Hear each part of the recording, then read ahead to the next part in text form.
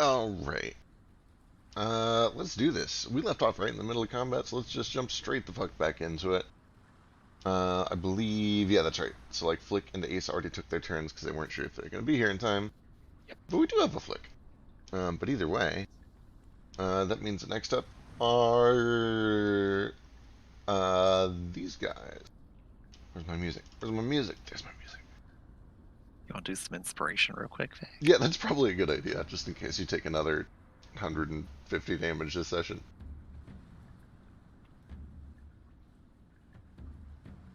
Hang on. Yeah, you guys.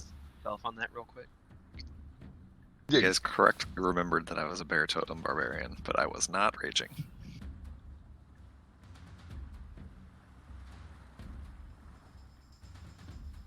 Sounds like a personal problem. there's If you want. like I can remember maybe 8 or 9 different NPCs at one time. You know, like every enemy in a dungeon, I can generally kind of remember what they all do at any given time. Plus any Not NPCs that you have with you. But the moment that I have to like take control of a PC, even though I see what they do all the time and I play against them all the time, I have no idea what's going on. I immediately like, Oh yeah. it's like To be I fair, just draw a we total all blank. assumed he was a better barbarian. Right.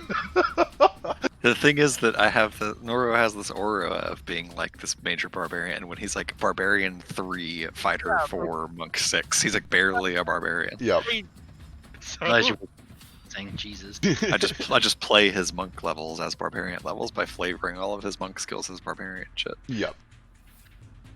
and successfully, you've tricked us into thinking you're more for I- barbarian. I literally consider You- it like a you feather in my hat as a molded role us. player. Yeah, you've molded us into thinking you're more survivable than actually. Right. But I did retroactively take 133 points of damage from that fight, Holy Which is- shit. which is almost double my total hit points, but not quite. And at least spent like 9,000 mana to heal me up. All on the Man. up and up now. Crying when you weren't even here and none of us realized. Right? I was draining Elise's resources while I You're wasn't like, even oh, at it's the a good table. thing he was raising. Alright, inspiration this week to Gale and Nomad. Thank you. Okay, speaking of all these NPCs that I supposedly remember how they work, how do these fuckers... Oh, right, it's these guys. Okay. That came out weird. I just love Kuatoa. They're silly and They're the dumb, best. and they do all sorts of really stupid things. They are without a doubt my favorite, like, canon monster in the monster sure. manual. The room is currently flooded in 20 feet of water, which is being concentrated on by this priest up at the top of this, who is about 20 feet above you. So I know it's not reflected on the map, and I think I even promised that I would do it, but I didn't. Spoiler alert. But there are 20 feet of water currently flooding this entire chamber. If I may I correct you thought they slightly as the all- lore keeper, I Yeah. think you flooded it all the way up to 40, so we're like level with the platforms now. Initially, those- Like 2 both people broke. did it. yeah, initially yes, because the athletic Kuoto up here was also helping, but that got broken by a combination of Nomad and Flick. They fucked that guy Oh, up okay, real gotcha. good. Yep. Terrific. Alright, anyway, most of these guys are already in position. 1, 2, 3 is good. Flick just drew a bunch of aggro, but none of them can really get over there easily. Some of them are going to try it. Yeah, some of them are going to try it. This guy's too hurt to risk it. This guy can do it. So Gale can take an opportunity attack, and Caspian can take an opportunity attack.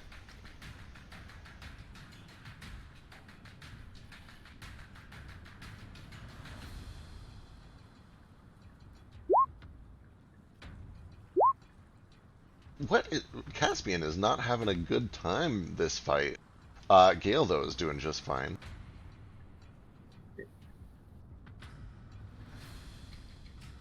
This guy will... Actually, he doesn't have the movement to get over there, so he'll stay here because Nomad did some pretty nasty shit, too. Alright, so here we go.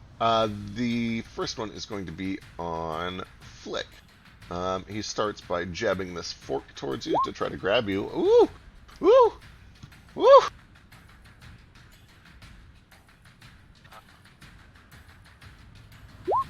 8 points of piercing damage, and then he kind of like twists right in your shoulder, and you feel your entire body getting pulled down to this tiny little man's level as he grapples you with this fork. And then he pulls you close and just starts biting on your shoulder. Ooh. Still reeling from more damage from Gale. Shit. Oh my god. Actually, did I lie? Oh no, he's still up. He's still up. We're good. I looked at the wrong one's health pool and I thought Gale just saved your life. But he didn't. Not quite. Next up, it's going to be Nomad. He's going to go for the same combo. Missing with the staff. And tries to bite your shins. 14, I think, misses. Oh, those both hit. Those both hit? No, I'm kidding. Okay. Got me all excited. Yeah. Like, 9 with what is this, a Drake character? Let's go for Cunning. He's going to do the pincer on Gale. I think 14 misses, but I would not be too terribly surprised if I'm wrong. No, this is... Okay. And when he can't get a good grasp on Gale, he's going to go over to Vasu and kind of like try to climb onto his back and just bite at the back of his throat. Missing terribly with that entire plan. But I think I'm also flying. I imagine I am, because when am I ever not? That's a very good point. Either way, I don't think a 12 would have hit anyway. No. Big ol' miss. And that takes us down to Burley, who's going to try to trip up Moat on the ankles with the staff. Missing. And boy, he's just not going to get through Moat, is he? He's going to use his second attack to try to just literally grab Moat by the ankle. Ooh! What is this, a contested athletics? Or acrobatics, your choice.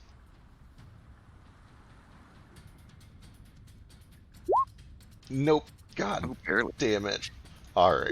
That's all then. That brings us over to Elise. Who's hurting? Nordo's hurting. Actually, a handful of folks are hurting. Mostly Nordo. Oh, sorry. Does my mantle go out in water? Ooh, that's a good question. Hang on, let me check. The feature doesn't really. It just says that you get engulfed in fire, but that's kind of it. This is from... If it doesn't, he takes damage when he touches me. I'll look it up and send it to you so you can keep going. Sure thing. This is from Sorcerer, right? Yes. I'm going to... My knee-jerk response is that, like, you're producing fire, you're not just literally set on fire, so it would stay up. He is going to take half damage from it, but... Yeah. Actually, god damn it. No, he's not going to take half damage from it. I hate it. Why did I give you this? Alright, anyway. That brings us to Elise. She's going to, first of all, try to smack Grumpy, or Jealous real quick, because he looks bad.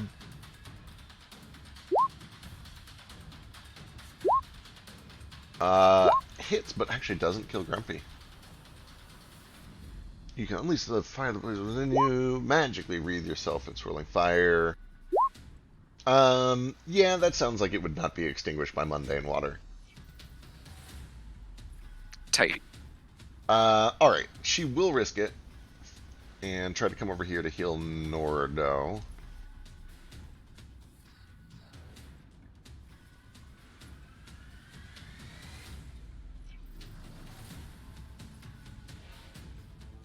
Uh, 19 misses. So she's able to make it over, and then she will slap a heal on Nordo.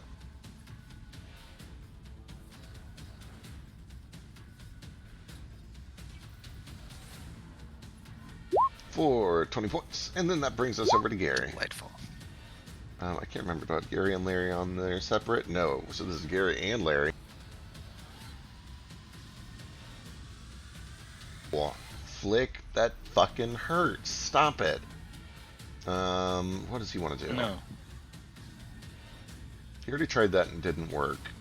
He's already done that. How does he get rid of you? I think he's gonna try one of these on Flick. His eyes lock with yours, and you see these two tiny little pinpricks of light. Everything else goes dark. and it just feels like you're being stared at by a monster in the dark. And I need a wisdom saving throw. Hell yes. You feel your entire body lock up in this kind of, not quite fear, but a fear like paralysis. And then he's just going to sort of wriggle his way over towards the back side.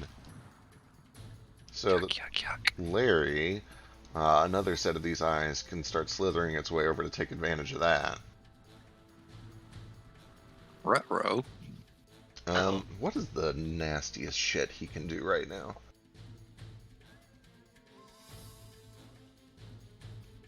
Kill me with kindness by healing me. No. No, it's definitely going to be this instead. Use an action. You almost don't even see the attack. You just see these pricks of light approach, and then from a surprisingly distant distance, there's a lash of fangs as he reaches out to bite. And the bite initially is not so bad, but then you start to feel this burning, seething pain that spreads from the point of injection. Assuming this hits you, we'll find out.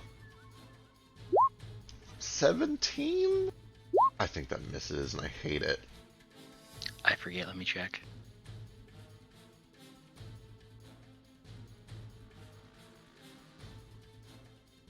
Ooh, that's kind of hurt. Yep, it misses. Oh, Oh. no! Oh man. Son of a bitch bastard. Vazu, you're up.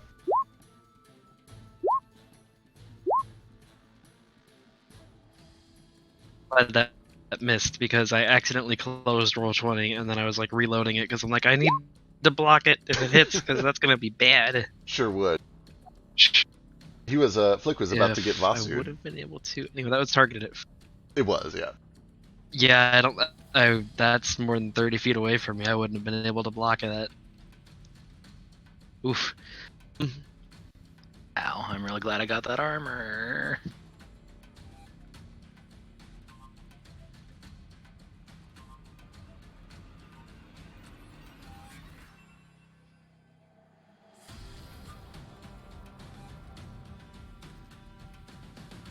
I think I just gotta beat up some mooks, so we'll start with this smart Kuwatawa right in front of me. Alright.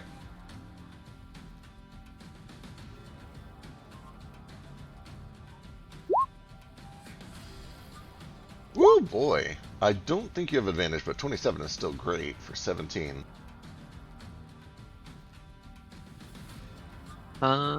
Is he dead? He's not, he's still up. That's a real shame. Spurgle's friendly, right? Sure. He's been working with you. He's Nomad's little child now. Okay. We'll just keep attacking the smart Kuwatawa. When did Spurgle Is he get injured? concentrating on anything?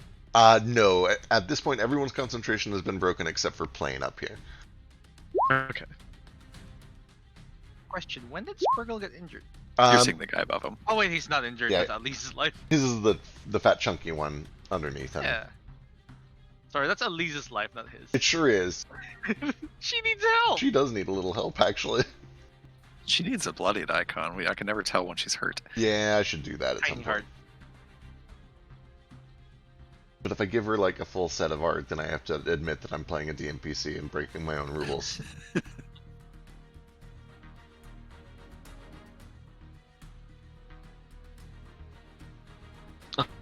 We'll tack 5 more cold damage onto that one. I hope an 18 hits. It sure does. So that is another 17 total. Still standing, but looking terrible at this point. Nearly crumpled on itself. I'm gonna be a real rat bastard. Can we use the new monk shit that monks just got? Yeah, of course. Okay, then I'm going to stunning strike him with that last spear hit. I hate it. Let's see. Damn it. That's stun. And then that means that I get to use a monk weapon attack as a bonus action, correct? Correct. I'll copy the feature Oh shit. for reference. I need to look and see what all I get. I still haven't gone through it yet. Then can I pull out my sling. Yeah, I'm pretty lenient with weapon swaps. You can generally do one weapon swap per turn. I know that's not rules as written, but I'm cool with it. Sick. Okay, then after I stun the smart one, I'm gonna pull out my sling and I'm gonna huck a rock at the plane Kuatoa up there. All right. Oh no. Hell yes. No, he is not having any of that shit. He's got one job and he's gonna stick to it.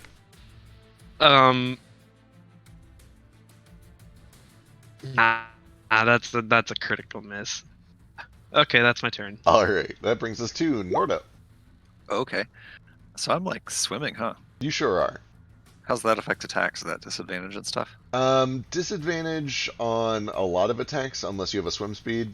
It depends on what weapon you're using. Generally speaking, all ranged attacks are going to be at disadvantage, and most melee weapon attacks, unless it's with like a trident or something that's really like a good spear underwater. or Yeah. a trident, whatever.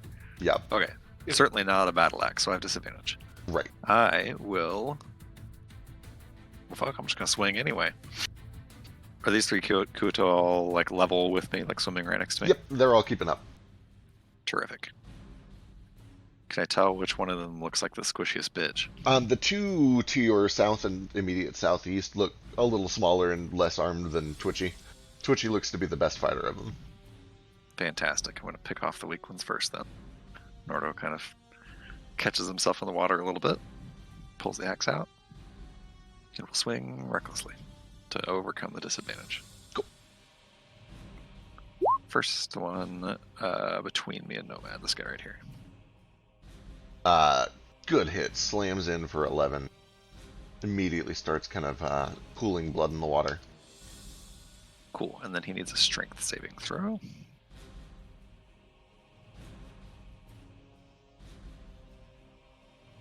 Got you.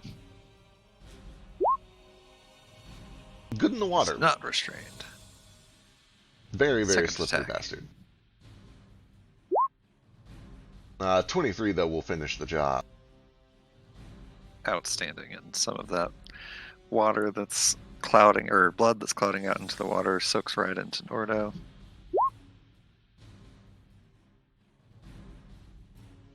Okay, that's my action.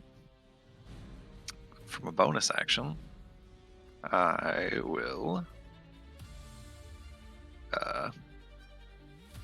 use this here thing, if I can find it, as a little bit more of that blood soaks into Nordo. Alright, that's action and bonus action. Where is like the nearest land? Is it like flooded all the way out to the edges of this room? So it's flooded all the way out to the edge of the room and even through this exit that you can see up to the north. The nearest land are the 3 risen platforms, all of which are about 20 feet above you. But this wooden bridge does like you could potentially board this wooden bridge to go up towards the land. Okay.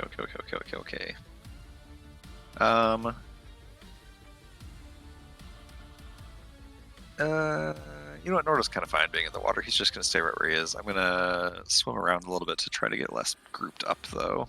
Try to get like over here. Smart.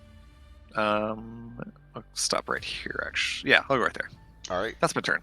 sounds good. Nomad, before you go, I want to make sure I do Spurgle so that I remember him. He's just going to keep doing what he's been doing, which is helping against this cunning Kuatoa.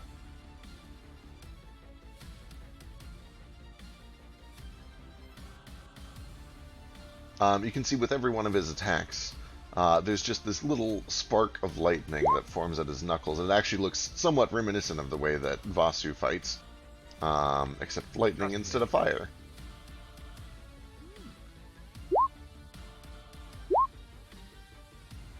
Let's see. It does take all 3, but with the last hit, he is able to kind of just punch this guy in the eye, and he goes limp in the water. And now it's up to you. Right. A question. Flick is paralyzed? Flick is paralyzed. Okay, so he can't use any reactions. Absolutely not. See him lock up. Can this hit the Larry dude? Yeah, he's big. He's covering that right cell. Does this avoid Caspian? Yeah. Okay. I was gonna use a bonus action to increase the DC. Dude, you know what? He's not gonna use a bonus action to increase the DC. He's just gonna cast this. Again, cold damage. Where is it? It's a 5th level spell. Oh, there it is. Cool. Okay. Left to right. No. Larry finally got you. Wait, did Second they one. have? Oh, even with magic resistance, do they have magic resistance though? They don't. What? Okay. Finally got you, Larry.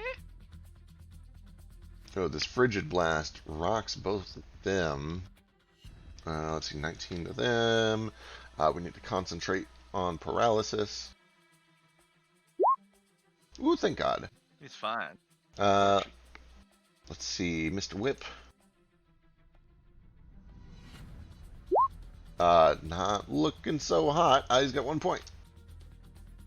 Oh. He lives to fight another day. Up top, the little calm one, standing guard,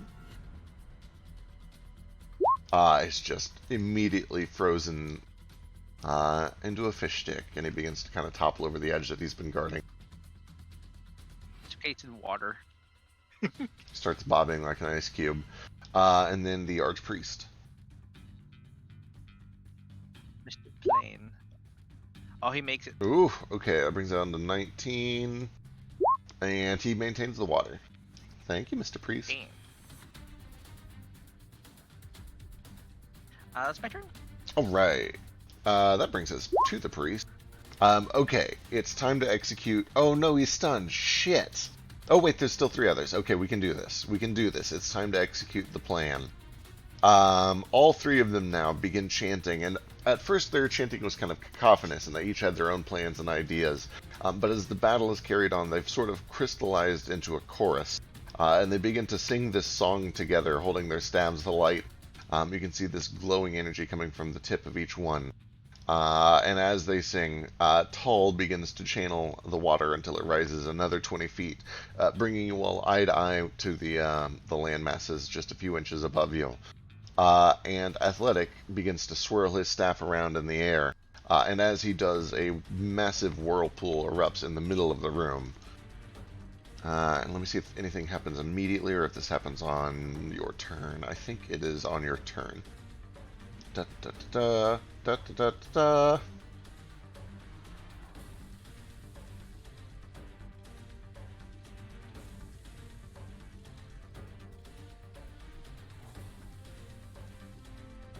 Okay, yes, it is on your turn. You can all feel yourselves being just held in place by the swirling vortex, and also being battered by various objects that have been swept up in the water. And then they're going to move, because they don't want to be anywhere near you guys. They just want to concentrate. This guy climbs onto land. This one is going to swim underwater, and kind of over this way. Actually, why would the other guy not do the exact same thing? That's what he's going to do as well. He actually ducks kind of behind this thing.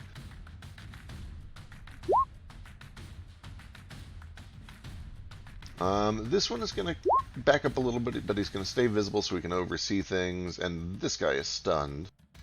He doesn't do shit. The last thing that these fish fucks want to do is fight on land. That brings us to Caspian, who is a great swimmer. He pulls out... Paddle? What's that? The doggy paddle. No, and that's racist. Hey. It is racist.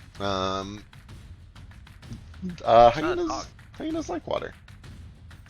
He pulls out this massive crescent fish hook, and just goes straight for the throat on Pigeon Toad. Oh my god, he actually hit something. Proud of him. Stella's getting his groove back. Quite the catch. he manages to give finger guns in the middle of this combat scenario. But then he's gonna disengage and get the fuck over to Flick, because Flick's in a bunch of trouble. And he just kind of comes roaring and screaming headlong into the middle of all this to interpose between Larry and Flick and try to provide a little cover there. That brings us to Gale. I don't have a lot of stuff that I do. Can you shoot anyone? I can, but I'm not very effective in the water. Yeah. Where's the whirlpool at? All right, let me see how big this is.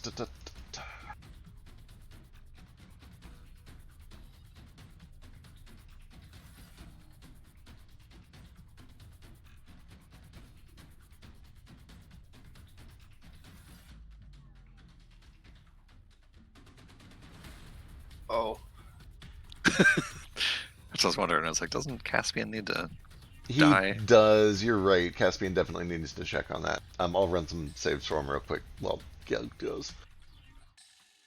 all right. Well, I'm strong. I'll try and. God, I can't even get out of it. So at the start of your turn, I need a strength saving throw. Why? From the vortex. Okay, so let me just do Caspian at the same time. Oh no, he wants to come save you, God. Flick, but I don't think he's coming to save you. It's okay. Okay.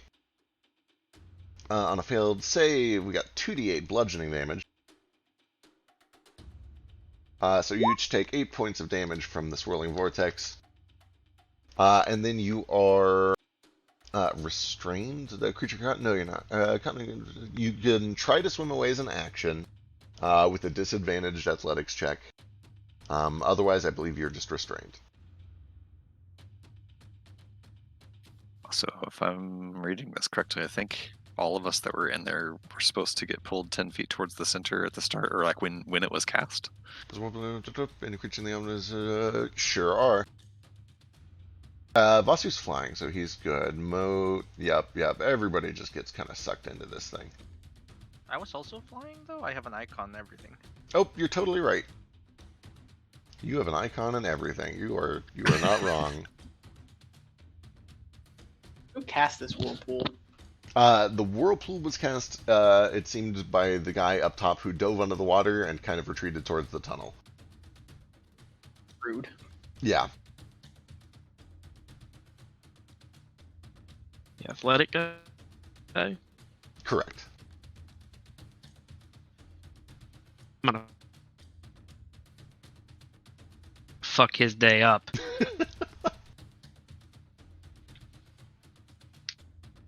You know, it's weird. It talks about you being caught in the vortex. It doesn't actually say, like, anything about being grappled or restrained. But I think we all know what it means. Are you sure? Yeah, I guess. We'll just say you can't move away from the center, and you're continuing to take damage. We'll go with that. So what is Larry again? So Larry and Gary are these. At first, they just appear to be like giant snakes, but on closer inspection, they're actually made up of many smaller eels and snakes and creatures like that. They look very similar to the kind of weird monstrosity abomination thing that Malahue turned into, but they've all kind of come together to form these giant leech snake things. So they can probably swim pretty well. Oh yeah, very, very adept swimmers, probably. That's unfortunate. Okay, well, that changes my plans a little. Flick's paralyzed, so he doesn't count as an ally. So, fuck it. Larry. Oh no. Oh no, don't do that. 18 hits. He takes 8 points of piercing damage, and then if you'd like, you can drag him 10 feet closer. Which does pull him into the vortex. Yeah. But he's in my AoE effect and is going to take 3d6 lightning damage on the start of his turn because he's stupid and didn't move out of it. Does your AoE drop when you're incapacitated? No, it says nothing about focusing on it. It just stays there for a minute. Notably, it does say up to 10 feet. You could pull him just the 5 feet, and he would still get hit by it. Up to you. I'm paralyzed and technically couldn't say anything. No, you're right, and I totally forgot to chat that AoE up. There's a lot going on. I was wondering what that was actually. The weird circle thing.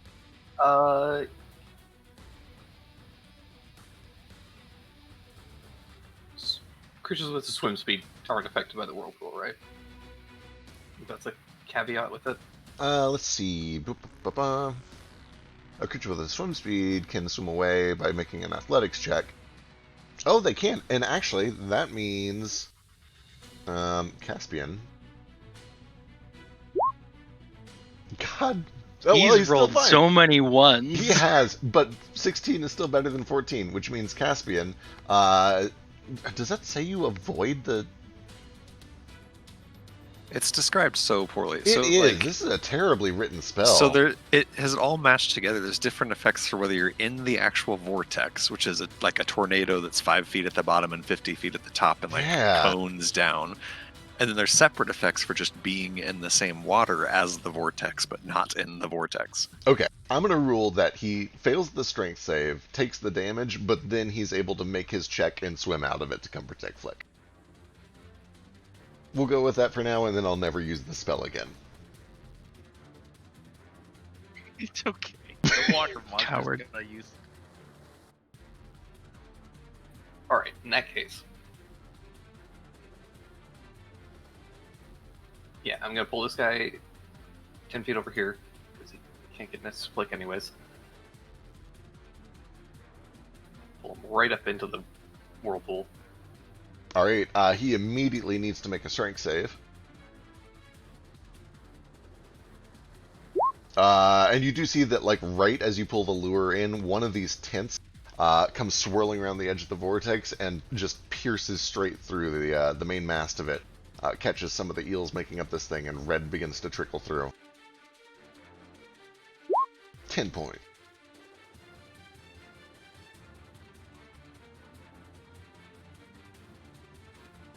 From a bonus action, Toto is gonna run up and jump on this boy. No! 10, 20... Yep, he's fine. Shit. So he comes running up onto land, takes a diving leap down into the water about 20 feet, and finds this nearly dead Kuotoa that is desperately trying to concentrate on his spell.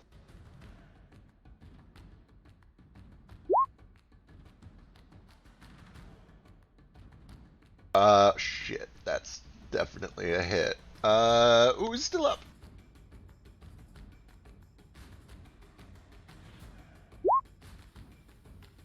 No, stop it. Tell me that's not damage right now. It is damage. No! Shit. Real thin on resources left. Whew. The water immediately begins to recede and becomes too shallow to support the whirlpool, which then dissipates. You guys are dropped back down to 20 feet. Still floating in water, but only 20 feet deep now instead of 40. Could I use my reaction to like grab onto this ledge so I can just actually be up there? Since I was like inches from it. That's reasonable. You can use your action to give me a dex save. My action or my reaction? Reaction.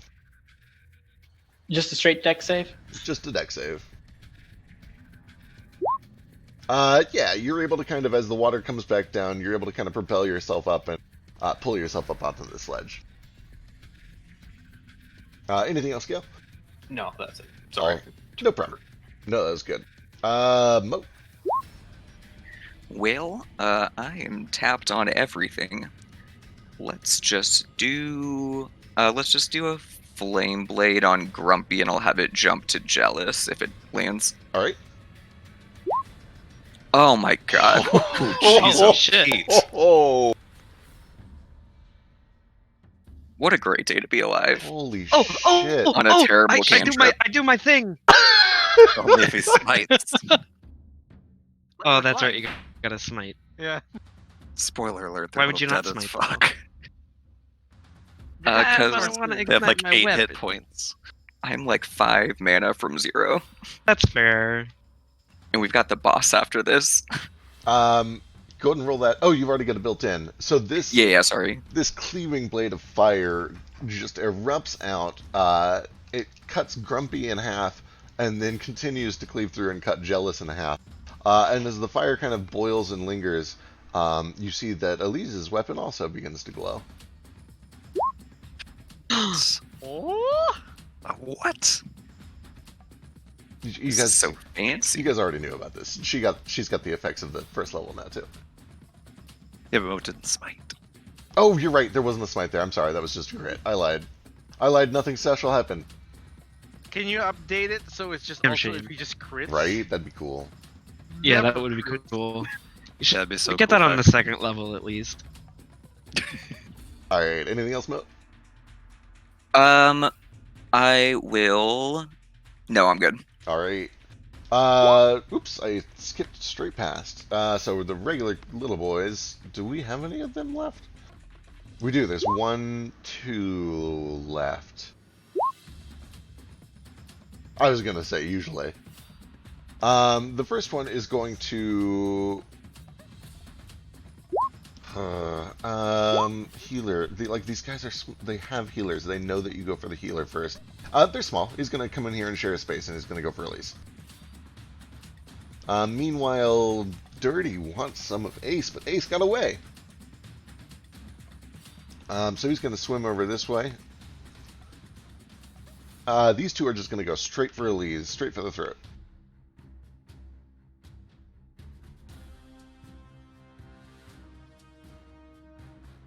The first one is actually going to pull out a net and try to throw it over her.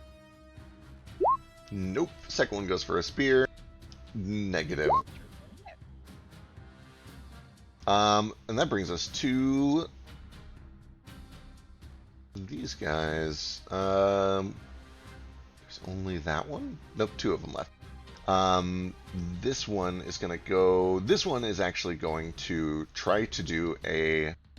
He dives under the water, builds up speed, and he's going to. Oh no, wait, that's a 20-foot jump now. He can't do that. Shit. Yeah, he's going to. He's going to head over to Moat.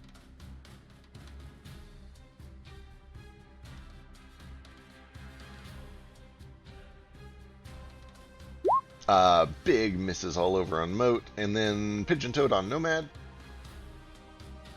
Wait, no, you're flying, so now you're 20 feet above him, so he will come around here and work on Elise. Missing terribly. That brings us Leave Elise alone. back to the top.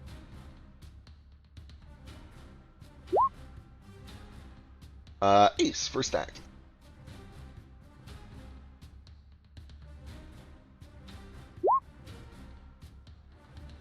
Vasu.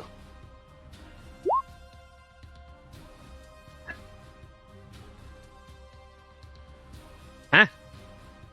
You're up. Oh, okay.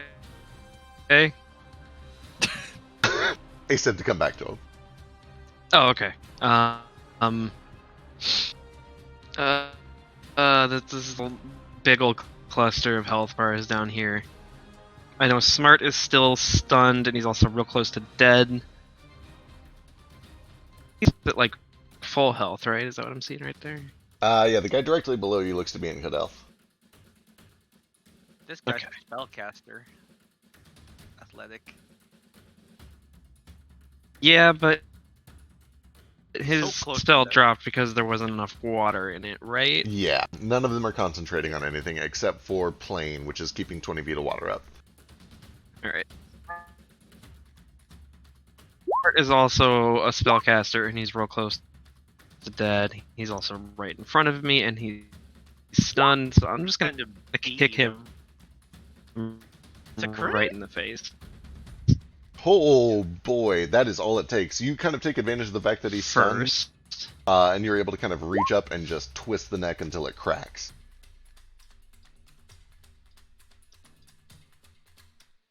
That should hopefully kill him. It sure does.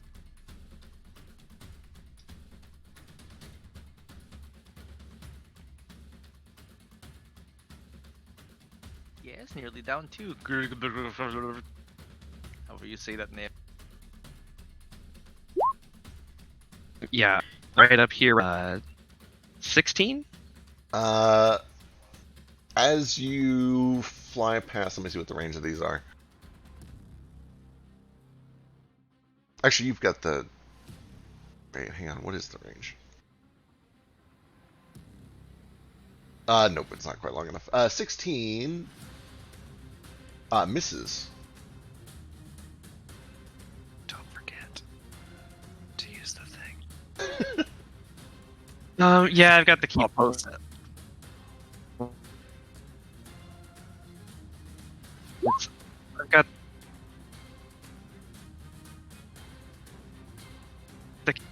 I've got the key points for it. I'm gonna use. Have Increase attack roll by 2 by each. 2 points for each. Do we not? I don't know how what their AC is though. Yes, I don't either. You just need 1. I'm gonna tell you now. We've seen 18 hit. All right, This seems we'll like make a we'll make meta it an resource 18. Anyway. All right, you pump a little bit of extra key in there, and 18 does land. It hits, and as it does, you watch as one by one from the head to the tail, each of these Means leeches he takes and 24 snakes. damage. Hell He's yeah. ignited, but he's dead. He is. Every single one of these leeches and eels and snakes from head to tail just bursts, spraying blood out until it is nothing but red in the water. That's gross. Then I'm going to use my bonus action to make another weapon attack on this Kuoto right next to me, whose name I cannot tell. I love monks. Look at Vasu just showcasing Tasha's cauldron of everything. Right? Look, guys, it's really good. It is very good. Whew, that is enough to finish this guy off. Vasu has Vasu coming had in 2 to save the turns and day. has used 3 features from that book.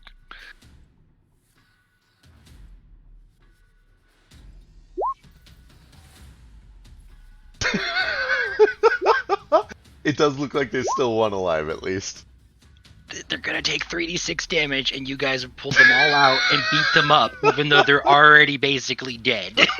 Now you know how I feel every time anyone kills anything. Yup. Larry was far from dead. Yeah, for the record, Larry is still looking okay. Larry that's probably would have fine, eaten but your the face. other 3. Yeah. Yeah, the other 3 should have stayed there. Alright, anything Well, else, Flip? My sincere You keep First breaking up. apologies for being worried about your well-being for once. I appreciate the effort, but I can handle myself sometimes.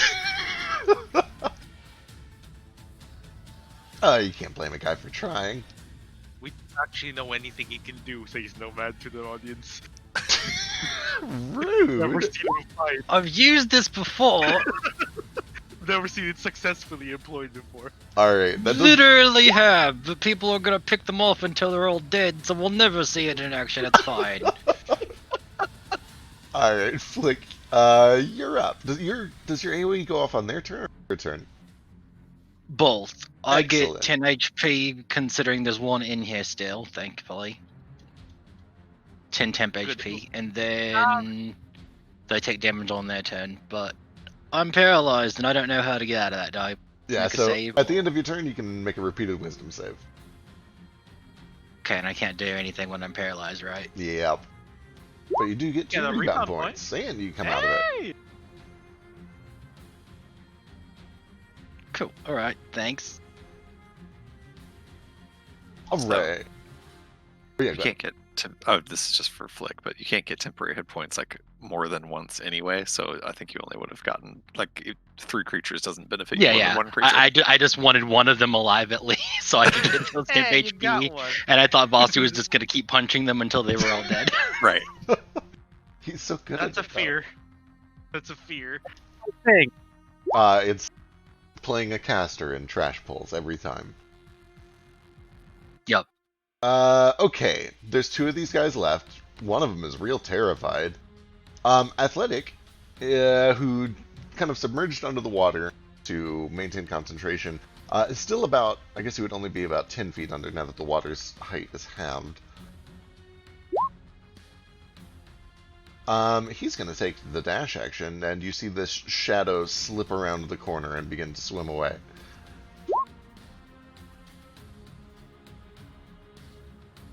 Plane. What are you going to do?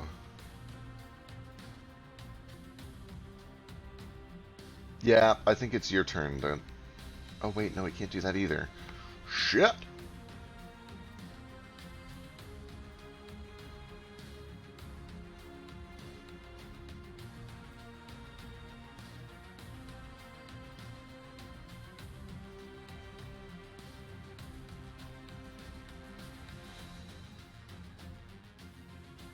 Alright, Plane is going to walk over to the edge here, and he holds his scepter aloft, and then he flings it, or makes a flinging motion towards Flick and Vasu and Caspian.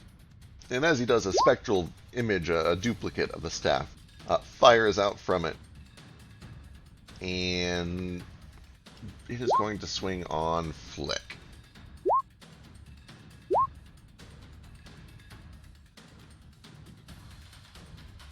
Who is no longer. Yeah, unfortunately.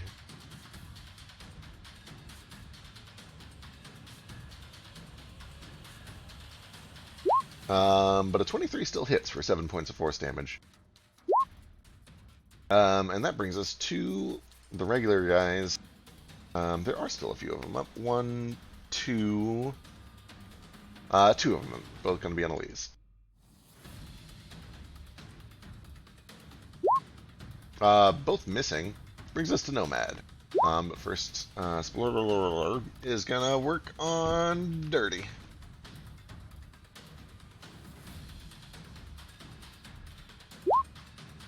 Whoop! Oh my god, calm down.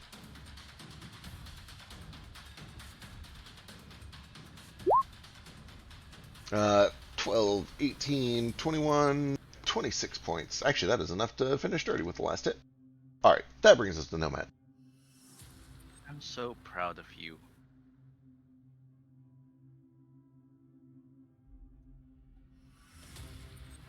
I must make him proud too.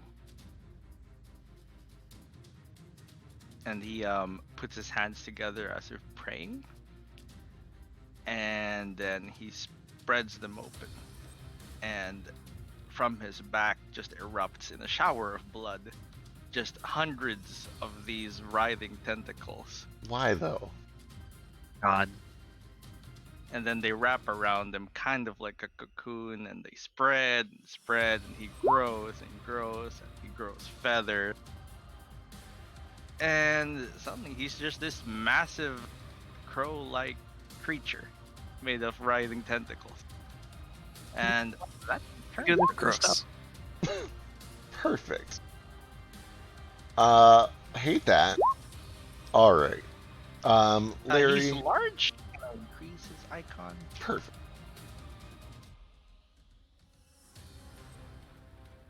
Boy, what do we do?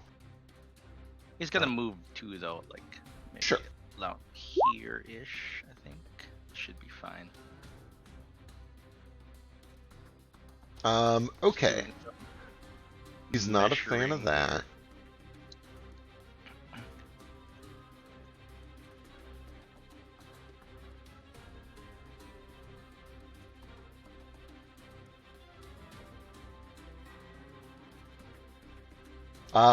As you grow into this horrible abomination, the other abomination in the room looks at you, and you watch as the I'm tips... already an abomination. Fair. You watch as the tips of the tails of each of the little leeches and snakes and eels making up this creature begin to vibrate like a rattlesnake's. And you feel this horrible kind of chill at the base of your neck, and I need you to give me a wisdom saving throw. Let me see if this spell actually changes my wisdom saves. I think it does. Or do I keep my mentals? Do.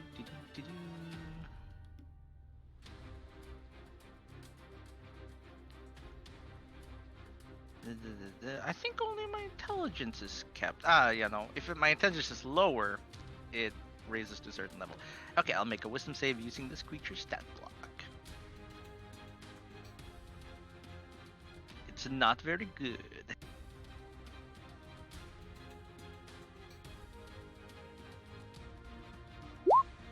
No! 20. Stop it right now. All right.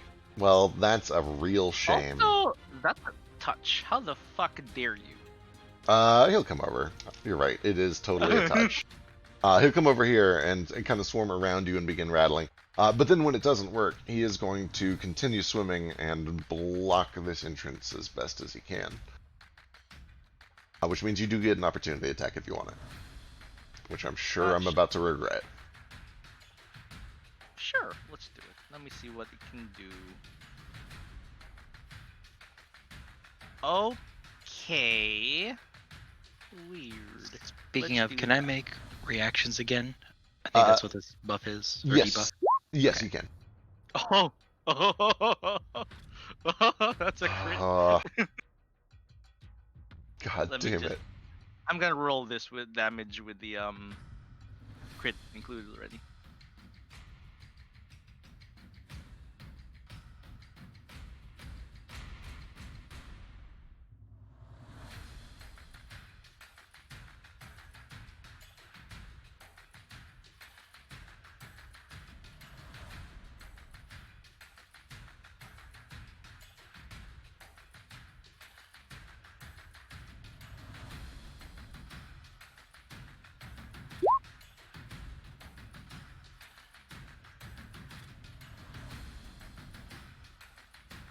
There.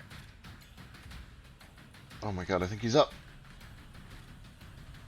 Wasn't that bad. Woo. So forget necrotic damage. There we Still up. go. Alright. He makes it away and he begins to kind of block this doorway as best as he can. But that does bring us to Nordo's turn.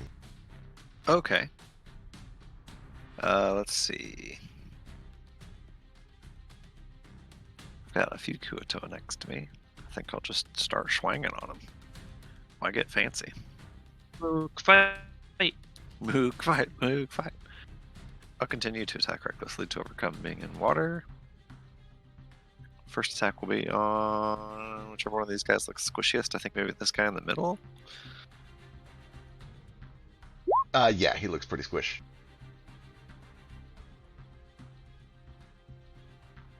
That is a solid hit for 8. He's still up. But not anymore. The second one is enough to cleave it. Terrific.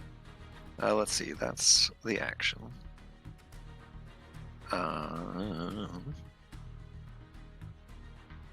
We'll go ahead and do a bonus action to. What shall I do? I'm gonna bonus action disengage. No, I'm not. I'm just gonna keep swinging. Flurry of blows. I'll start on Twitchy.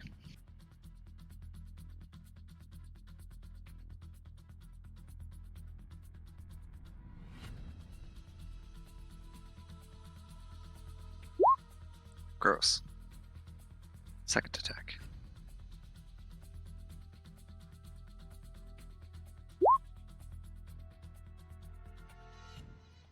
Uh, 20 will do it. And this is on the one between you and Moat, right?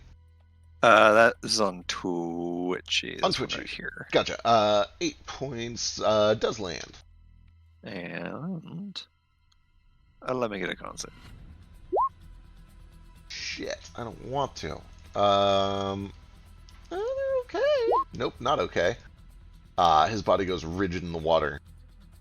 This forked staff kind of going limp at his side. Outstanding. In that case, I'm gonna go ahead and start swimming. Walk or swim away from this one. He can take an opportunity attack. And how? Guess I'll go this way so I don't swim by another one.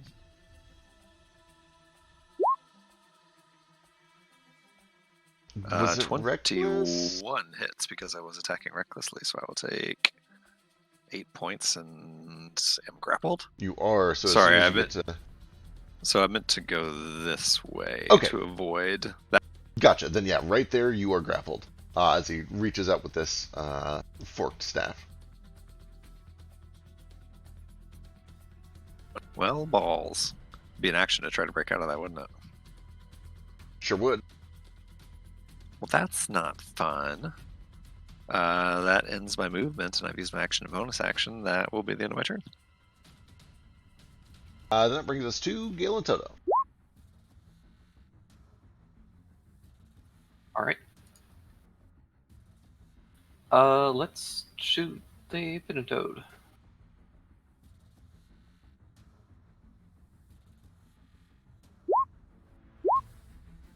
Uh, 19 and 26 are both good for 24 points of damage. Blood begins to fill the water, but he is still kicking. Bonus action, Toto's gonna run over and attack Larry. I sure do wish he wouldn't. 14, he is not able to get his teeth around any eels. That's fine. Yeah, that's gonna be it for me. Actually, I will move a little bit. Just right here. And that's it. Alright, that brings us to the whips. One of them is stunned and doesn't do shit, and I think he is the... Nope, there's one more alive. This guy... He's so hard to hit, but she's so low! He's got to go for it. He's got to try to get Elise. Oh wait, never mind. He's just ignore that bleed damage. Seeing that he can't get through the armor, he's going to try a different tactic. He holds the staff alight, and a tiny, tiny little streak of radiant energy crashes down on Elise. God damn it. Alright, the other one is stunned and doesn't do anything, which brings us back to Caspian.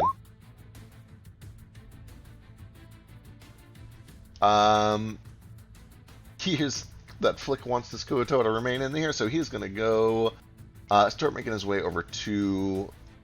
Actually, would you guys rather that he goes for the priest or that he chases the one that's fleeing? Get the priest. Up on a cliff. Yeah, he's up on the cliff. I'll like tell Cass, I got the one up high. You go low. Alright, he gives you a thumbs up. He dives under the water and begins to swim out, taking advantage of Toto kind of covering the left side of Larry's flank. He is going to see if he can finish the job here. Just a whirling blade with this fish hook. Cleave several of them in half, and just like when Flick and Vasu destroyed the other one, one by one the eels just burst, letting these kind of blood-filled leeches pop in the water. And then he continues to swim right on through with a cunning action dash, chasing after the fleeing Kuotoa. That brings us to Elise, who likes not dying and would like to do it someday. So she's going to cast a heal on herself. Yay! That's important. Great job.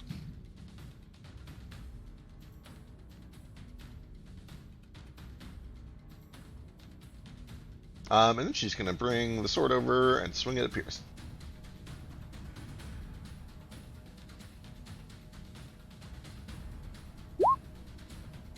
Unfortunately, no crit, but still a decent hit for 11, and that brings us to the monitors.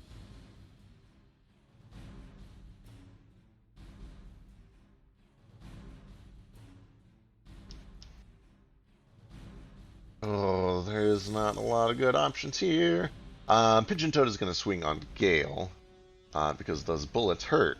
Who would have thought?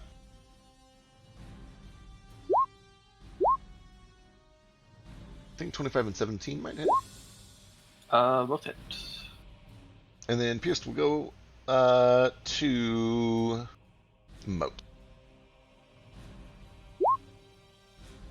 20, I think, still misses.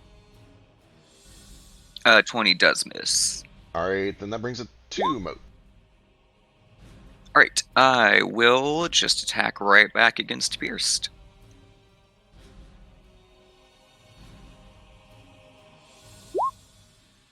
Oh, hold on, I did not do disadvantage on that.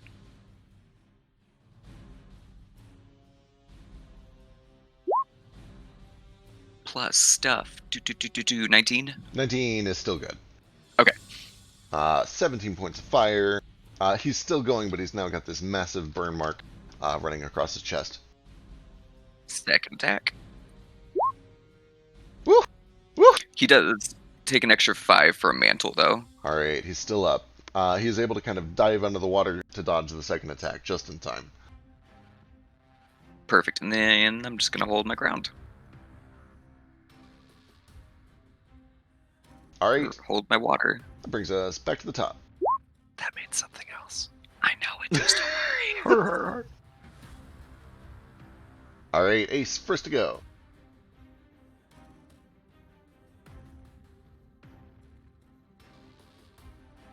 He's dismissing I his think class, so we might have to skip his turn again. I think you're right. Then once more, let's jump to Vasu. Or maybe not. I don't know. Okay. At such an angle that I can see this person. Yeah, I'll just fly up. I want to get like at least 20 foot of a straight line so that I can get my ignite thing on him, though. Absolutely. And then just to sweeten the deal, we'll have Shu fly out and give me advantage on this first attack. Oh, also, real quick before I forget, there is one more monitor up here who started and flicks things, so if you want to roll damage for that flick.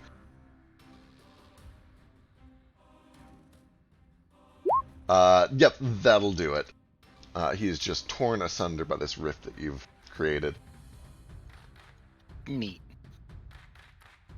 Does 19 hit? 19 does hit for 16 points.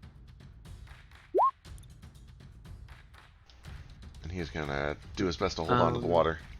I don't know if this I'm gonna- counts, but if this is like a Vasu saves you situation, I have my reaction. Not necessary, because the first hit is enough to just kind of crunch this guy's jaw in such a way that he is not able to continue the chanting. And the water rapidly recedes, bringing the map down to what it looks like here. Cool. I'm just gonna keep beating him up.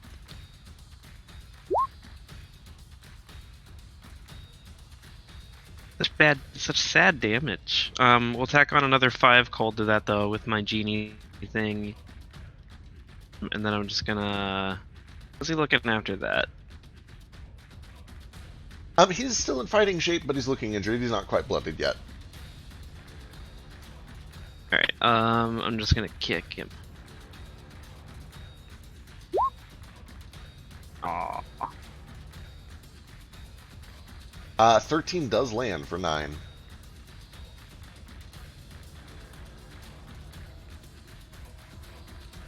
Okay. I'll just kinda pivot around this way.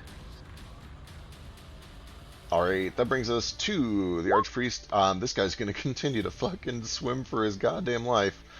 He gets to here. The one up here. Ugh. Vasu. How does he deal with Vasu? Not like that. Definitely not like that. Did he start his turn? He did. First, he takes 1d10 fire Yep, damage. you're right.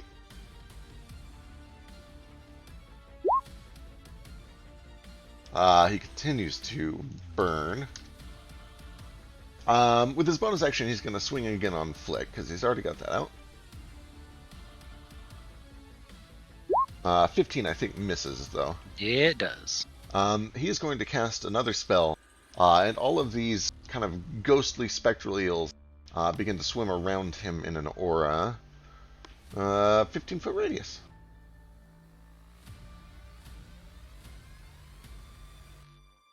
Vasu, you can feel them beginning to kind of nip and swarm around you. Nothing happens immediately, but it feels like they want to nibble on you when it gets to your turn. And God, then what's the deal with all these eels?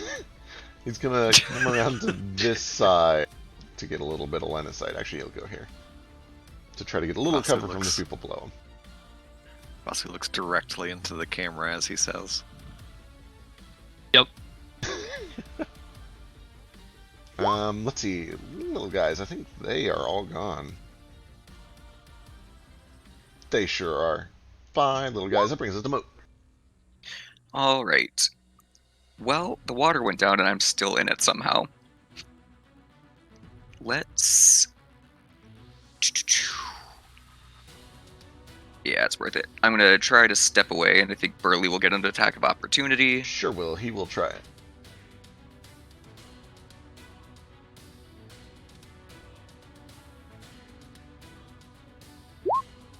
No. No good. Okay, then first attack on Pierced. Oh my god. That's all it takes. Just kind of caught off guard by the water suddenly receding. He lands on solid ground, gets his footing, just in time to have his head cut off. Right, and then with the rest of my movement, I will run over here, and I'll take my second attack on Burley.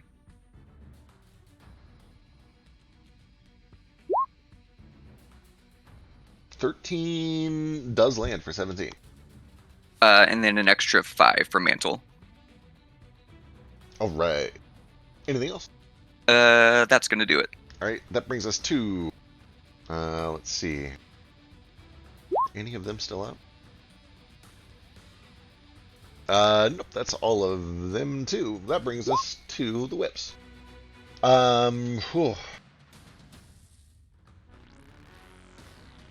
Twitchy is going to spin the fork around and try to stab Gale. Twitchy's stunned. Twitchy stunned, doesn't do shit.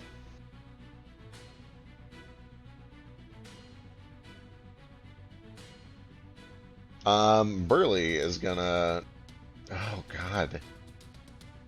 No, Moat'll fuck him up if he does that.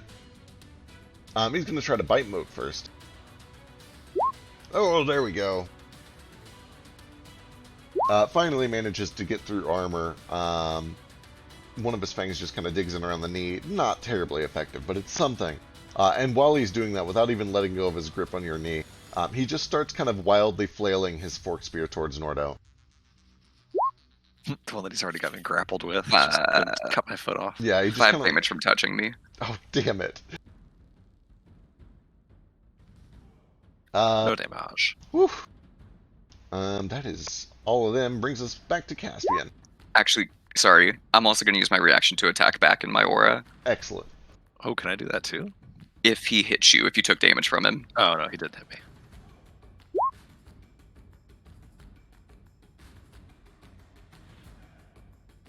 22 slams in for 13. He's still up. Not looking good.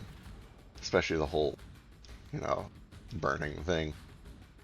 Up top, Caspian is gonna do the rogue thing and catch up with this guy and then see if he can fuck him up. But you guys will never know. Because I'll pull it in secret. For now. Alright, that brings us to Nomad. Right. Sorry, I was making macros. It'll help things in the future, but for now, the weird Crowmad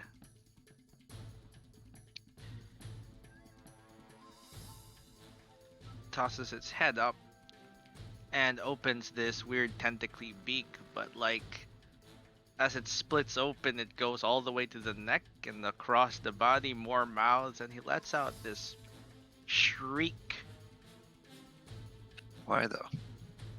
Yeah. And it shakes the cave tremendously, and every enemy within 60 feet has to make a DC 13 con save or be paralyzed.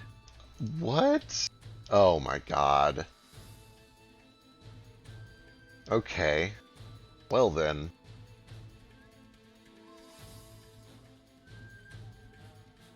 It's only DC 13. They're fine. Yeah, hopefully. We'll see. These are Kuatoa we're talking about.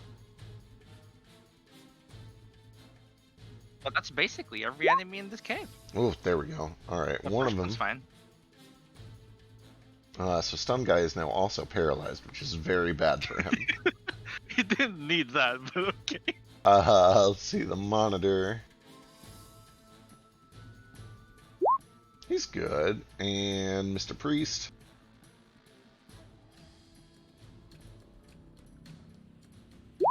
Uh-oh. Whoopsie, SpaghettiOs. Just as quickly as they went up, all of these spectral Eos dissipate. Before they've even had a chance to nibble on Vasu.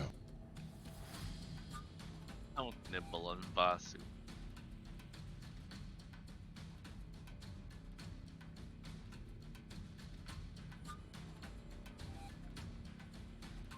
And everyone looks like they're handling things well. Nomad's gonna go check on Caspian, so he's gonna go fly 80 feet over this way. I'll stop here for now. See if there's more revealed.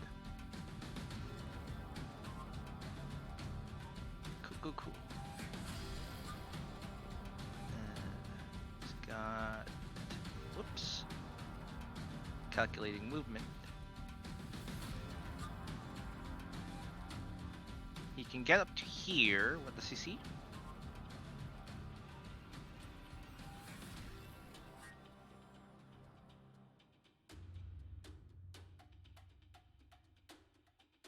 Cool. Can he lean over and see what's over yonder? From there, unless you have more movement to spend, that's as far as you can see. Okay, he's gonna spend a bonus action to teleport over here. Alright, as you kind of push for just a little bit more around the corner, you do see that there's a hallway that continues down in that direction. There's a pool of red, a decent distance off, and a Caspian that is running his way back towards you guys. Sword in hand, or hook in hand. Richie voice like, did you get it? At first he lifts the weapon and starts to almost swing on you, but then he vaguely recognizes your cadence, and he points back to the pile of red, and you can see that there is kind of two halves of a Kuatoa there, and he gives a thumbs up. He just nods like, I need one alive. There might be some more deeper in, I guess. What, you starting a collection? I suppose you can call it that. I think it's congregation. Alright, Where jumping back down to Nordo. Okay. Nordo spends like a couple seconds trying to like wrench his ankle free from this pincer staff, and then finally just gives up and levels his staff towards this guy. Which is fine, then we'll do it your way. And I will swing at him recklessly. I'm no longer swimming, right? Correct. 24 is good for 9. He's still holding on, just like a tiny rabid dog that doesn't know when to quit. Oh, he lives! Don't like that. Go ahead and do my unarmed strike.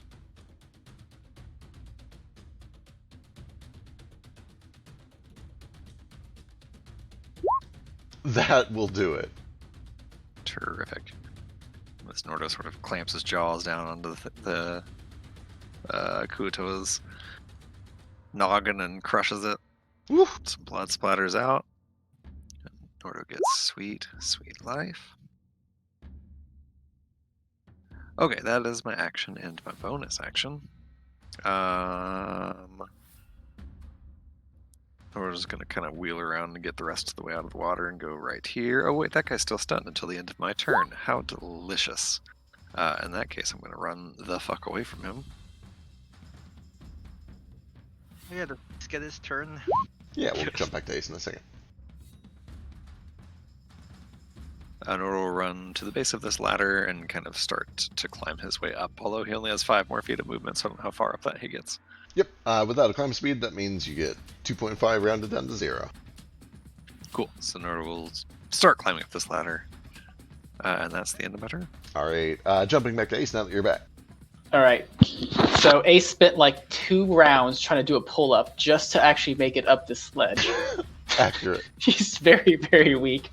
Turns around, realizes that everyone's dead. And I guess I'm just gonna move my Hunter's Mark to this plain Kuatoa, because he looks magic-y. And I'm just gonna shoot him. Alright, fire away. I'm assuming that Vasu is not like 20 feet in the air and he's like next to this No, guy. he's right next to him. However, you do see that the dude you're aiming at is paralyzed. Oh, I do like that. Does that mean I get advantage, right? Or is he on the floor? No, you have advantage.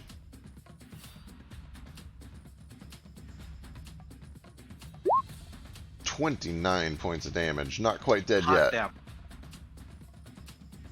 It's an auto crit, right? Only within 5 feet. Oh, right.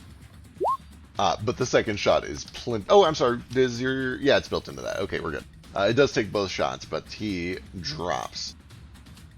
Haha.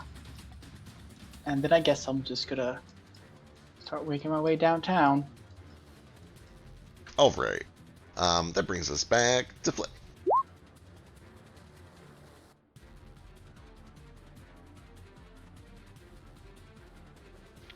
Sorry, I have Doritos in my mouth. Excellent. Alright, just came over here. These under the water or on top? They're all on It's top. Kuatoa. Yeah, they're all kind of floating on the surface of this pond. Okay, well, I'll Like focus shooting on fish in Pigeon the Toad pond. first, and then we'll see. Yep, I'm shooting fish in a pond. Slightly larger than a barrel, but... Woo! The 11 goes wide, the 26 does not. 7, 12. And then the third one is enough to finish it off. As the bolt kind of sinks in, it just explodes into fish guts. Perfect. That's it. Alright, Gale. Oh man, I actually get a turn. You do. God. You guys With this, finish them off. Paralyzed. Oh, you're right, that weapon's gone now. Okay.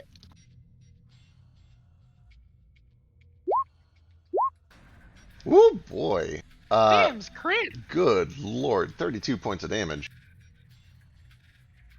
He's still up and doing his best to fight. Oh no, you're right. Should Those both are be crits, those yeah. are crits because he's paralyzed. 15 extra. Whew.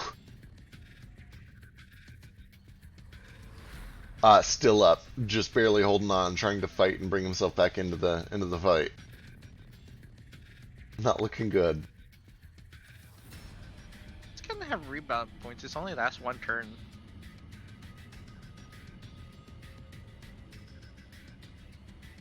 God, it's so. Nah, I'm gonna leave it. I'm gonna leave it. You wanted to smite him. The bloodlust. I can Let's think smell about it. it. I could go talk to my dog.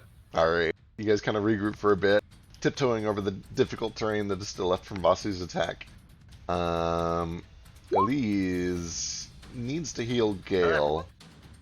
Oh, no, Elise is still on initiative. She's going to bring the spiritual weapon over to see if it can finish the job.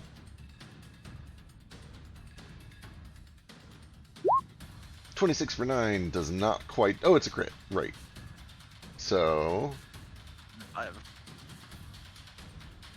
There we go. The spiritual weapon is able to set up Gale for the kill. And with that, I believe everything momentarily goes quiet, and she kind of looks around to make sure there's no Kuatoa remaining, and starts to head over to Gale to see if he needs any help.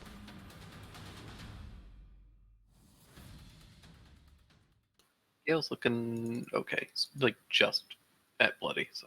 Alright, she will throw out sort of a patient heal to help out with that.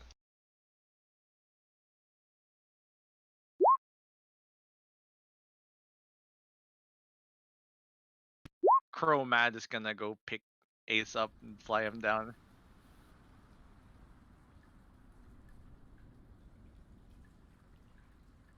After a little bit of time, Chromad and Caspian do come around the corner.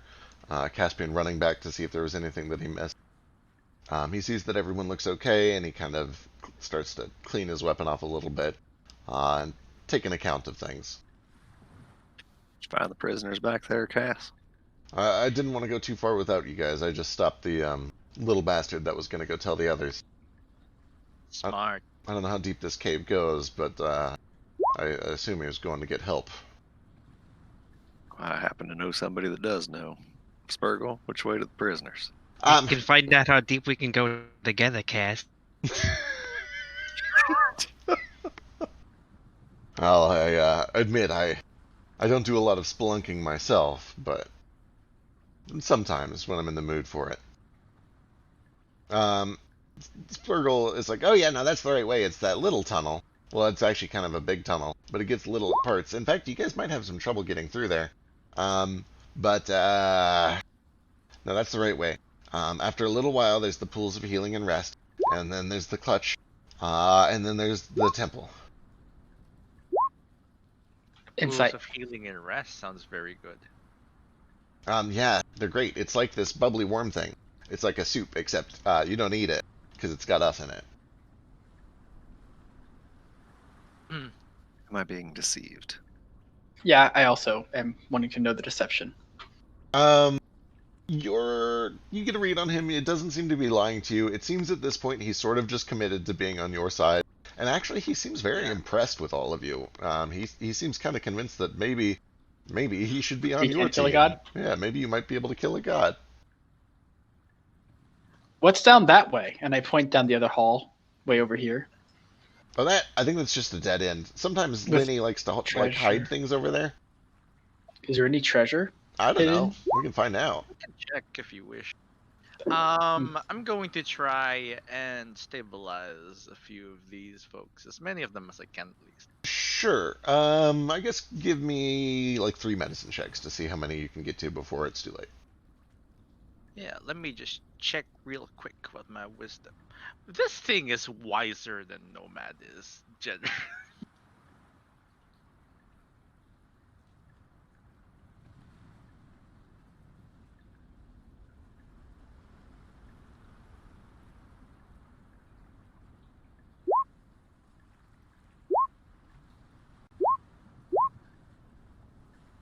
Can I like loot the bodies?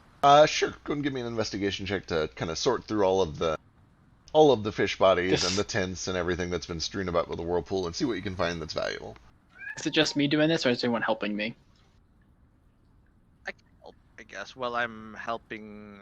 While I'm Yeah. trying to. You're picking their pockets as you're stabilizing them. Yes, come back up. Thank you for the payment. Yeah, he has to kind of focus his attention on saving these things first, but once he's done, he can help you search for loot. I'm focused on the priests. They seem to know about rituals. And then like the smaller ones. How many of them I can save? The smaller ones as well. So looking around, it looks like a lot of these guys are very small, very frail, and some of them were just kind of like gibbed and don't Insta-kill. really have a Yeah, good yeah. chance of coming back. However, you do get a handful of them that were able to kind These of are have in softer halves. blows and be saved. Gotcha. Are they disadvantage or advantage?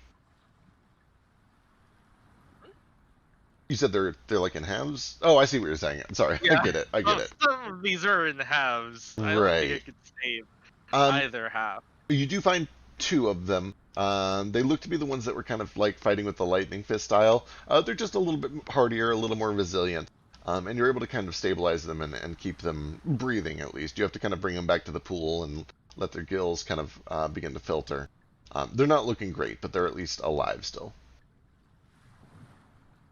I will leave them here for now. And he flaps up, kind of lands within the group. Out of curiosity, the ones that don't get stabilized, do they immediately start turning into sponges? Yeah, do they turn the sponges soon? It's not immediate, but as you guys kind of begin to search the area for valuables, and as Ace begins to peruse, you do see that a lot of them start to kind of turn yellow and dry up and begin to turn to sponges from the extremities inward. Over the course of maybe 15 or 20 minutes, all of them. Some at varying rates, and there are maybe 4 of them that don't. But the majority of them do turn to sponge over the course of 20 minutes. The non-believers. Right. What's wrong with these ones, Sparkle? They didn't get enough points in your system or whatever. Apparently they didn't. Wavering faith, I guess. That'll be my fate if anything goes wrong here. By the way, under your system, what am I going to turn into when I die? Whatever you want, a god. Anything? A god. That's only for platinum members. How much does that cost? Why not? It's a bit. we can't tell you prices until after you become a bronze member. Well, how much does that cost? Bronze member, you got to take us to the prisoners, like we talked about. I can do that. All right, it's this way. Let's see. With a 31 investigation, after you guys do a little bit of looking around, let's see. Can we get mass heals? I can't recall. Yeah, she can definitely throw out a prayer. By the way, let's do that. Do I find a Rod of the Pack Keeper? I like that they added Road of the Pack Keeper for every class in the new books. Now everyone can complain about it instead of just Anu. Yeah. Yeah. Oh, is that actually a thing? I saw that. Like I a was magic just- item for every I was class just now. I was just doing like a callback. I was actually I really loved it, surprised for the by record. that because that was like a very Wizard just important get- like part of what make warlocks good, and they kind of just gave it to everyone. I'm into it. Poor The warlocks. wizard Wait, got what did a they- book for every like school. Yeah, the wizard books are like insane. There's like 10 of them. Yeah, there's effectively a Rod of the Pack Keeper for every class now. Spellcaster. Because we needed to Not make for- wizards more powerful. Not for barbarians. Fuck wizards, by the way. Fuck wizards. Eat all of this. Do not worry. 16 points of health for 6 people. Elise is gonna take one of those. You better take it, please. Gale should take another.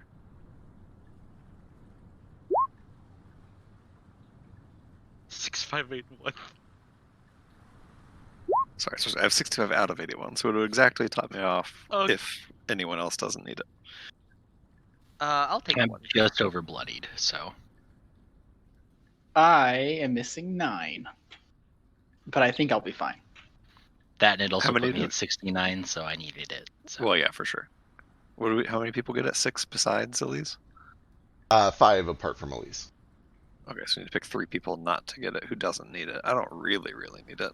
I don't need it. I'm only down 6. Ace said he was only down 9, right? I'll yeah, be but, alright. but if I had 4, then I could be at 69. I would appreciate it. Yes, let's Gale do should get one. Gale, Flick, Nomad, and 2 more people. Who are we missing? Cassie, looked like you were struggling a bit there. You okay? Fine. No, I'm actually all right. It's it's just a scratch. Right. I'll He's go like take one. does he actually look like he's dying? He looks like he's got a minor injury. He's okay. He looks like 3/4 or so. Is his health bar visible? Oh shit! Let me No. make his health bar visible. Say 3/4 might mean he needs it more than Ace or Vasu. There we go. He looks pretty okay.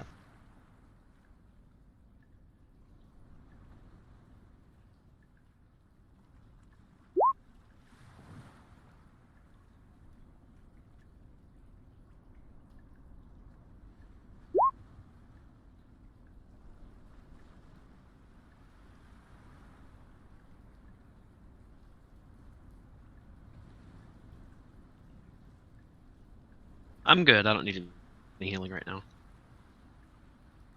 Better at least. Sounds like Cash should probably take it. Because Ace, you're only down like 9, right?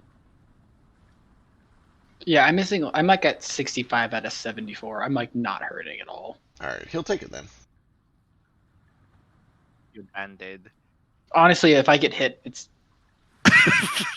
doesn't matter. It's I game also over like anyway. I also have everyone has disadvantage to hit me until they hit me. So Yeah. Nordo and Ace's health is both just like binary. It's either like up or down. I'm usually fine Either because I just healthy or stay far away.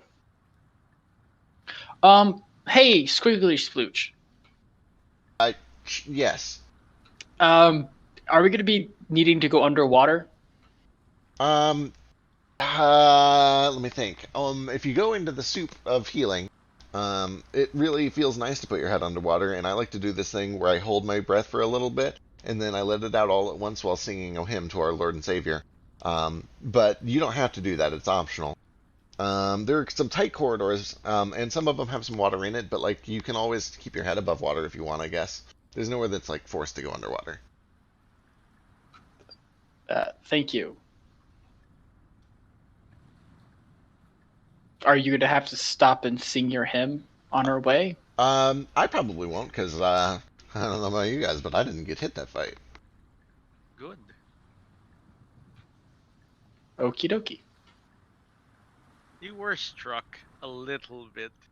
You're right. Starstruck. There was that one time that I almost took a life-threatening amount of damage, but you guys saved me, and I appreciate it. This guy probably has like 4 health. He's got okay health. Like the other ones took a while to take down, and he does the Yeah. lightning thing like the others. So I at mean- least he'd survive a fire blast, whatever that was. Fucking You're the wizard. You should know what fireball's called. not a fireball. It's not. It's a cleric spell. The flame strike. Oh, Oh, okay. okay. Flame strike. Well, y'all ready to get a move on? Sure. Ace, it's about this time that you and Nomad finish your search. Most of what you find is fairly mundane and not terribly valuable. You find lots of food scraps. You find lots of armor, but it's all kind of Kuato armor, which means it's very small and very rudimentary. I'm small. There is a collection, that's true, there is a collection of these kind of pierced fork spears. And while they are a little bit light and fragile and don't do as much damage as a standard weapon would, they do have a grappling effect, which is kind of nice. You could potentially find some use for those. There's a Is collection it of like about 7 is it of like them. a underwater type fighting weapon? Yeah, it is kind of shaped like a trident. It seems designed to work well underwater.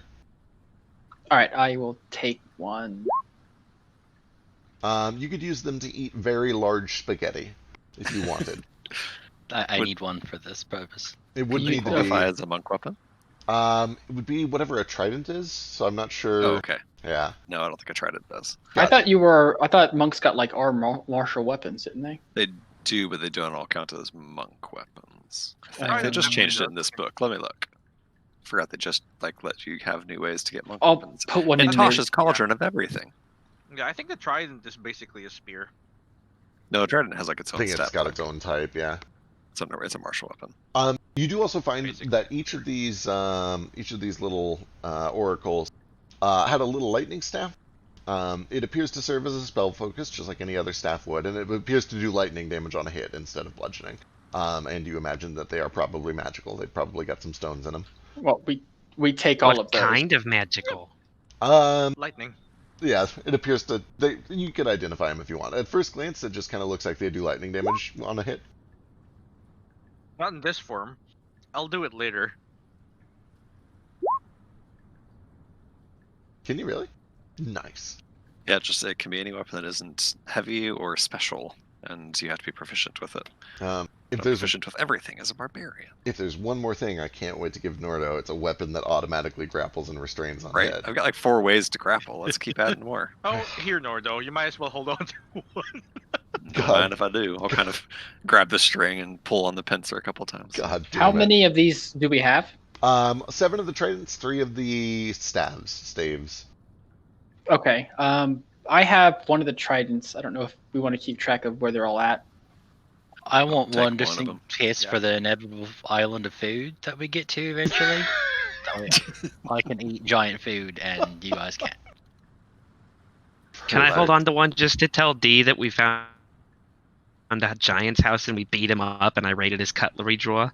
Sure. And does someone want to? As long as someone puts the leftover stuff in the party loot, I think we should be fine. So we have Ace, Vasu, Flick, Mug, Nordo. Does anyone else need a trident? So, I'll actually, Anyone else? That's 3 for the party. I'll hold on to one if you don't like. If you're, Oh, sure. it's the right size for me. I guess is all I'm saying. You are one of us now. Thank you. What is this called again? Pincer staff. Yeah, pincer staff. A pincer staff is a trident. It only does a d4 of damage. It is very small. It is made for a small creature.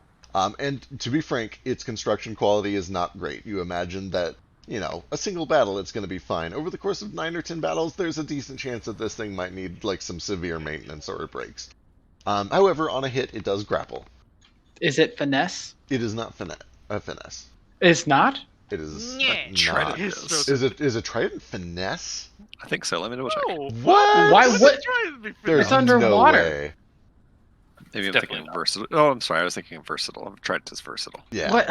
I don't want this Basically, garbage. spear.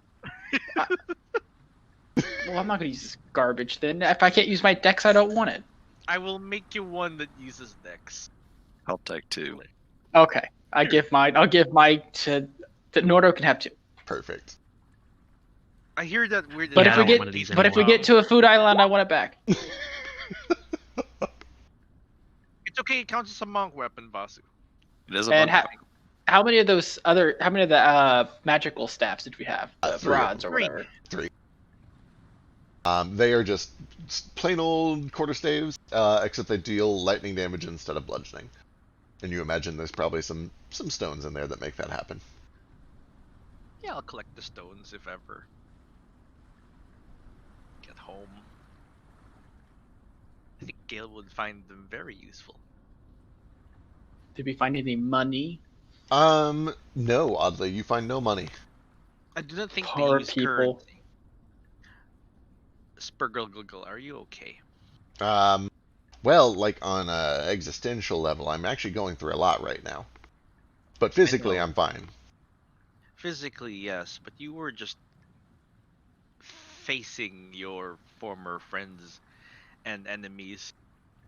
Friends and not enemies. They are enemies now, perhaps. Allies? Yes, allies. Family? Do you have family? Everyone in this cave was at one point a dear brother or a sister, or father or son. Yeah. I don't think that we do things quite the same way that you guys do, though. That's fine then. I'm going through a lot, but I'm not in a state of bereavement, if that's what you're asking. I suppose so. Bereavement is new to me. You too. As long as this does not harm you mentally, emotionally, and it helps you develop as a person as you grow up, then fine. I don't fully understand what all of that is going to mean in the long run, but I'm good to fight, and I'm ready to continue to attack and dethrone God. Yeah, that's the spirit. Can I ping for more humanoids to see how many enemies we have around us? You can. You take a minute to focus as you guys kind of prepare to move forward and deeper into the cave. You get the sense that there are kind of humanoids all around you in all directions. You get the sense that there are something on the order of exactly 203 humanoids on this island. But they're in all different directions. They're kind of scattered across the island. Many of them are actually far above you now, which makes it a little easier to pinpoint the ones that are down in this cave system. Go ahead and give me a wisdom check.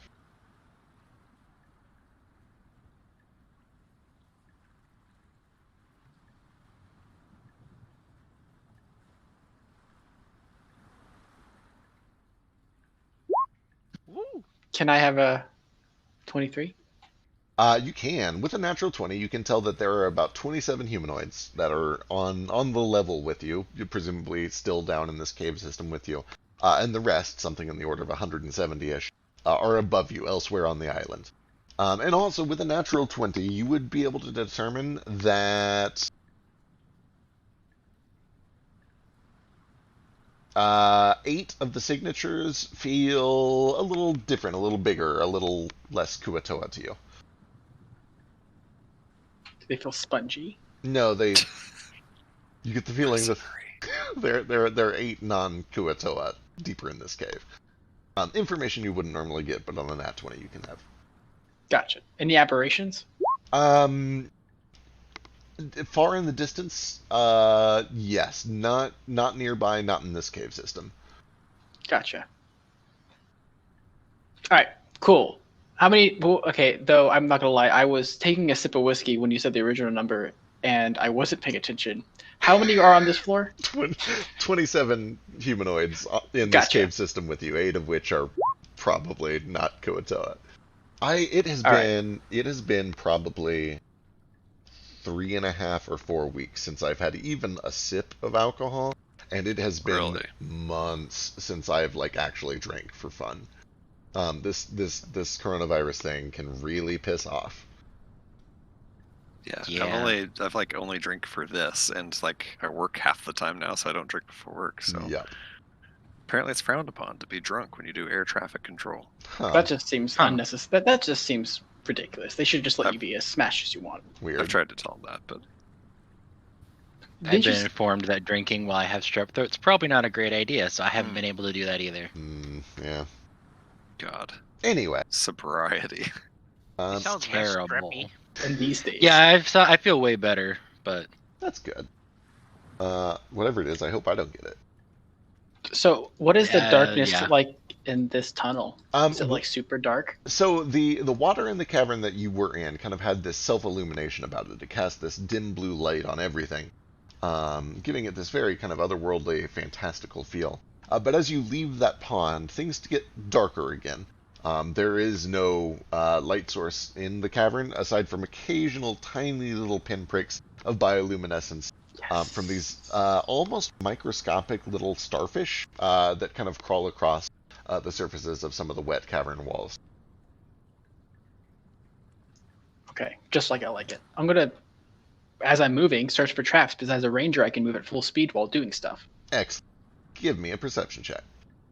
Could I sell you on? Actually, my perception is better than my investigation, so I will do that. It's okay. All right, you keep a careful eye out for traps and ambushes, and you begin to kind of lead the party down this cavernous hall. And eventually, you do come to a part, not having encountered any sort of danger along the way, but the walls begin to narrow and narrow and narrow. The cavern that you're currently in, the tunnel that you're currently in, is about 11 feet tall. It's got a decent amount of headroom. But you can see that the sides of it come together until there's really only about maybe like a foot wide of clearance. Just barely enough for like a normal sized person to squeeze through. And you feel like most of the people in your party, like up to about the size of Nomad and Moat, could probably get through. Vasu is going to have to squeeze, but he could do it. Gotcha. Nomad might actually have some trouble unless he's got some sort of weird amorphous thing going on. Which Isn't he part octopus? Can't they just squeeze into anything? in his normal he's form, he's currently pretty not flexible. I don't know what he is in his current form, but it depends on how flexible it is. The main issue that you think will be a problem is probably Nordo, because it's very hard to squeeze a shell. Can you just become one with the earth and just squeeze through it? I certainly ain't gonna fit. Barrel gave me some powers to do cool stuff with the earth. Nothing quite that cool. Who did? Bossy. How deep is that tunnel? It Like looks the narrow like part? it looks like the narrow part continues for about only about 3 feet, and then it seems to open back up. Oh, I bonus action teleport through it. Yeah. Also, Okay. could you not just like mold earth? I can, but I can only do it in a small area. So if we're Yeah. gonna encounter several of these along the way, then there's no point in me wasting my very little mana on it. Yeah. Isn't mold earth a You know cantrip? what? Mold earth I is a forgot. cantrip. Yeah, actually, because they it's better now. You could do it on stone and not just loose dirt. Yeah. Not only that, but isn't evolving cantrips? Isn't it super powerful now? Well, that's what I'm saying. Mold earth usually is only Only dirt, on Earth. but Yeah. it's stone because of the evolving cantrips. However, I still don't think I can move it. I think you can only move loose earth. Can't you turn Yeah, so stone Nordo kind of, into like- loose earth? I don't think so. Couldn't say that. But if you believe it is, I mean, Hard enough. I could turn all the stone into loose earth the old-fashioned way, and Nordo kind of punches part of the wall, and being a siege weapon, some of it He is like a caves. siege weapon. I don't know, was it's all gonna cave in or something if I tried doing that? Can I make a survival check to see if I can could we just punch shove through you in? this? Can we just put you in a bag of holding and I'll just carry you through? You can give me either like a survival check, or somebody could sell me on like an architectural or mason's tools check. Isn't Gale like a master mason? Kayla is a master mason. I am. You take the second on that if you want to. I am also a kobold, so tunneling is too. kind of in my nature. I'm part kobold. 33. But you're a surface dweller, so I don't know if I'm really a I surface. was gonna one. say, He's done a lot of. I was on Gale's side for a second, but you spent, I think, more of your life underground than above ground, right? I spent fair. a lot of it underground. Well, I think I spent half of my life With that said, under trees. you weren't like mining though, and Gale spent a decent amount of time. No, in a I was mining killing community. shit. Yeah, I was just killing shit, Ah. which is way more fun. I was a spoiled rich boy. I don't know how much mine came to myself, but that's fair. So I I probably didn't know have about more experience in the actual Underdark than Key does. He was too busy being a spoiled rich. I like to imagine that Gale probably got dragged to like red tape ceremonies where they would find a new vein of stone and they would give him like a golden pickaxe and make him do the first swing, like the first pitch at a baseball game. And then bring gotta- in the slave molds to start mining. So out of everyone, I think Nomad has spent the most time in the actual Underdark. I say he's spent like 1,000 years down here or something.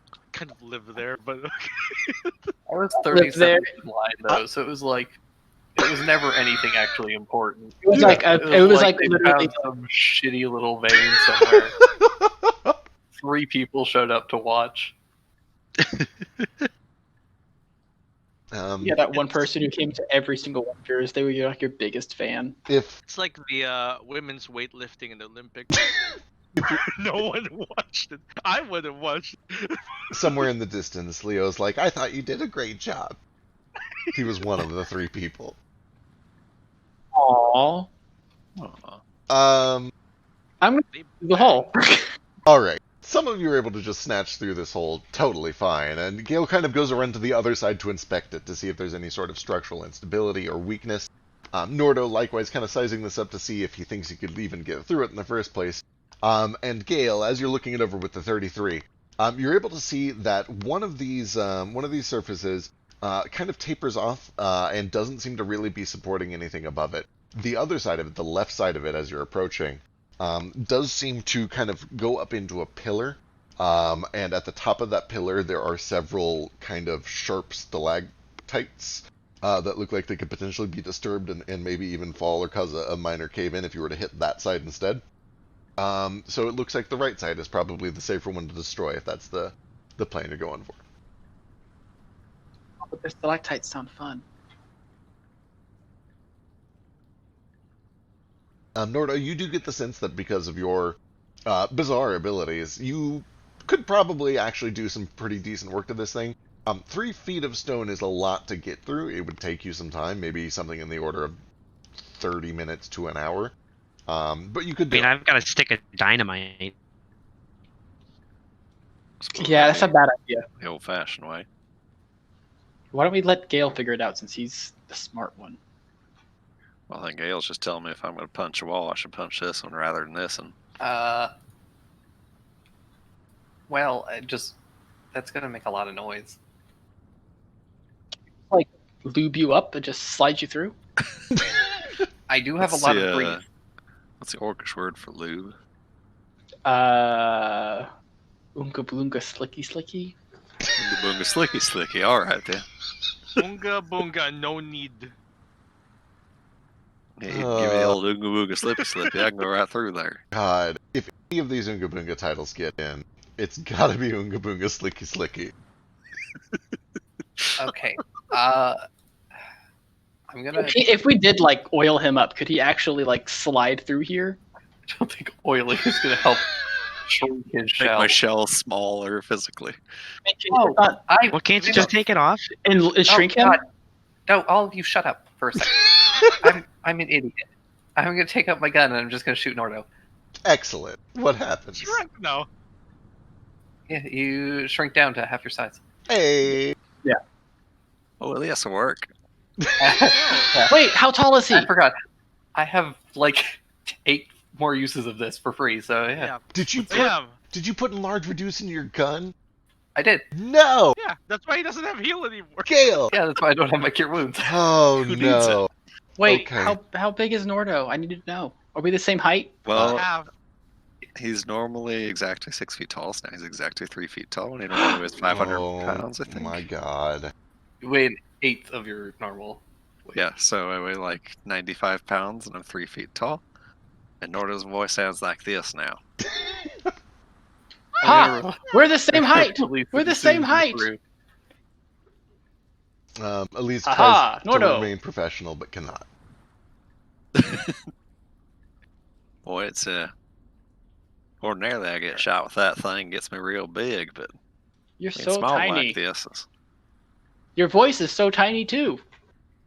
I have Yeah. strange feelings. did something to my vocal cords. Made them All right. Does smaller. anybody else need to be zapped? Can you make me big? Technically, I don't see how that benefits us though. Currently, It Can I fit doesn't. through this thing? Vasu, it's going to be kind of awkward for you, but you're also very limber. You think you could probably do it with a little check involved? How long is the dash? How long is the tunnel that I need to pass? Oh, through? it's like literally only 3 Wait. feet. Okay. I don't think this thing actually helps me get through a narrower path. I was going to say, I don't think it gives you like the gap squeezing function. Gale, is there a reason you're just not using the Io in Toto? Well, I think it would knock down the wall is a problem. It just that and makes also it- I just hadn't thought about it. I have a lot of options, you guys. It's real hard to keep track at this point. A lot of toys. I understand. Shall we? You don't need to shoot me with it. I can just tell. Also, kind of unrelated, but I've been trying to avoid using that just because the last time he started eating a bunch of pixies. Huh. You think Alright, that was I guess that's related? a little weird. That's not I weird don't at know. all. I ate Maybe it was pixies. just a Feywild thing, but I don't know. I had to clean out some stuff in his stomach, and it was just not. Nobody should have seen that. Right. It's You like know, I had accepted that the Feywild wasn't actually a dream, but I still thought the pixie part was. Oh no, that was real. I still have some pieces of them. You want to see? it's like airsoft pellets. Like every now and then, just a finger shows up somewhere, or like a little shoe. Whole wings just kind of broken and mangled in the gears. Yeah. Just a wreath made out of dead pixie parts. Nomad just blinks straight on through because of course he does. Sadly, creature Nordo's is back to amazing. normal size after 1 minute. I was looking forward to doing that voice all night. My feelings have normalized. Mine have too. I kind of rely on being big and strong for a lot of my feelings. I'm now learning. Just Can I- cartwheels through it. Can I squeeze through here? You sure can. With tremendous limberness and flexibility, Vasu is able to kind of just, in spite of his lanky, tall size, just kind of slip through easy peasy like the wind, Or water? or like water, gliding Yeah, through my- earth, formless like My fire. mentor told me something about that. He said, Vasu, be real wet. Wait, no, that wasn't it. That's the wet yoga mentor, right?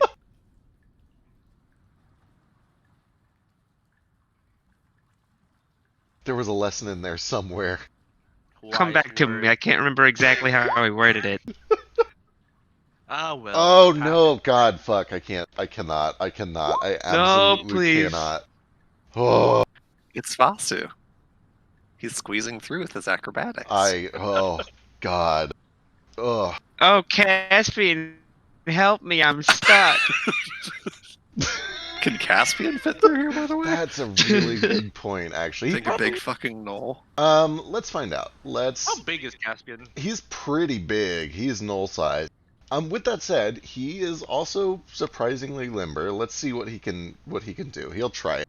Can He's- you limber up your body size? So the main reason that Nordo didn't even have an option to try to do this is because his shell is entirely inflexible. Yeah. He'll try it.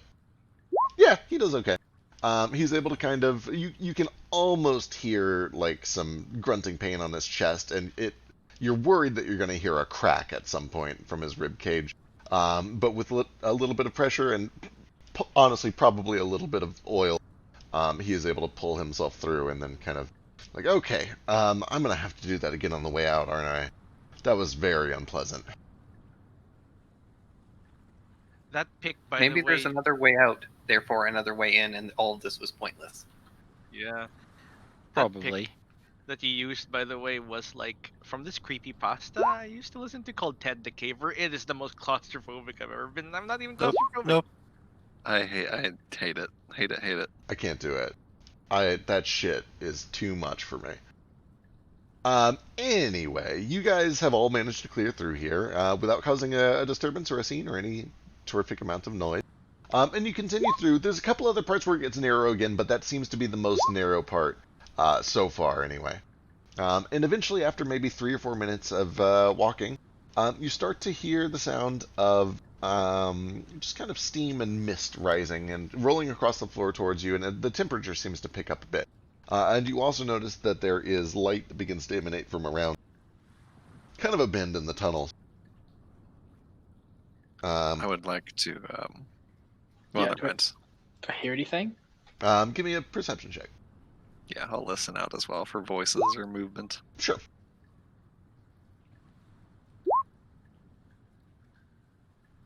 I use echolocation to locate things. Both of you kind of have everybody hush for a moment, and you listen carefully to see if you can hear anything. And faintly from the distance, both of you can hear a little bit of a splash as somebody seems to kind of dunk themselves into water. It's not super loud. It just kind of sounds like somebody getting into a pond or a pool or something like that. It's not a lot of chatter. It's very quiet. You imagine that there's not a lot of congregation. You don't hear any sort of talking or anything like that. But there's definitely at least one thing moving around up ahead. I'd like to expend a charge from my Ring of Animal Influence to cast Speak with Animals. All right. So I can do it without verbals and not make a bunch of noise. And once I get it up, I'd like to get Napoleon out. Say, hey, little buddy, do me a quick favor. But of course, he's French. You could just walk around that corner up there, come on back, let me know what you see around there. We. God. I love him. Love Napoleon so much. Cannot let him die. He's gonna die right now. No. He's just a beetle. He'll be fine. He begins to scurry on. Occasionally, he actually stops after like 3 or 4 feet and gets a little distracted by one of these tiny, nearly microscopic starfish. He sniffs it a bit, and then he just kind of eats it. And you can see that this glow kind of spreads across his face a little bit. But then he continues on to do his duty, as any good beetle would. And scurries off, and then eventually reports back, probably a good 5 or 10 minutes later. He walks at a very slow beetle pace, but does report. I'm realizing now that I can't actually maintain a French accent, and this is a problem for me. Just go ho ho ho every time. That'll be fine. God, they're gonna. We have to keep laughing. The coast is mostly clear. There are two of the fish people in the pool ahead. Much obliged. I have to go watch I'll, Beauty and the Beast and just copy Lumiere. Yeah, that's what I'm about to do. I'll give him a little chunk of the hag's mushrooms again. So there's just 2 of them up there, Napoleon says, so shouldn't be too big a problem. Was Napoleon even French? He was French, right? Yeah, Napoleon's French. French. Yeah. Okay. He was French. That's He why just wasn't Napoleon- actually. He just wasn't actually short. He was like Right, 5'10" or something, but he was just Right. short for a leader. Yeah, that was. He was propaganda. banished. What he was like banished like 2 times and came back. Excellent. All right, he kind of comes back under your shoulder or tucks himself in a pouch somewhere safe. All right, I will. You get 1 more without him dying. Right. I'll kind of well, actually, no. Never mind. Discard. Y'all think we should try a sneak up on him, or just I can Coming sneak out in there. swinging. What was was it lit in there or was it dark? You can definitely see that there's more of this soft blue light that's kind of emanating around the bend. You imagine that the water has probably got that same self-illumination. It's Disgusting. the same sort of patterns being cast across the walls and the ceiling. I hate this. I think we thought should it's try. good. I could. No. I also can make us more stealthy. I have magic. That sounds important. Let's do it. yeah? But it's just 2 of them. If it's That just we 2, saw. That's what Napoleon said. He said there's 2 Kuatoa swimming in a pool. Is that your pool of healing magic, whatever, Spurgle? Yeah, most likely. And by that I mean, yeah, it definitely would be, unless the cave has like dramatically changed its layout since the last time I was here a few hours ago. How fast Are they does 5 feet your apart because they're not gay? I mean, they might be. I don't really know. All right. how fast does that pool work? I usually spend a couple of hours in it, but technically, if you're just like trying to close up some minor wounds, all you really need is maybe like 10 minutes. Okay, so it's not so fast that if we start attacking them, that they're just going to be healing all the damage, and we'll just be perpetually leaving them in a Oh. pit of suffering. No, that'd be pretty cool though, right? Like, what if you lopped off an arm and then immediately regrew back, and you kept lopping off arms, and that's where meat came from. Wow, this is making me deeply uncomfortable. Does I'm it just going to work go for and kill brains? them. Yeah, I'm gonna go with Kale. Do try not to kill them. They're sacrificing children. Yeah, I think I am actually gonna try to just kill them. You blame them for this, I suppose. For murdering children, yes, I do. I would not blame a child for the actions of its parent. I don't catch your meaning, I don't suppose. Corlin, the god of kobolds, Kuatoa, Kenku. and Kenku. Do they all start with K? Yes, they do, because this god was a shit. See, if Ace stabbed me, I'm not gonna go, oh, his god said it's okay. I'm not gonna stab him back. No. Just because Let he's a me finish. Kenku. Wait. Yeah. Who's this? Corlin? What? Yes. Our maker. Oh, Maker. You're- Do not be concerned. He is no longer an issue. okay.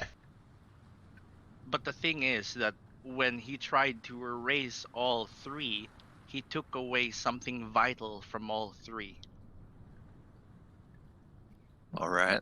That What did he change take the from fact that they're in here kobolds? killing children.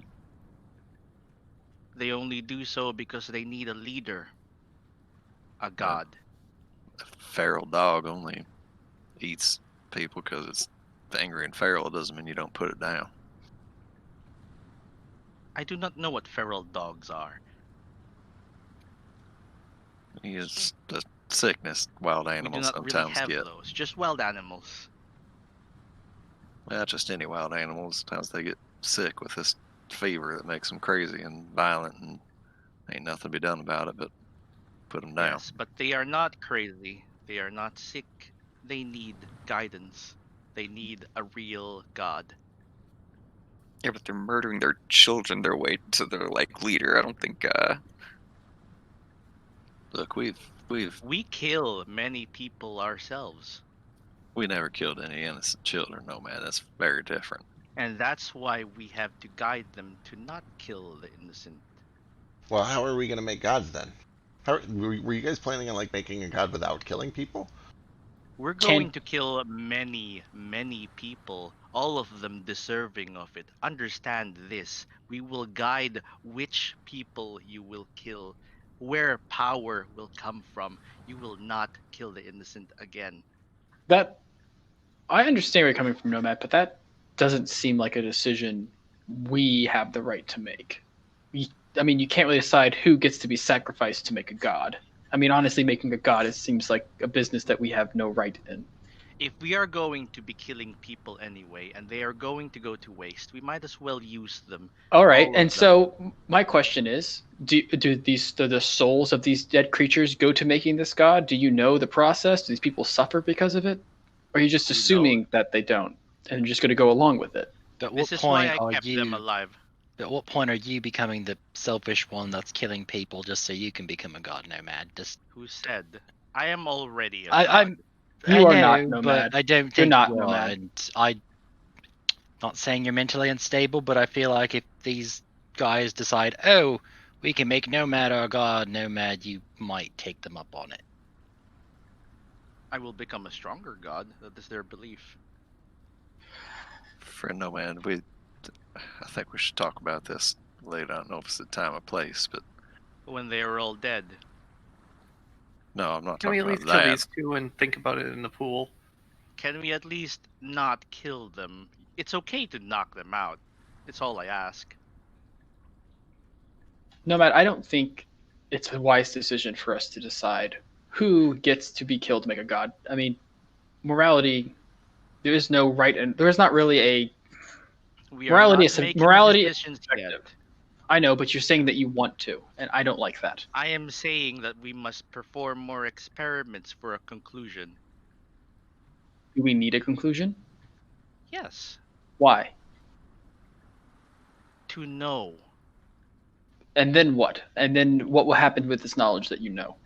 And then we will utilize this knowledge. My point. I don't think this knowledge should be utilized Why not? because you don't. Oh, you are sometimes too rational, and it can Do be we not dangerous. need a rational God? Not one completely rational. Fred, no, This man, does first not time make I sense. talked to you about you always saying you're God, you told me it was just something about being in a state of mind or always thinking you could make a difference in the world. You sure sound like you're talking about you actually want to rise up and be some sort of God now. Frankly, I think that changes the terms of what we got going on here. Is it a bad change? Godhood is a state of mind. Godhood's only a change, state of people mind change. until you actually start going through rituals and sacrifices to make someone an actual God. That ain't a phrase, state of mind. That's nuts and bolts. It is change. I simply ask that we kill many, many creatures. Why not use their life force to bolster if it does not torment their soul for all eternity or whatever? Because power corrupts. What proof do you have of this? Every piece of history. Oh, I can back that up. Caspian chimes in. Every piece of history of humanity. Anything. All things are corruptible by power. We are anthropologists, Ace. We know that all creatures can be corrupted with power or without. The Yes. weak can become corrupt because they are True. weak. But the weak who are corrupt don't kill masses. A god could. And the god Look at could save masses. It is not a god's job to affect the fates of every person. That is not free will. For no man, I'm just going to cut to the chase here. I feel like I gave you a bit of an olive branch letting you bring Spurgle along and keeping those 3 or 4 back there in that room alive. I ain't interested in running through this place and just knocking unconscious a group of 20 people that are sacrificing children and trying to enslave them. Blood needs to be spilled here. There's a debt of blood owed. You've got your Spurgle, you got your wizards or whatever. I don't know how much more you want out of this place. As much as I can. Well, Please. I think we may have hit that limit then. Do it as a favor for me. I would do I'm not anything going to for do you. it as a favor for you, Nomad. I'm sorry. They were going to kill my mum. They're still planning on it. I'm not risking that. They're fucking dying today, and you can get over it. I'm sorry. I'm sick of this. I don't care. I'm with Flick on this one, Nomad. I think we already done too much letting you keep as many as you kept, and I think we've got different ideas about what the point of this is. As far as I'm concerned, the point of this is justice and making sure that stuff like this doesn't happen to anybody again, and that means blood. Blood is not always justice. It is now. Blood for blood, as far as I'm concerned, and they've been very literally spilling blood in this place. They might be doing that as we speak. At least chimes in. Yeah, we really We are should. still walking. Yep, Nordo will. Talking. Nordo will No, pull we're not his axe walking and because walk we're around waiting the corner. to kill these two. Yeah, Yeah, we're waiting to walk around this corner, and Nordo's Flick no is longer going, waiting. and he Pull his doesn't axe and walk care. around. All right, Flick, give me a stealth check. Yeah, I'm gonna. Ace can also, yeah, anybody who's heading in to do this can give me a stealth check. Yeah. Is there enough darkness around the outside that I don't have that get advantage, or is it like only in the middle of the room? Yeah, there's enough shadows and places to cast that you could find a dark spot.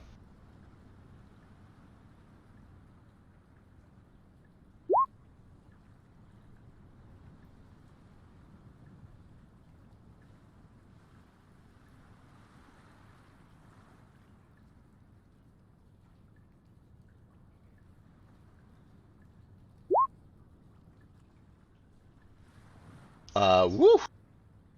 As you guys begin to come around the corner, both of the Kuoto actually are kind of positioned in this bubbling pool of this glowing water in such a way that they are facing you as you approach. And Flick, you're able to kind of skulk in ahead of the other two, and you find a rock to kind of slip by. But then behind you, there's the sound of some rocks kind of tumbling as Nordo brings up the rear. And Ace, you are caught right out in the open as they both look in your direction towards the noise coming from the tunnel. And they both kind of call out in Kuatoa something that I don't think anyone here currently understands. Squirgle does. He is not joining, like, it's just the three of you up ahead right now. The rest are waiting around the corner unless they said otherwise. Gotcha. Do they look like they're looking like directly at me and they can see me? They do, yeah. I guess I'm just going to repeat some random phrase I've heard already, because I've heard a lot of this already.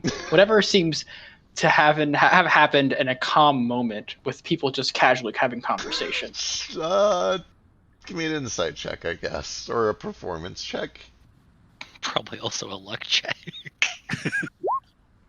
Kind of going through the things that you've overheard during this conversation, especially listening in on their conversation just now. The lowest I can roll is a 19 for insight, by the way. Okay. Or cool. I think it's 19. It's like 8 plus whatever. All Or right. 9 plus. You try to mimic. Oh wait, so it's 8. So yeah, 21 is my lowest. Yeah. You try to think back to what you just heard them as you were eavesdropping on them, to some of the phrases that they were using, and you kind of just pick one at random that seemed to be a very calm phrase that they kind of repeated to each other. And by some a stroke of luck, but also an understanding of the way that communication works, even if you don't understand the language because of your anthropologist background, you pick one that feels right. And they both kind of like cock their heads at you and they look surprised. But the one that was like starting to panic and get out of the water, like just kind of freezes and looks at you weird for a second. He doesn't get out of the water. He doesn't reach for a weapon. Like for a moment. Quick question. Yeah. How long has it been since we left the island to come here? Oh my goodness! I think it's because I had disguise self on. I believe it's been several hours. I think it was at least like a 3-hour trip. Okay, never mind then. Yep. They're continuing to kind of bark out at you in Kuatoa. They are very obviously asking for an explanation. They're confused, but they're not reaching for their weapons yet. You've bought a couple seconds here.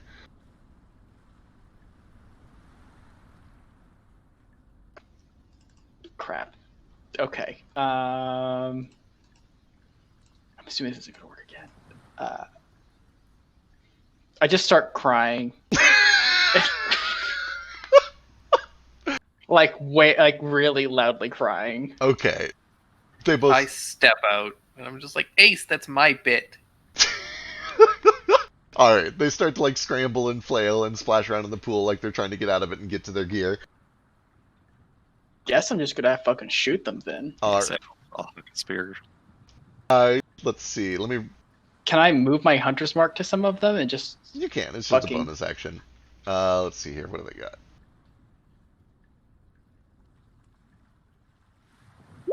Those are both pretty low. I'm going to assume that all of you can beat a 12 and a 15 on initiative. Anybody who beats that on initiative, go and fire a shot, and we'll see if they even survive it. Just go ahead and roll the initiative then. Yeah, roll initiative. If you beat a 15, make an attack, or if you tie it, that's fine. Yeah. Do I get my special first turn attack? You do. You go before him. Now he's biggest in the background.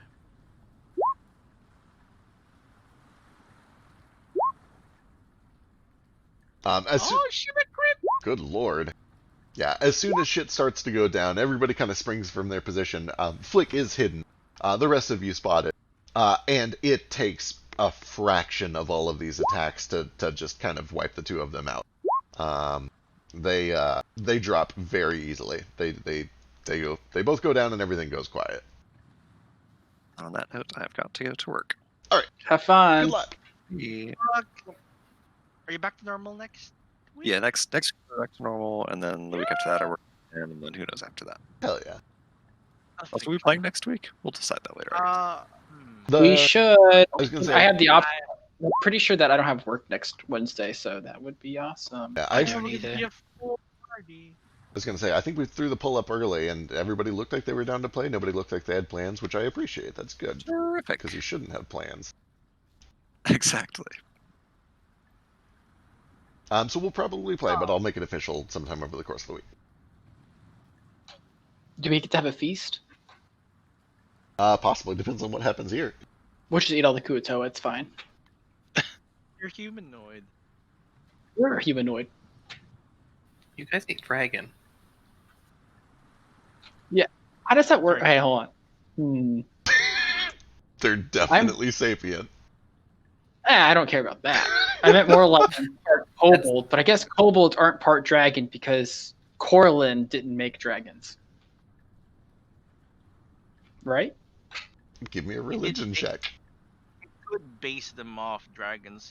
Carlin wasn't the most original. Yeah, Oh, that's just. he was bad. kind of a copycat, if you hadn't noticed, based on the walking lizards, walking birds, and walking fish. I thought you would go on the whole fact that my entire character is copy. Also To be that. fair, that is most Kenku.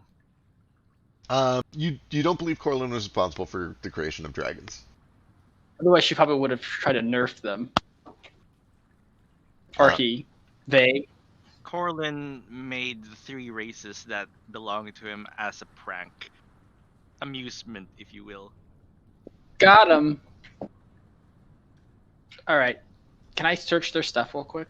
Yeah, you kind of go through. They don't have anything on them. They were just kind of in the pond relaxing, but they did have a small pile of just clothing and basic equipment, including a primitive weapon. You get 2 more of those little fork trident things. And that's all they had on them, is just clothing and a spear trident.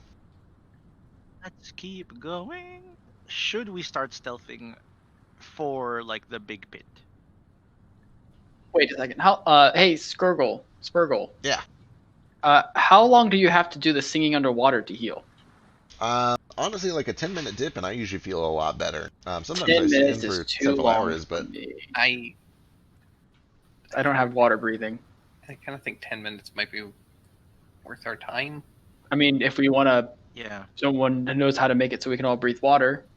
Well, actually, have to breathe it. I think we just lay in it. I thought we had to sing under with our heads underwater. that's just the no, thing that I that like was to do. awful. Oh, okay. I can teach you some of my favorite hymns if you want. Yes, please. Teach me in Kuatoa. Burgle, do you happen to know if this is just healing or a rest? What's the difference? Great. Why did we keep you around? Gave him to me as a son. It's true. He's Not my lovely, I'm decision. sorry. Yeah, mind you, this was not my decision. You voted on it. We gave you the option, so what the point I was. accept him graciously, and I love him. But I'm glad. Maybe we should just stealth ahead. If this was going to give us some like resources back, then I'd say it's worth it. But if it's just going to be healing, I think we're all pretty good at this point. Yeah. Further mean- question, I guess. Do you feel less fatigued after resting in it for 10 minutes? Oh, definitely. It really limbers up the muscles. It definitely has some sort of like actual supernatural healing powers. Like, this pool's been around for a very long time, and our gods maintain it. It has some actual like magic in it for sure. I just don't understand it all. I just know that I like to sing my hymns, and I usually feel better afterwards. If we bathe in here, are we going to turn to sponge when we die? Hopefully. Uh,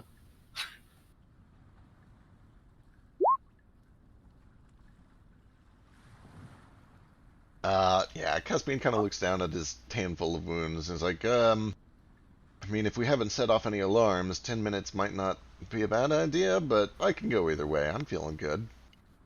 I'm hurting, so I wouldn't mind. I'm not like bleeding, but close. If it's 10 minutes to just You said they I'll catch up, I'll just run. That's fine. Yeah. I mean, if any of us needs it, we should just take the 10 minutes and do it, yeah? Well, we just Yeah. bottle up some of it and drink it. If God is giving us a It's heal got- right before the boss and we don't take it, then that's our own fault. Well, It's got Kuatoa blood in it now, though. Oh Um, well. Yeah, that's how Nordo heals, isn't it? Oh, that's right, Naruto. Just get in the pool and suck up all the blood, and then we'll be good. I can do that. How actually did Nordo get the killing blow? We'll never know. We'll never know. He rolled bad on initiative, I think. It doesn't matter. I think he's still got his temp HP from the last kill that he made because he didn't take any hits afterwards.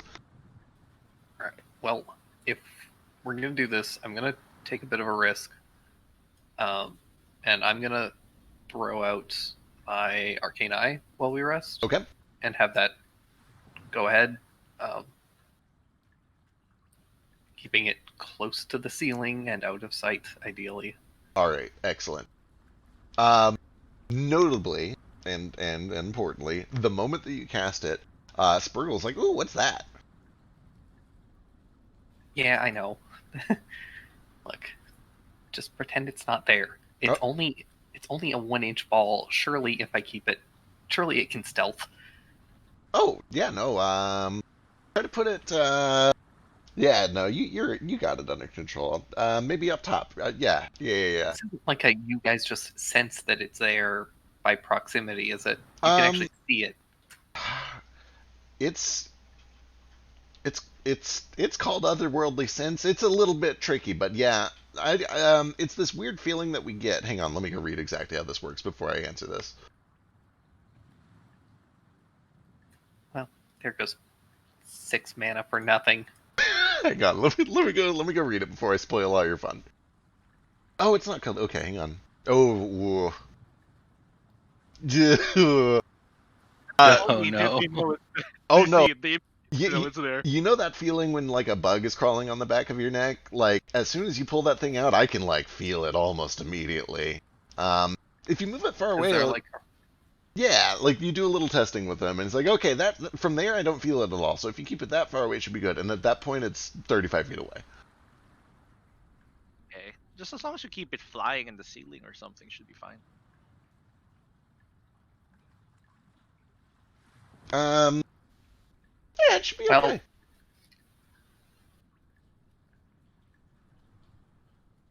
I pop my eye back in and just curse into water. I'm sorry, I might have warned you ahead of time, but you know, it is what it is. It's a cool trick though. I like the idea. Unfortunately, it only has a 30-foot vision range. Oh no, that's real unfortunate. Yeah. Yeah. What are the odds? They also seem to be able to sense me, right? They definitely, like, once you're within 30 feet, they Because that's how you RP'd it earlier. Was Yeah. that they could sense me even though I was invisible. Yeah, it's weird actually. When you're in the light, I don't get that feeling, but every time we go through like a dark bit of the tunnel, it's like it's like a tickling sensation that comes from your direction. It's the strangest thing. Really? So like,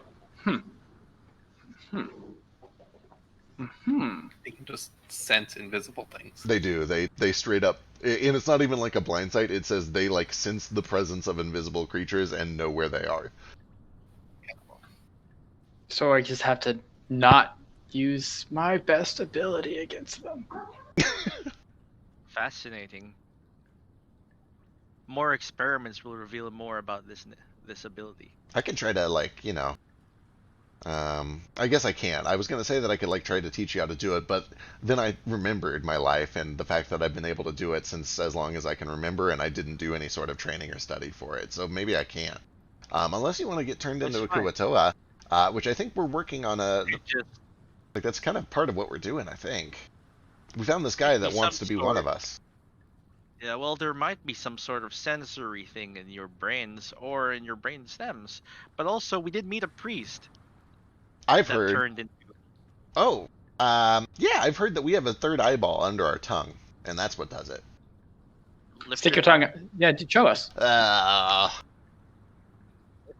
You don't see one. It looks like the underside of the tongue, Poke it. but like way Do down. you see one? No, it's way down there. It's like Also, I had to have true sight, so if they do have an invisible one, I could see it. with your true sight, you still don't see a third eye under their tongue. Who told you this? They, Who is they? like all of them. It's just it's like a story, it's an explanation for this, they call it the tongue sense. Does your tongue get tingly? Yeah. Are you just saying that? Well, it's kind of like an all over the body experience. You know what it feels like? It feels like when somebody rubs your scales the wrong way. Oh yeah, I hate that, but with feathers. Constantly pre. I've heard that feathers are basically just a different kind of scales. This is very true. At this point, after a few minutes of soaking, you are all starting to feel a little bit rested. You notice that some of your wounds are starting to close, some of them being rapidly healed. There is some magical healing going on. Effectively, you're recovering a point of health every 6 seconds or so. Okay, neat. So 10 points a minute. However, So I get out. I get out after I have 69 health.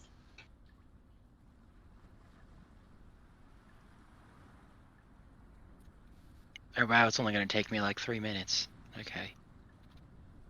Yeah, heal up real quick. I'm at full. Still pretty big though. Eventually, he gets in with you, and he begins to kind of dive under the water, and you see bubbles come up as he starts kind of doing these holy chants. However, after about 2.5 minutes of soaking, all of you begin to kind of hear this faint whispering, like wind going through the cave.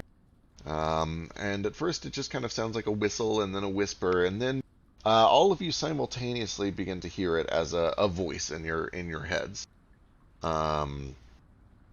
And this voice calls out and says, "Why do you murder my children?" Why do you murder my children? My brothers and sisters. Hmm. Does this voice sound familiar at all? Oh boy. Are you the mom eater? No, it's not. Thermometer. It's not pronounced the mom eater or thermom. Oh God. Pronounce it, please. My name is Dwalf Modifer. 12 modifier. Dude, that's Could you- near Terminator. a thermometer. Is that a real god? Do I know that? Give me a religion check. Oh, Does I can. this voice sound familiar to me? I'm assuming not. Give me I guess it would be a perception check. Give me a perception check.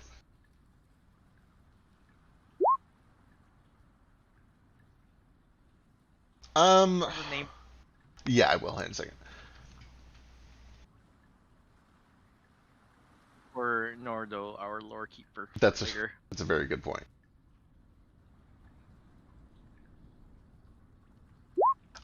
Ace, with your very, very sharp hearing and a 28. The voice itself is not familiar to you, but it sounds like the combination, the chorus of several different voices that have all joined together.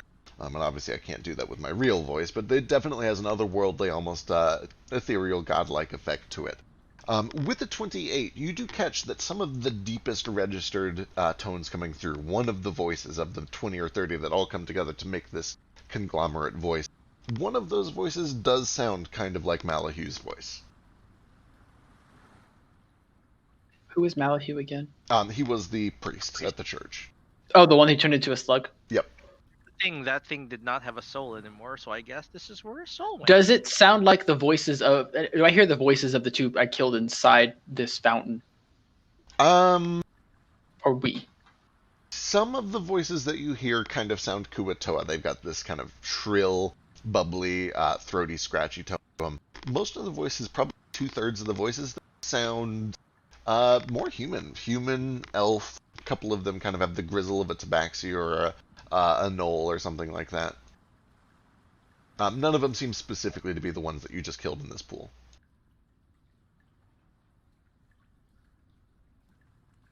In response to Moat's question, he says, "Does not the larger fish eat the smaller one? Am I wrong for trying to climb the food chain?"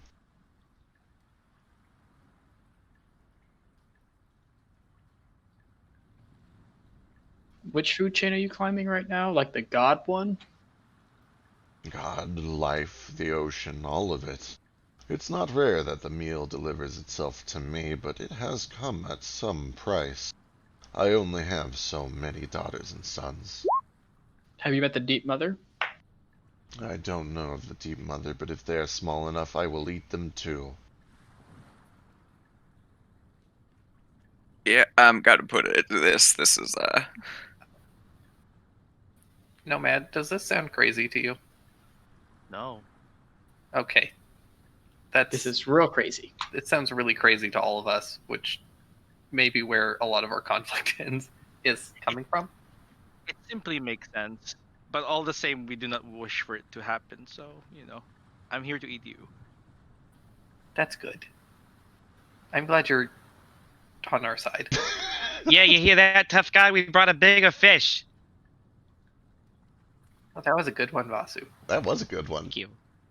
That might be the title. What's the title for? Like World Heavyweight Boxing Champion? What's Or your title? Talon of the Firebird, Yeah. Mm, Master of Darkness. Master? Is that Gil? No, that's Ace. I'm 37th heir to the Emerald Throne. you boast of being a bigger fish, but you sit in my pool, feasting on my power as I heal your wounds, as I restore you to health. Yes. I am Doesn't that mean that we are feeding on you then? You feed because I allow it, but just as easily as I heal, so I can take away. And I need a Constitution saving throw from everyone real quick, please. From everyone? For everyone, quick everyone in question. the pool. When did this happen? Because Yeah. I Yeah. got out of the pool immediately as soon as I needed to, and I Yeah. healed up real super quick. I got like 4 health points and then got out. That's fair. Okay. It happens about 2 minutes in. Elise is still in it for sure. Let's see, Caspian would still be in it. How long did you? How much did you say we were healing per second? 10 per minute. 10 per minute. Okay. Then yeah, I So I got think out I after like the first minute. I think I'm in it in 2. So I'm still in it. I was still in it. Because I would have done a little bit of earth bending, so my firebark circles would have healed me an additional. Fuck, what level are we now? Level 13, right? Yeah, 13. So I would have healed like 17 points on that first turn, and I would have been perfectly fine. Alright, if you are still in the pool, and I'll just use Honor System, but if you're in the pool, it's a DC 20 con save. Caspian fails, and you can see the effects on him first before anyone else. Just heal Caspian. You see that it's not dramatic. It appears more dramatic than it actually is harmful. You see that his nose begins to bleed. His ears begin to trickle a little bit of blood out. He takes 4 points of necrotic damage, and so does anybody else who failed that save. I failed. Let me take 4. That's fun. And he starts to scramble and pull his way out of the pool. But the voice immediately begins to boom afterwards. But it doesn't have to be like this. You could join. You could feast forever on my power. We could be as one. No, I'm good. I've already got one god that I didn't really want to be in a relationship with, so. And what have they Thanks. done for you? Like 2. Well, I'm not dead, but they've also never hurt me, so that's one perk over you immediately. Suit yourselves. I will wait. And you can hear the wind begin to kind of spin and spiral around until it whisks its way back into the cave from where it came. Everything is eerily quiet for a moment, including the water, which stills. But then after 10 or 15 seconds of this kind of awkward silence, the water begins to bubble, the light begins to glow from it again. It gets warm to the touch, and Caspian kind of like, you see the wounds begin to close once more. Nomad, you are healed up for your remaining 4 points. I get 4 back. You do. Over the course of 20 seconds or so.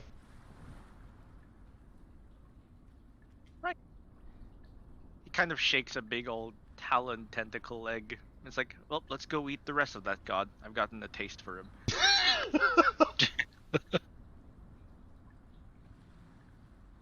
Alright, you guys kind of regroup. Notably, when it's all said and done, and after you guys have healed up, you do get the effects of a short rest, in addition to the healing. Oh, sick. Oh, like frickety frick. Great, I get that mana I just wasted back. Sure do. Sorry. Fantastic. I feel really bad, but it's Oh, it's very okay. explicit about that. No, it's totally fine. It's fair, and I mean, I knew that they could see it, so like, it's not like shocking that it Yeah. happened. It's just shitty that it's right at the same range that I have. Yep. Alright, you guys kind of regroup and you begin to proceed in Ledvisburgle. And eventually, after a few more kind of narrow corridors and a few parts where you do have to swim, but you're never forced to go completely underwater, the cave opens up, and you can hear in the distance as you approach the sound of flowing water. At first, it just kind of feels like a river or something, but as you get closer, it gets louder and louder until it's a veritable roar that echoes off of the cave. And sure enough, as you come around one bend, you see that there is more of this soft blue light that emanates out from the water, which seems to be shedding light. And you find yourselves in a very large cavern. And let me pull you over. All right, before we pull us over, because we got a short rest, can we re-prepare spells? Or does that have to be over an Sure. hour? Yeah, you get all the effects of a short rest, so that would be included. Cool. What spells should I prepare for eating god? All right, get rid of Arcane Eye immediately. It won't be useful here, I suppose, but you know, maybe later. I think these are all the spells I need for now.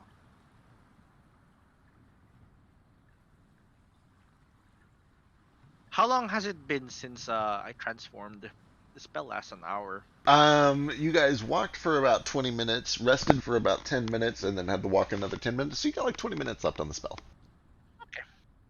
I tried to be efficient with the when I cast the spell.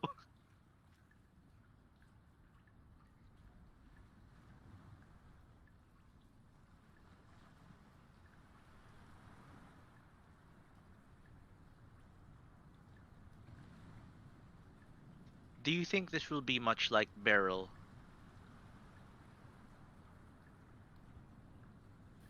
Like shooting fish in a barrel? No, Beryl, the Elemental Lord, Oh, the Locust. I don't know, Beryl, you think this guy's anything like you? You don't hear any immediate voice, and the wings don't pop out or anything like that. Yes, it's Not this time.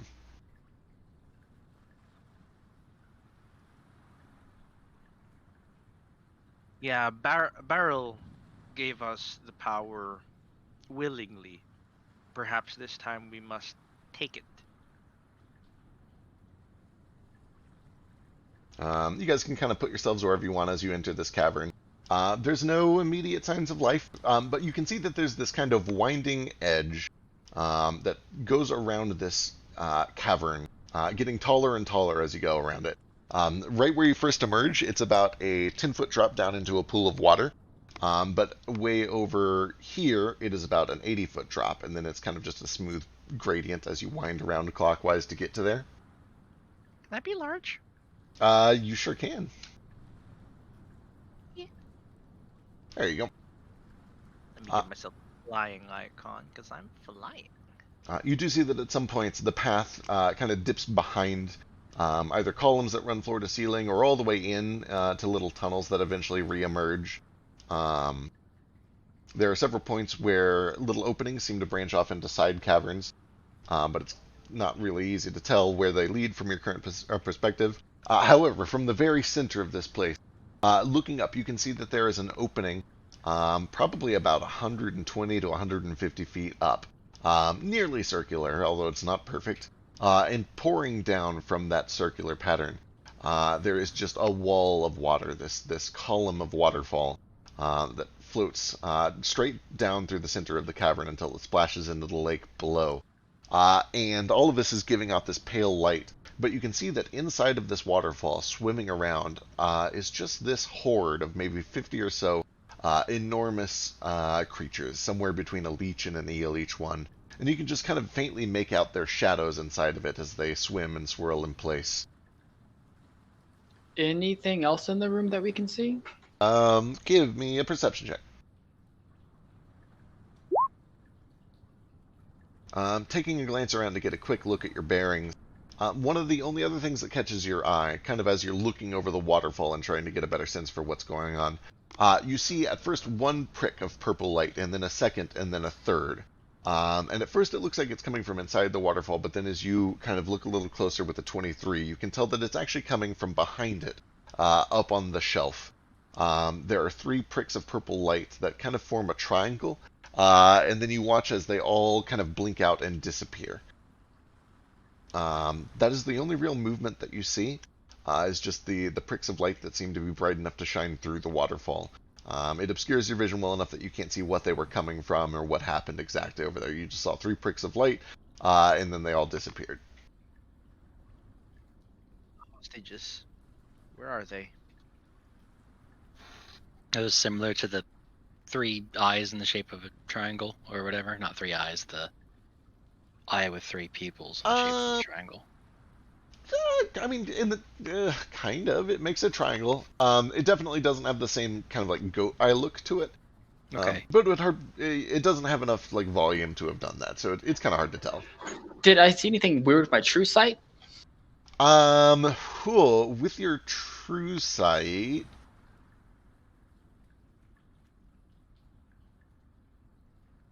no, you don't really see anything weird with your. Actually, no, that's not entirely. That lets you see in the ethereal plane, right? And yeah, I think so. It's like invisibility and ethereal, anything illusionary. Gotcha. You don't sense any illusions, no, nothing hidden or obscured by magic, but you do see, just kind of echoes of the ethereal plane, that there are just a handful of motes, globes, possibly entities of some sort. They kind of remind you of will-o-wisps, that are circling around this waterfall. There's probably 7 or 8 of them, and they're just kind of slowly rotating around this column of water. Yeah, it wasn't like that, but like the pricks of light, they weren't anything like illusionary or ethereal. Didn't seem to be, no. However, as you're all kind of getting your bearings on this, there is a little bit of a low rumble, and you watch as all of these creatures swimming around in the column of water begin to kind of writhe and wriggle in this unnatural pattern until a few of them come to the forefront, and they begin to form something that vaguely resembles a weird, fishy kind of face. A thermometer? And from the center of the room, not quite a thermometer, and from the center of the room you watch as the eels move, wriggling and writhing and vibrating as a voice booms from the waterfall. As, oh, finally my food has arrived. It's not too late, you know. I can do many wonderful things for you if you would simply come willingly. Why sponges? Why not?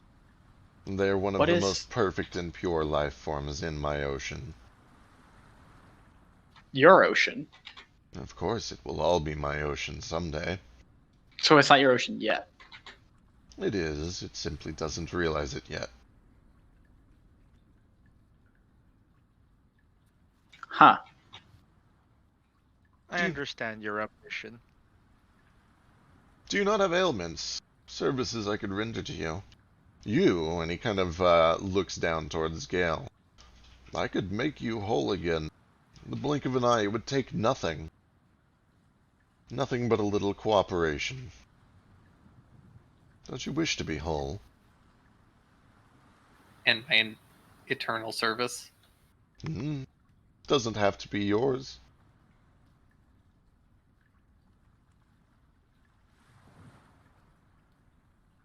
I have Would you what... take Spurgle? That one? Oh, his fate has already been sealed, whether he knows it or not. I have all that I need within my lair. All I need for you to do is to turn the eye and walk away.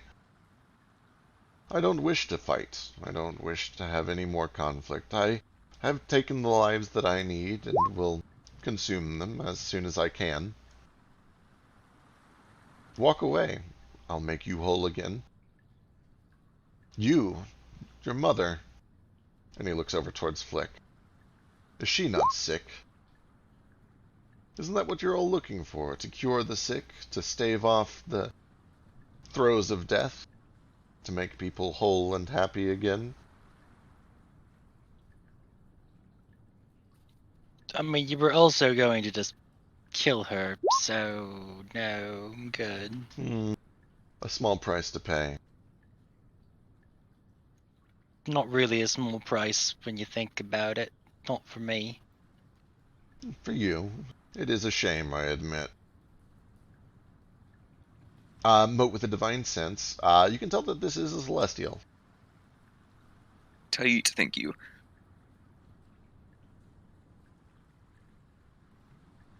I'm gonna cast protection from evil and good on myself, also while he's monologuing. Excellent. That's important. I'm gonna go ahead and move my Hunter's Mark to him too. Alright.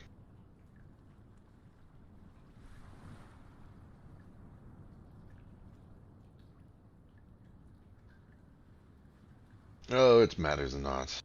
My power grows by the second, and to be perfectly frank, I think you're too late. But do what you must do. And Too as late he... for what? Oh. It has already begun, don't you know? Things have been... No, that's why I asked. The plan has been set in motion. Like I said, I have all that I need here. It is simply a matter of consuming them. And as he says this, you can see that a streak of red begins to kind of trail down this waterfall until about halfway through. It begins to pool and disperse. And you see that behind the face, several of the other strange leech-like creatures begin to swarm around this pool of blood, kind of writhing in this just ball of mass and flesh. I can feel it.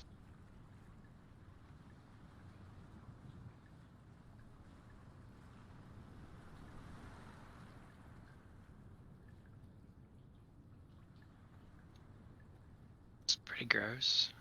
That's just not my favorite. Can you feel it now, Mr. Krabs?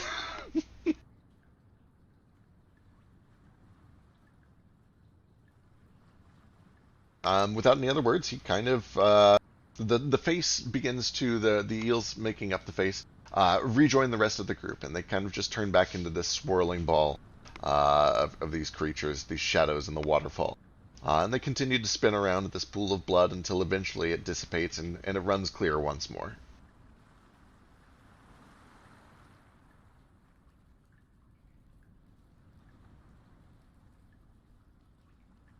So, just gonna swing on this waterfall, or? What does my Hunter Mark say he's at? Oh, that's a good question. That's a very good question. Give me I'd like to know a- where he's at on this plane. Give me a wisdom check. Should I give you a wisdom check? So the way the spell works, I get advantage on like certain checks to find him, like survival and perception. Yeah, that's legit. That would work too. Okay. As you focus your senses and focus on the magic, guided and honed by it, you get the sense that there is kind of an aura of this creature's power all throughout the lair. It does seem a little bit stronger centered within the waterfall. But you do get the sense that there is also a pinpoint, a prick of his essence that is very focused behind him and upwards, almost directly across the cavern from you. Kind of deeper into the cave, almost directly across from the entrance. Well, like where this door is at? Kind of over in that direction, yeah. Kind of? Yeah.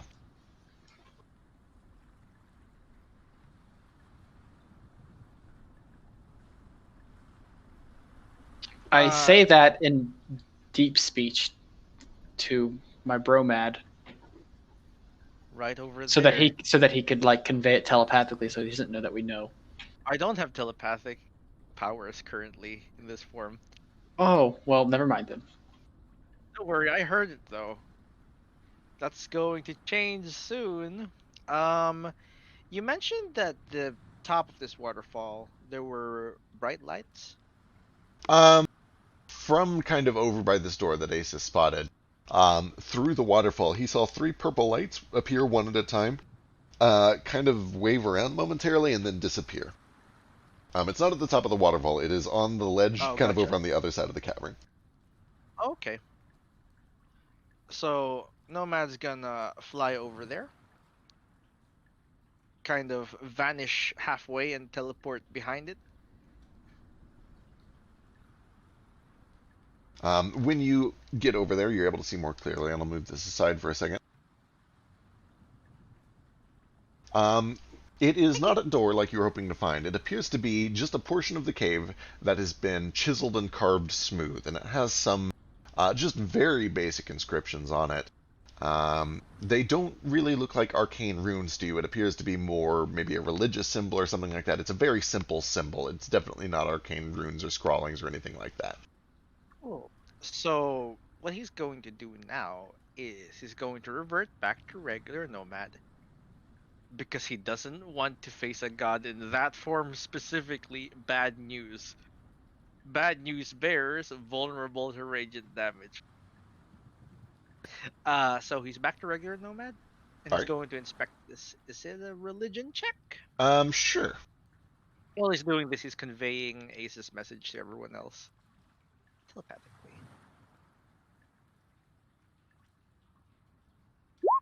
20. With the 20, it looks to be very primitive markings of some sort of a religious ritual, perhaps.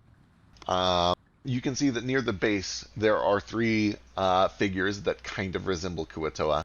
Each of them are holding 3 sticks up, and there's an orb at the top of each stick. And then above that, you can see that there are 3 wavy lines, which you would know with the 20 is often used to represent the element of water sometimes.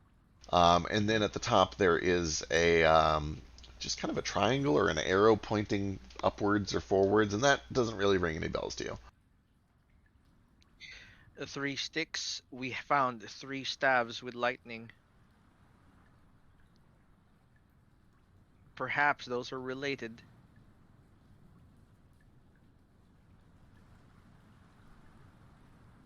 Bring them here. Can I see anything at like the source of this waterfall? Give me a Like looking up? Sure, give me a perception check. Yeah, we did just see blood come up from there. Is it just a hole in the ceiling? Yeah, with a 13, it kind of just looks to be a natural hole in the ceiling. It's not perfectly circular. It doesn't look like it was carved. It just appears to be a roughly circular natural opening at the top of the cave. Water is pouring down through it. There's not really a good explanation of where the water is coming from or what is up there. It's a long way up, and it's pretty, like you can't really see through the waterfall super well. Gotcha.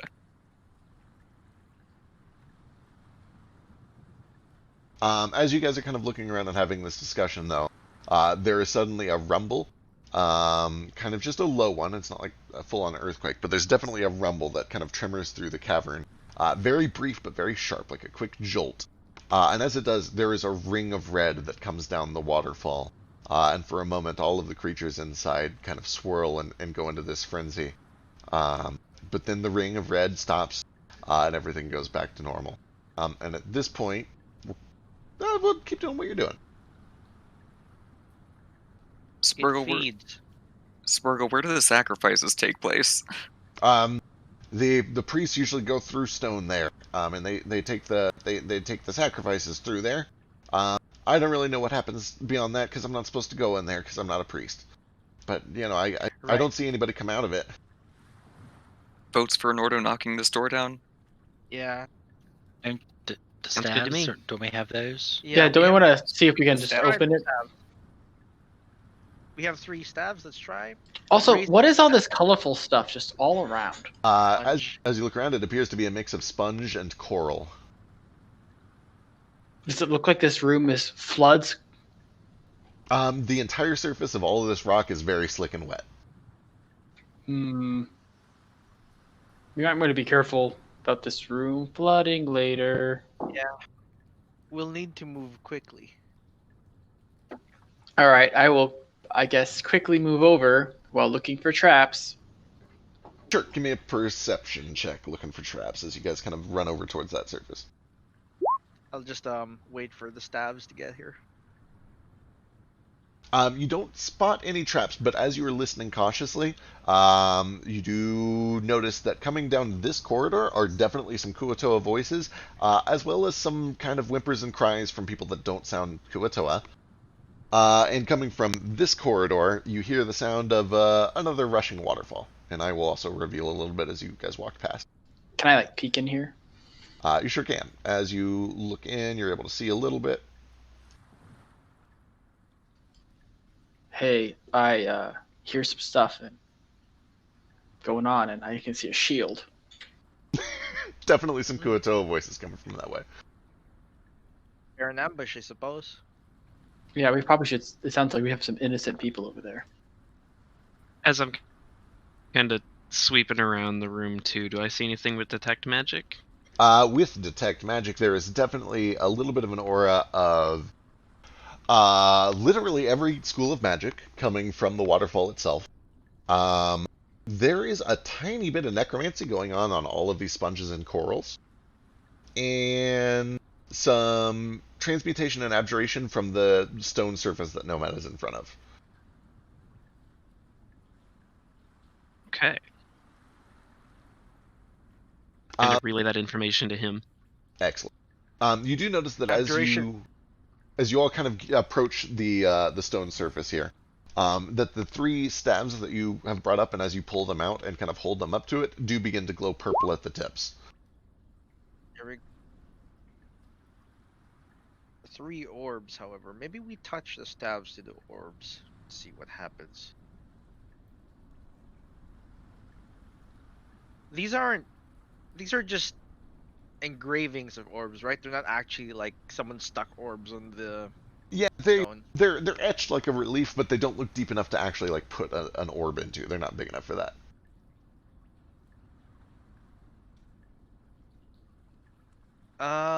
I get someone with me to raise them up. Perhaps other divine casters. All right, give me an investigation or an insight check. Sure.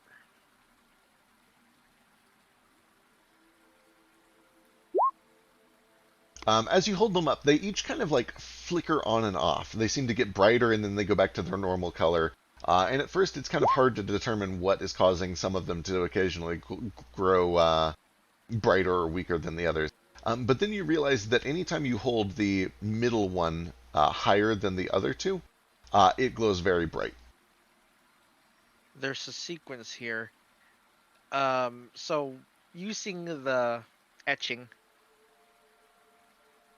to determine which one's the middle, I suppose.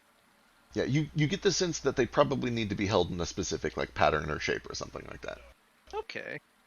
I'm gonna need someone to help hold one of them. I only have 2 hands. You know what? I'll use my tentacles to hold the third one. Perfect. Middle one highest with my tentacles. 2 hands. It's weird. He looks really weird with a staff and his tentacles and jacking off 2 sticks up and down to see which one works. He's doing a weird little dance over there. I swear I'm not summoning anything. This is a part of the process. Does it eventually light up properly? If you can like, tell me what kind of shape you make or like what you do with them. You kind of put them all together into the form of a triangle, matching what you see at the top of the door. And as you do, you're rewarded, and you can see that the 3 lights all begin to glow very, very bright.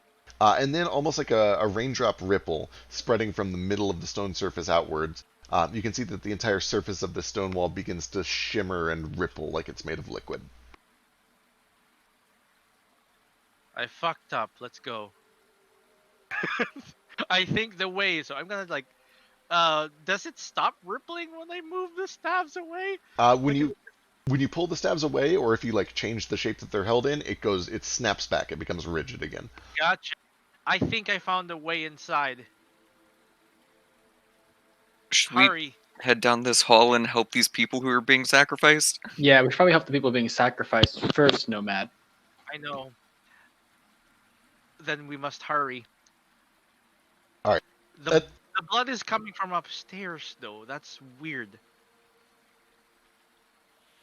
Didn't Spurgle also say they take the sacrifices through that wall? Yeah, that's just like holding Yeah. chambers over there. It's where we sleep and keep Yeah. prisoners. I guess we could come back for the holding later. Those are prisoners. This is where the sacrifices are actually being made. My bad. We I can- thought you said there was like crying coming. Well, I'm sure there Oh, are there definitely Yeah, is. yeah. crying. Yeah, you know, yeah, makes a yeah. lot of sense. But they're not screaming, right? They're not, help, I'm being sacrificed to the dark god. Help me! There's Kind of 2 guys. One of them is a mage, and they've all got knives. Yeah. They're arranged like this. Just, yeah. Well, just because Ace is there, can he tell the general disposition of the crying? They're just like scared and huddled together. Yeah, for he's example. got really Yeah, good can I insight. make an insight? I can make an insight check if you Yeah, want. give me an insight check. The minimum is the 21, so Plenty. 5. You can definitely. they're scared. They're scared, exactly. And Nomad says, "This way. I'll hold it open until everyone is through." You said the Fine, I sacrifice guess is to I'll take go. place through this door? I love to be sacrificed. I can't wait. All right. All I Flick, needed to hear. Flick steps forward, and sure enough, as you press your hand through, it slides right through as if dipping into water. Everything kind of goes dark as you pass through this stone, but it feels Neat. warm Like and a soft sacrifice. and liquid. Can we Just like the see him Super on the other Mario side? movie. Oh my God, you're right. Oh my God! It's the Mario movie. God damn it. But yeah, Gale doesn't go. Can we see him through on the other side? no, he disappears into the stone. I contact. But there's him. some weird Brooklyn screaming. Are you alive? Brooklyn screams. I can't think of a quote from that movie. I Otherwise, We can't emerge in either. Brooklyn. God, the whole thing is Years. so fucking weird. I'm gonna tear off all of his limbs, and then I'm gonna kill him. Oh my God. Mario Yeah, said Mario said that. he said that, Yeah, and he said Mario "God said that. damn." Mario said "God damn," guys. Sonic, Pikachu didn't say "fuck," but Mario Yeah, said Mario "God said it damn." way- Mario said, "Goddamn." He also shanked Yoshi in the neck. He did. I still cannot express my disappointment that Pikachu didn't say "fuck." Right? I would have bought a He said a second hell, movie ticket. though. He did say hell. That was pretty good. Anyway, The only thing that could have been better than Detective Pikachu saying "fuck" is if Mr. Mime said. or If The that- only thing Mr. Mime says. Yeah, if in that scene where they're just like trying to interpret him and he's doing the like fucking charades bullshit, if Pikachu just stood up on a chair and slapped him in the face and Mr. Mime was like, "Ow, fuck," and then that was the only thing he ever said, I would have been the best movie. I love it. God, I need it. Okay. You guys see Flick disappear into the wall. What do you guys do? I can't thought fucking telepathically. actually, as he goes to the wall, what does my true sight see? Oh, that's a good Oh, question. yeah. Hang on, I gotta go see what the fuck this does. While you're looking that up, I'm just gonna try to message Flick. Hey buddy, you alive over there? I walk straight through after him. Alright. Am I alive? I'm assuming I'm alive. You do get the message. You're still in darkness. You're continuing to walk. You can feel solid ground under you and to your Doesn't sides. he have dark? Doesn't he have dark? Doesn't he have like devil sight? Yeah. Yeah. Oh, you have devil sight. Actually, no. Devil sight still wouldn't help. It is like you're looking at stone. It is like you are. It's like you're no clipping through stone currently. Dude, I'm good. There's just a lot of stone here. Just gonna keep going, I guess. Good Yeah. idea. It's warm here, which is weird. Ace, likewise, you get the sense that this is not an illusion. It is a transmutation thing. You are swimming and walking through stone that has been Sounds kind of good. liquidated without turning to Huh. lava. It's a weird effect. Do you think if he stopped, I'd just die? Probably. I don't like that. One way to find out. No. It would be Is like my in neck- Minecraft when sand caves in on you. Uh huh. Just do oof, oof, oof. God. and you I always dies. panic and die so quickly. I don't want that. All right, Flick and Moat leading the charge. Eventually, you are able to kind of push through until all at once your face emerges, and you find yourself in a lit room. And you're overwhelmed by the smell of fish, water, and blood. And let me kind of pull you into there. Flick at the lead, Moat behind, and the rest of you kind of on your way, following them in. Yeah. Assuming we get the impression that we're not going to die, I'm going to follow, but I am going to cast this first.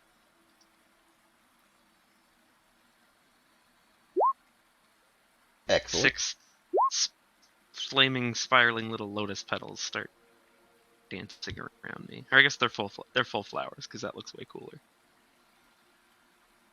I'm I so asked Gale and Nordo if they're going to be okay waiting in the rear.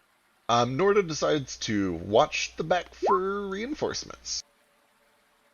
For my sake. Because he's gonna die, huh? Not because he's gonna die, but just Because he's a siege weapon. because I don't want to have to control him until he gets back. If Nardo goes, I can control him. That would work if especially if Gil's kind of scared. Gale hardly remembers his own abilities. What do you think about He's a barbarian fighter. He hits things. I can figure it out. rages? He can grab these things in blood. Sometimes he bites. He is also deceptively squishy. He also already fucked up. I don't think he has any fighter. He's a monk, right? Fighter is levels fighter. too? Is he a Yeah. triple class? I'm pretty sure he's a fighter monk class. barbarian. Yeah, he's triple classed. No. No, what an awful. I'm scared for him every single time something happens. My neck is getting a crick from holding it in this triangle. Okay, These three. what the fuck? Why is the reveal tool hiding things? Did they change how this works? They must have changed how this works. Hang on. I mean, you were revealing things earlier. Right? Did they like? Okay, they must have like. How did they update it? You sure you have the right tool select? Do reveal tool. It's showing the little eyeball. I'm gonna refresh.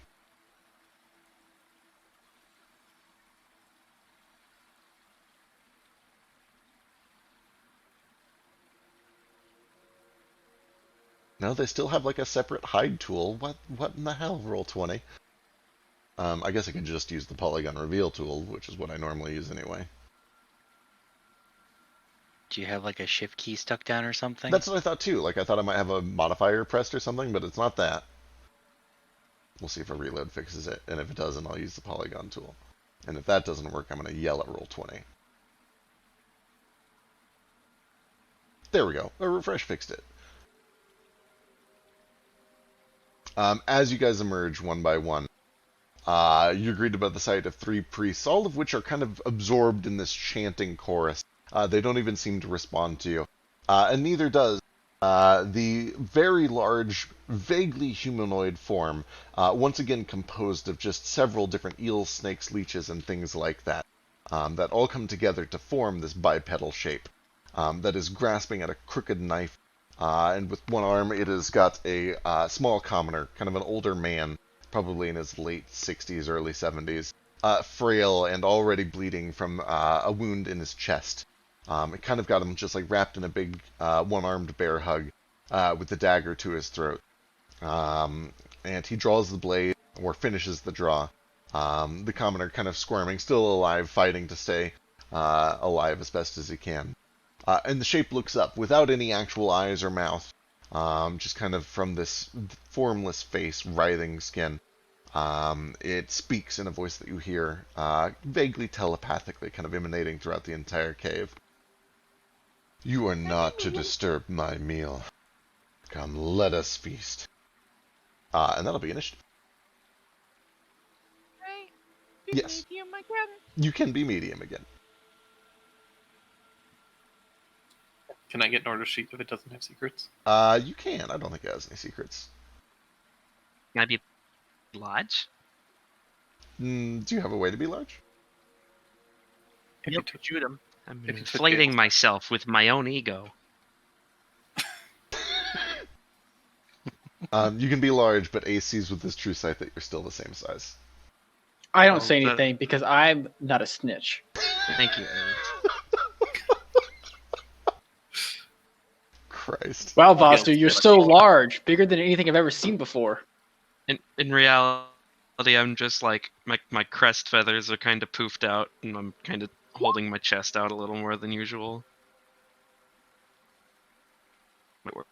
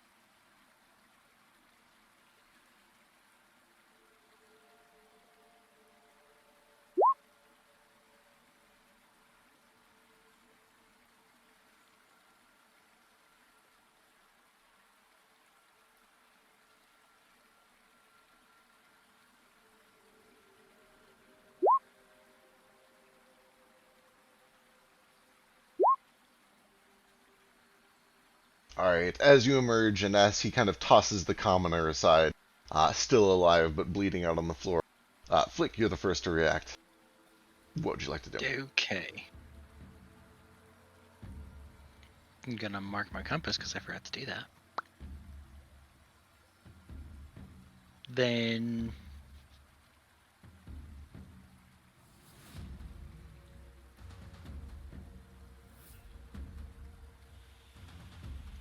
I'll move out of Lazy's range to come over here and smack him.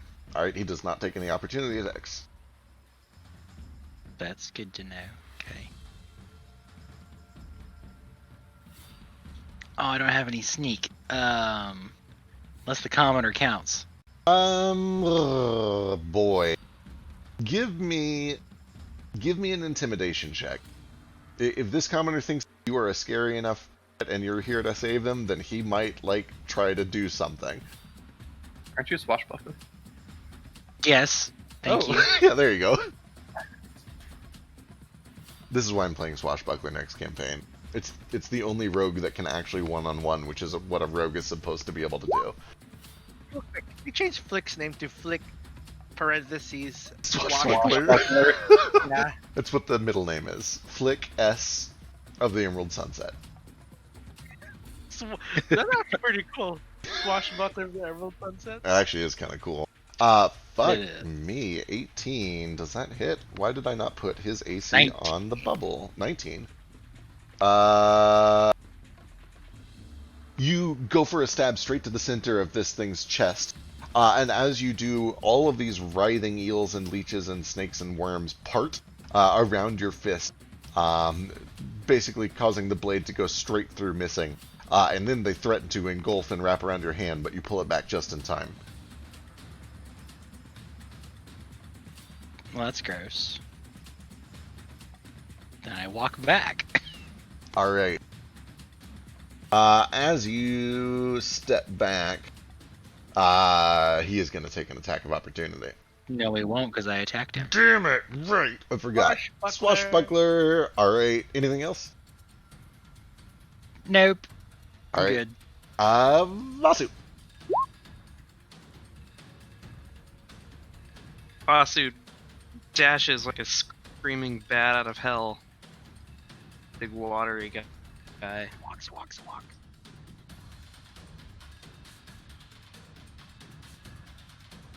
And I'm gonna have Shu fly out to give me advantage, and I'm gonna try to attack him with my spear. Was Alright. there enough to get 20 feet of a dash in there? Yeah, there's exactly 20 feet there. Sick.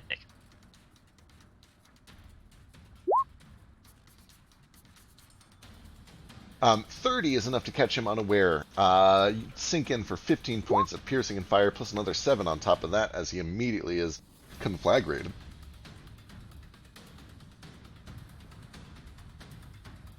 And give me a con save.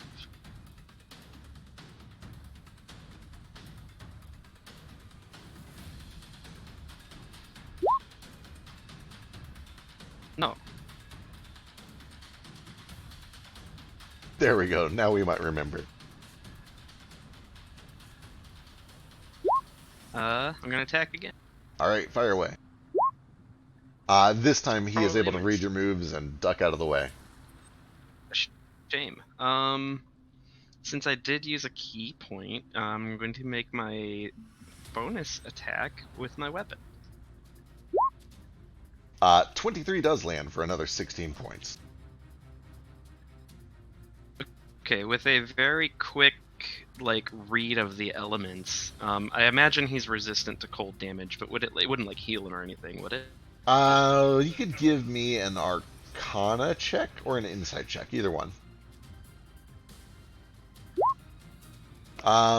You get the sense you don't think he is pure enough of an elemental form that doing cold damage is gonna like heal him. Is the sense that you get with your training. Okay. Then I will tack on 5 cold damage.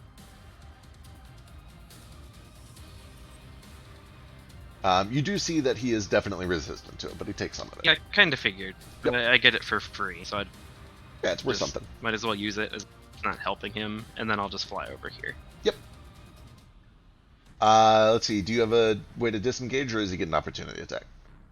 I didn't disengage, but actually, I would have been able to dash up there and then dash away using the cloak technically, but also I was attacking from reach the whole time. I assume he probably has reach too, though, because he's like made of water. Yeah. Either way, I don't have a way to stop him from attacking me, but he makes any opportunity attacks at Disadvantage. because of my cloaky. I always my- forget my this is super rad cloak. Oh, was that Flick? Can I do this? I always forget it's a bonus action. I always think it's an Hell yeah. action. Well, shit, I forgot about the spell I cast to give me a bunch of free ranged attacks with bonus Y'all do actions this right before we walked in retroactive here, stuff, too. guys. Get better. No, I mean, like, I cast that before I came in, and then just forgot about it in the span of, like, 2 minutes. I specifically said I cast it. I just Yeah. forgot I had it up. I give you guys a lot of toys, so I'm kind of forgiving on it once or twice. No, it's okay. I used my bonus action to attack him, but it stays up anyway. So as long as I don't get hit and drop concentration on it right away, I won't be salty about it. What the hell is that? Another like a night. tentacle. There you go. Now, Oh, there we go. well, kind of. Now it's sure. I need to get you a proper tentacle sprite at some point. One day. That isn't like, Just one day, copyright. maybe. All right, where do you actually want to drop this tentacle, just in case he moves or something? I'd have dropped it before I ran back. At like a, where do you want the tentacle to sprout from? Right there. Okay, cool. All right, so the tentacle lashes up for a 19, which unfortunately is also a miss. Right. And then opportunity attack at disadvantage on Vasu. As you begin to fly away, the bipedal form takes on almost an amorphous ooze-like shape, and then a pseudopod of all of these swarming creatures tries to lash out and consume you. Is it sure it doesn't want to try to attack Shu? Not yet. Does a 19 hit? Nah, it's still mid. It's a damn shame. All right, that brings us. And then since it used its reaction, she was gonna fly over to catch up with it. Okay, excellent. Shu has flyby. Yeah, that's right. All right, Ace is up. All right, so I'm going to peek out into the room. I'm probably going to go here for now. Because I have the person that, I guess, the thermal, the temperature marked, where is he at? You still get the sense that he's kind of all around you, and especially in that waterfall, but there is a very strong presence of energy coming from this guy. Okay. Then I guess I'm going to shoot that person. They haven't acted yet, have they? So is my hunter's mark is on. Okay, I'm assuming my hunter's mark is on them. Yeah, though. he is. What are they considered to be a humanoid or an aberration right now? Negative.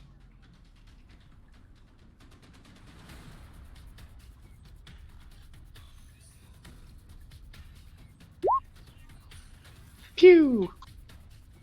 Whew. Good lord, 39 points. Pew. 24 does just also hit for another 8 on top of that. Pew. Arrows sink in. The 20, unfortunately, is no good. At that point, the massive eel says it's wise to you, and it creates a hole that the arrow just passes straight through. All right, and then I'm going to. Do I create? Since I'm small, do I create difficult terrain for people to move through? Unless they are also small, is how I normally rule it. Okay, so if I move back down the hallway, I'm going to be hindering some people. Yeah. Just leapfrog over him. I guess I could just. Could I just move here and then just like lay on the ground? Would that be less difficult terrain? Maybe. I think you'd still probably be difficult terrain. All right, then I guess I don't want to be near all these people though. It could be under mine. Yeah, but like I don't want to be grouped up. No offense. I love all you guys, but like that's bad juju. Okay, I'm just gonna duck back. I'm just gonna duck back over here. All right. And then what is the lighting in here actually? It's kind of the same as everywhere else, where that light from the pool is casting a dim blue glow over everything. I'm gonna shoot that water. I know. I'm so sorry. I might actually just shoot the water. See what I might actually just shoot the water. Spoiler that's it for alert. now. Kuatoa don't have dark vision, so they need to have everything lit. That's Cool. weird. But they also have like I can see you in the dark. Yeah, it's fine. They do. It's All a right. weird sense. At the end of your turn, this shape, in the same voice that resonates with many different voices, says, "Don't you see? Don't you see? I could heal everything. I could fix everything. These small, forgotten souls are a small price to pay. With their power, I can make life from nothing." And he raises a fist. And outside, Nordo and actually Gale would also be able to see this. You can see that one of these piles of sponge begins to pull itself free of the cavern wall and reform itself into a Kuatoa that kind of blinks and looks around. And then it begins to kind of look over towards Nordo with hostility. How awful. But that brings us to these guys, who are still just doing their thing. These guys, who are also still just doing their thing. And Caspian. Caspian is going to run in there and try to get some work done. 10, 15, 25, 30. Gets him to here. Cunning action dash to here. He's also a swashbuckler, so he will take his way.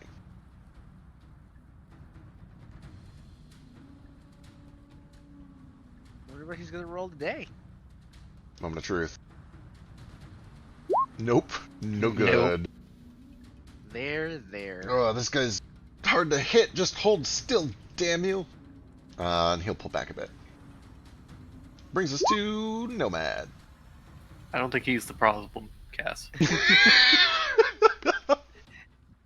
Ace, dear Ace. Is the visage of Malohue a humanoid?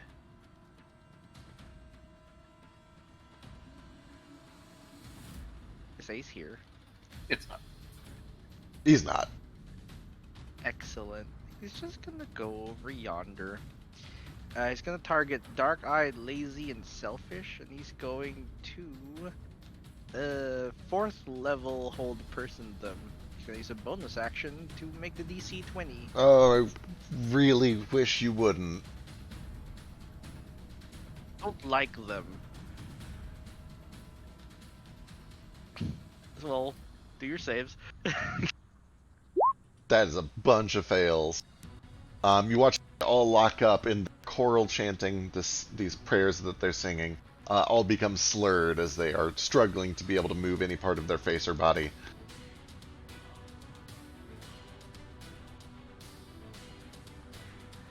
Yeah, and then he just kind of steeples his fingers, and then he goes over here, kind of hovers until he's like face to face.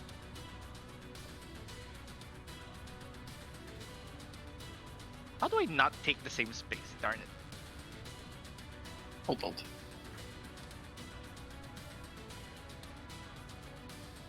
We'll pretend they're face to face.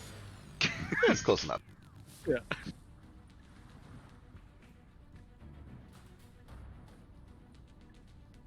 And then, this is me. Alright, at the end of your turn, another legendary action. He's going to extend one of his arms, and it turns into this almost whip-like, just length of flesh. Oh, damn it. I accidentally touched myself. Here, We'll pretend there you this go. is the square I'm in anyway, technically. Whatever. Either way, this lash is then going to whip out towards you. Does a 28 hit? Let me see. Yes, it does. Alright, you take 23 points of piercing damage, and as you feel all of these suckery mouths pull themselves free, there are several dots left along the side of your arm that begin to bleed profusely, pouring out onto the stone and trickling into the water. Save.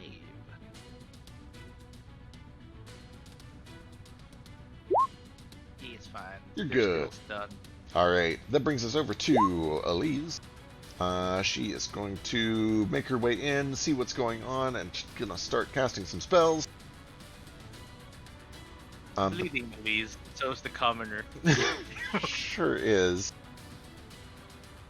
We must stop this, whatever you call it, ceremony. Oh, she's got so many cool options now.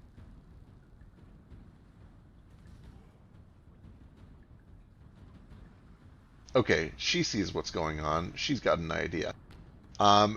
Elise holds her swords up into the air, or her sword up into the air, and she does a slicing motion, and as she does, it leaves behind in the arc of the swing a blade, just a thin metal foil in the shape of the arc. And then she begins to perform a handful of other swings, and each time she swings, another blade is formed, until it becomes just this blur. And all of these blades begin to fly out towards the visage until they form a swirling wall of blades that just kind of cuts like a razor between Malahue, separating him from the commoner and nomad. How big is this fucker? 60 She diameter? has Doomblade? She does not have Doomblade. What the fuck is Doomblade? I want Devastation Doomblade. Blade. Oh, Doomblade was a World of Warcraft, wasn't it? Doomblade. Oh, wait, no. Or Doomhammer. Oh, It's a Hearthstone. There's a Doomblade, I think. gotcha. I think there is a Doomblade. I don't... The Warlock? Maybe? we anime now. Warlock was one of the only classes I didn't play.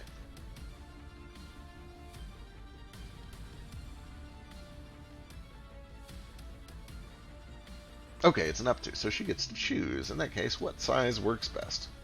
Let's go with a 20. Nope, that's way too fucking big. Let's go with a 10. There we go.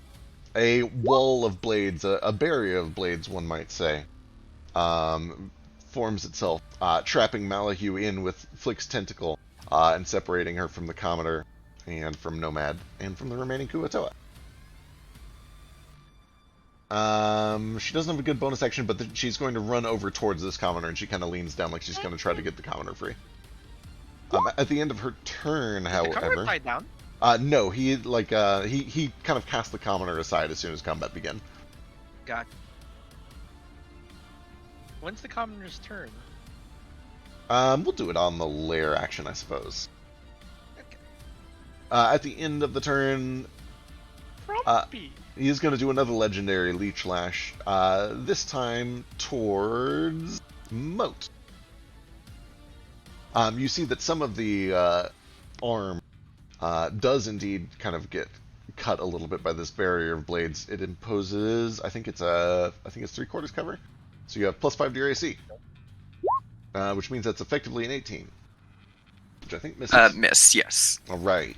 But that brings it to his actual turn. Okay, first of all, there's a save because he is in the blades. I think it's a dex save. Let's cast this shit. It is a dex save. Malahue, you have advantage on this. What are you doing? Okay. 21 points of slashing damage. As he pulls the pseudopod back, there's just a gout of black blood that trickles from the things that were injured. Advantage hardly matters. You have a +0 to your dex. Yeah, not super good.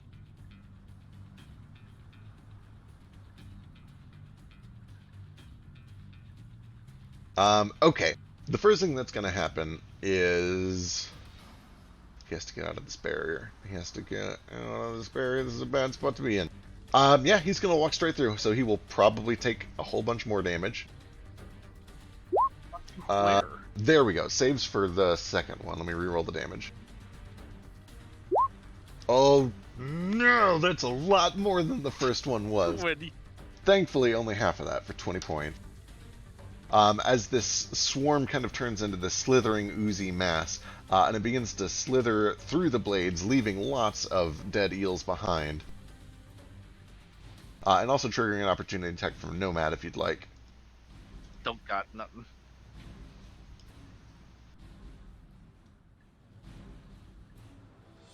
Elise will take one as well, because... Also, I'm not attacking through the blade, excuse you. That's a good point. Notably, it doesn't hurt you, it just gives a lot of cover. Oh, okay. And actually, Elise knows that, and she's not going to waste her time, because she's not a very good swing. She'll save it for a better reaction. Yeah.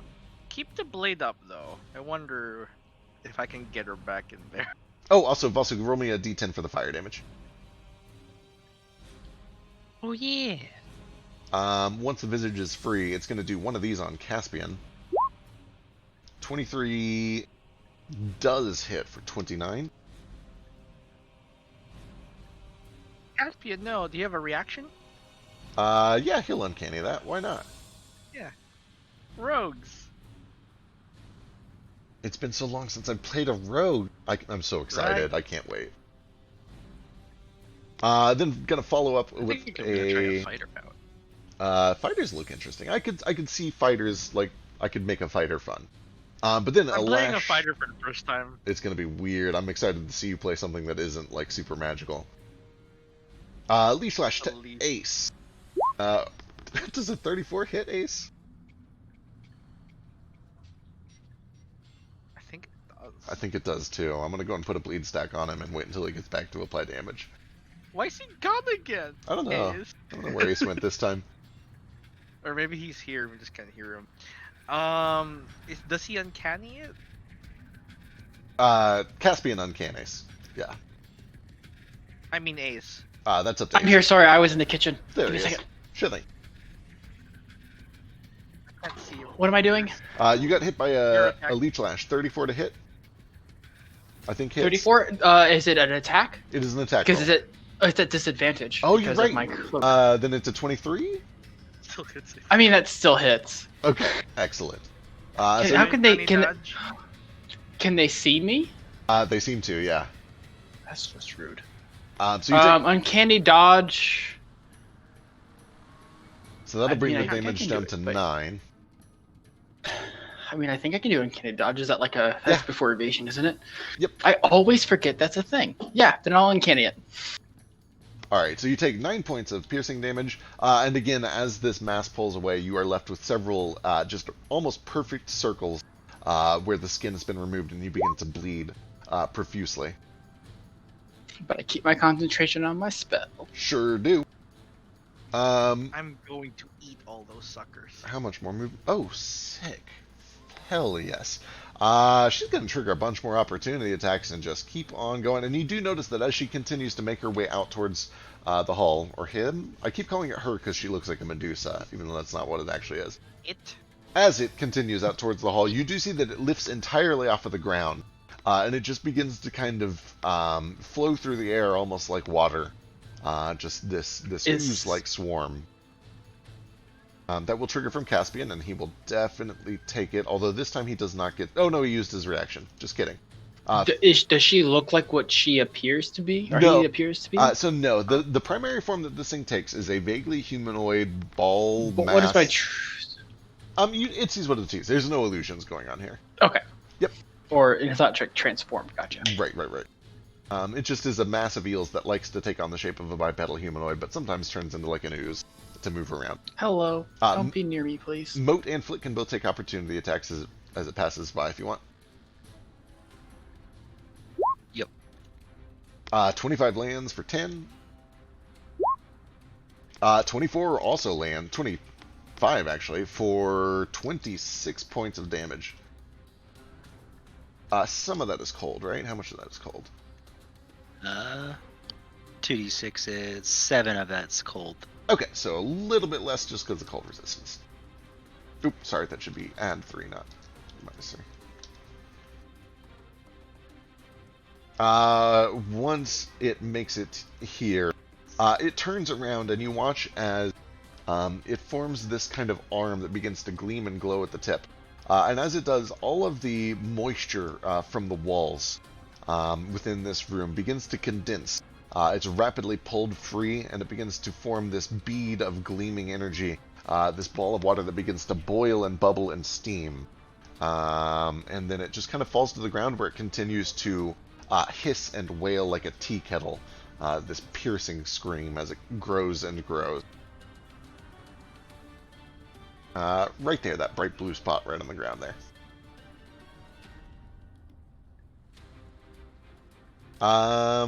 And then, we're on to this guy. This grumpy little bastard is going to run over towards Nordo. It can only get to here, so it'll have to dash to get here. However, as it approaches, it begins to kind of sing this prayer. Not unlike the ones that your friend was singing in the pool underwater. However, this time, as it does, there is a small eruption of thundering, booming energy that catches Nordo in the blast.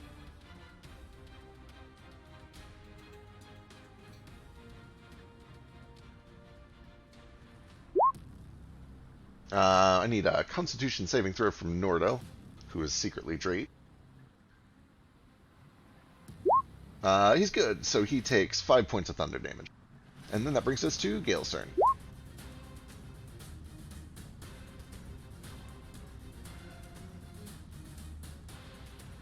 Gale. Woo! Oh, Brave fucking little time. man.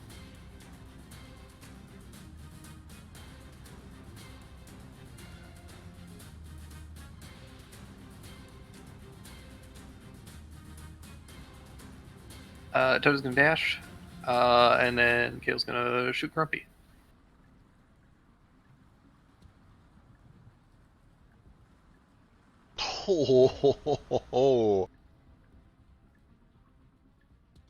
The first shot rings out, and you can hear this kind of stutter and gargle as you interrupt the song of this creature. The second shot is enough to silence it for good, and you see that as quickly as it was formed, it immediately returns to just a massive sponge. That's it for Gale currently. Alright, that brings us to Nordo. Naruto's gonna kick the sponge into the water. Excellent. Then he's gonna rage. Good call.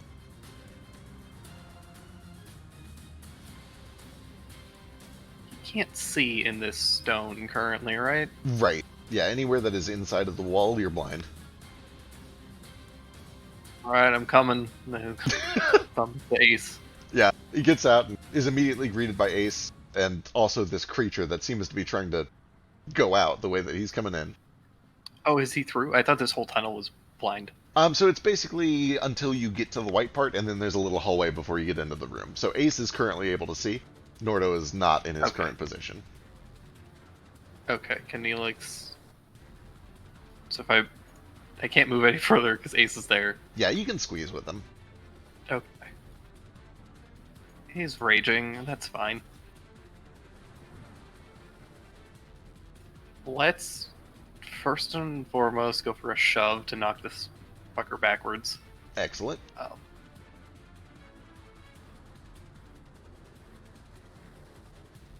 You know what? Let's experiment. Can I try and shove this thing prone? Absolutely.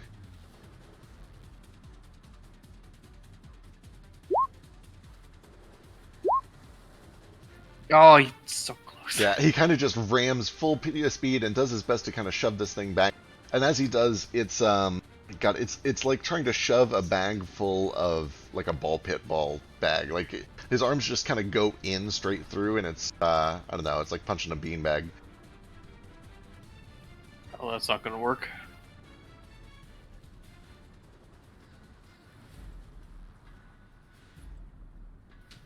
Let's go for a reckless.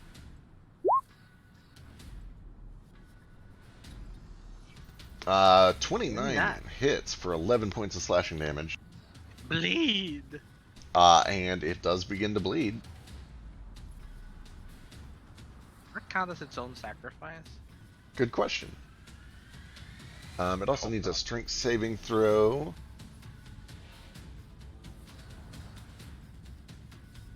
Is good. I'm gonna make an unarmed strike.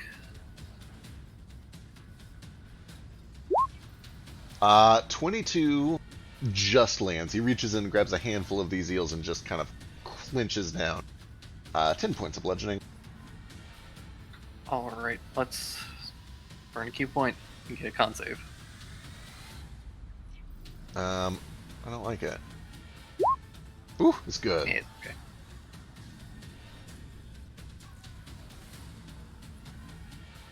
And then he's just gonna hang out there and kind of body block with Ace. I don't like that. You're in the way. Alright, at the end of Nordo's turn, let's do another legendary. What do we want to do? Let's go ahead and start with one of these on Nordo, because you're in my way. 25 to hit. I think that misses. On dear sweet Nordo. Dear sweet vulnerable, fragile baby boy Nordo. At least it's only 12. Take 12. Yep. 12 piercing damage, and he likewise begins to bleed. That's not good.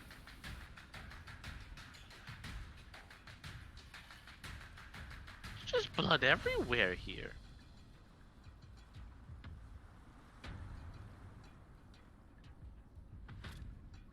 And that brings us to Moat's turn. All right. Let's see here.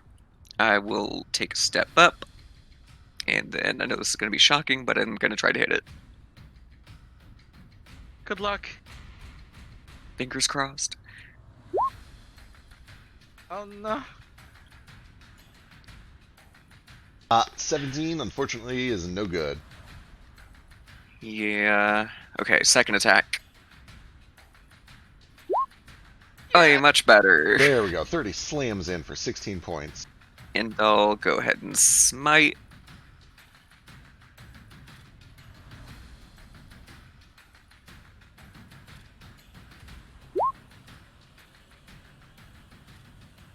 Another 11 points of fire damage.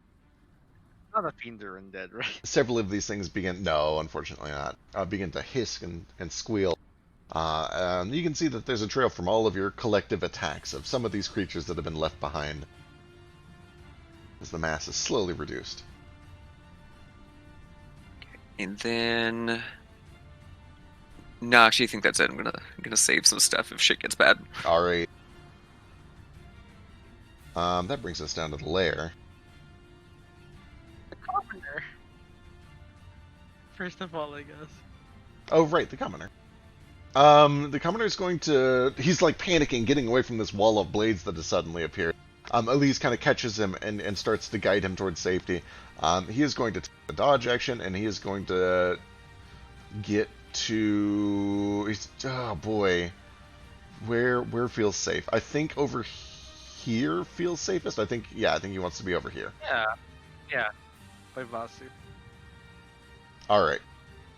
And I missed the timing of this a little bit, but this is the point now. Sorry, it's a lair action, where the vessel turns around, raises its arm out, and all of the steam begins to condense into this tiny hissing ball of energy that is kind of glowing and growing in the center of the room. And that brings us to the top of the next round. We are getting pretty close to done. I know you got working a bit. You want to do one more, or do you want to call it here and pick up next week? Let's see how fast we can go. All right. Ace, first act. All right, bonus action aim. I pull out my rapier. Maybe roll one more for advantage. Does aim affect melee weapons? What? It's aim for like range or melee. It works on It's both. for anything. That's for both. Cool. Yeah. I don't know what I add to it actually. I add. Your dex and your What is our- proficiency. I don't know what our proficiency is right now. I don't have added to that apparently. 5. So 9. So it's 20 something. 25 to hit. 25 to hit, 32 piercing and thunder damage, plus. Hold on, I still need to add my hunter's mark in, which is currently 1d6. Nice damage. Good lord. Yeah, so 25 does land for a bunch of damage, and she is sheathed in this booming energy. And that's my turn. At this point, my shimmery cloakness reappears. All right, excellent. Legendary action.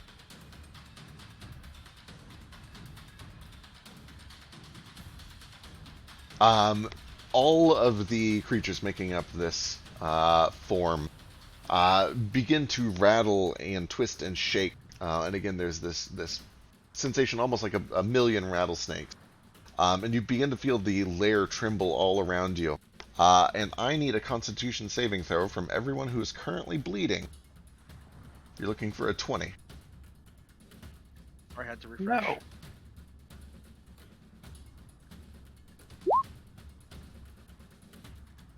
Seek your barbarian. You need more than one con, my dude. Right.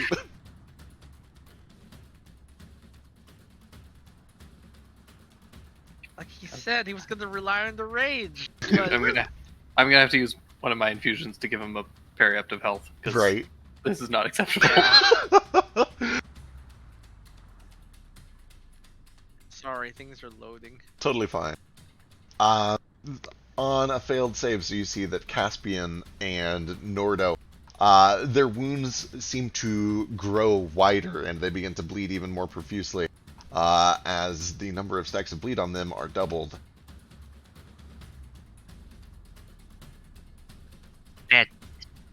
Bad.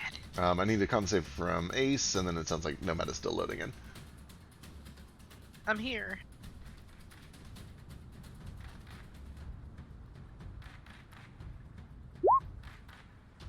Nomad, you are good. Resilient biology and all that. Don't forget to mention my godlyhood. Sure. The godlyhood. That's the part. I mean, I rolled 29. That's higher than our barbarian for some reason. Accurate. We'll get a roll from Ace in a second, but in the meantime, that takes us Oh. to...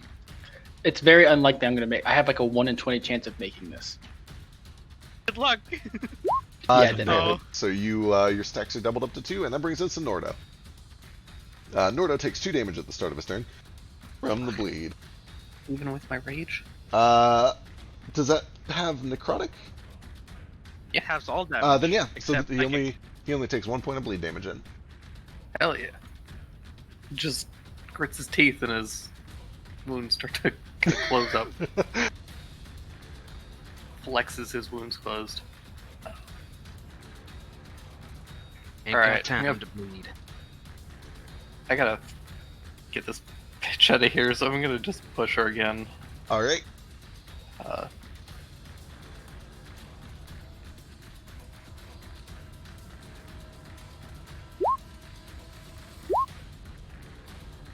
my god. This was a shove or a prone? Shoving her back 5 feet. All right. Nordo's able to kind of just make himself real big and slam in, and is able to successfully push her back 5 feet, kind of almost on top of Boat. I think it's his pixel boobs that are making us all think he's a lady. Yeah, I mean, it looks like Medusa. It's definitely like it's not a gendered creature, but it's probably closer to a him, just because his voice mostly sounds like Malayu. Anyway, unimportant. 25 though, 16 points of slashing damage. And strength save. Good. And then he's just gonna stomp on their foot.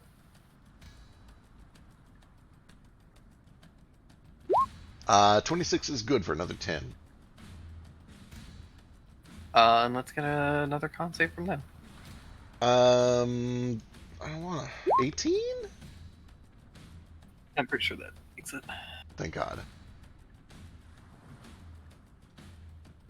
I don't know what his DC is actually, but I'm pretty sure it can't be over 18. Probably not 19, yeah. Alright. End of Nordo's turn. One more legendary action. Let's keep rattling. Actually, no, let's do another one of these. We need to get this done. The rattling stops, and it begins to instead form this almost chorus-like singing. And another Kuatoa is born from Sponge. This time, right next to you, Gale. And that brings us to Vasa's turn. Okay. He was born greasy. He was born greasy, Voss apparently. is gonna fly. Gross. Voss is gonna fly as needed to get another 20-foot straight line dash toward this guy. The whole shebang all over again. She was gonna fly out and give me advantage, and I'm hopefully gonna crit. 27 lands, no crit, but still a good hit. Takes another 4 fire damage. I'm gonna whack him again.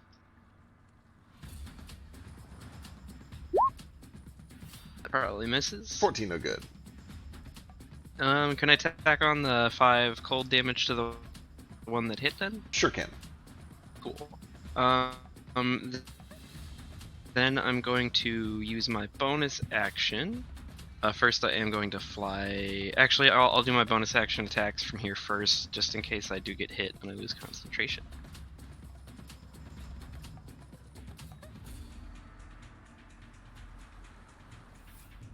So this is bonus action. I'm going to send 2 of my lotuses shooting at the lazy Kuatoa and the dark-eyed Kuatoa. Excellent. You have advantage, because of paralysis. Oh, shit.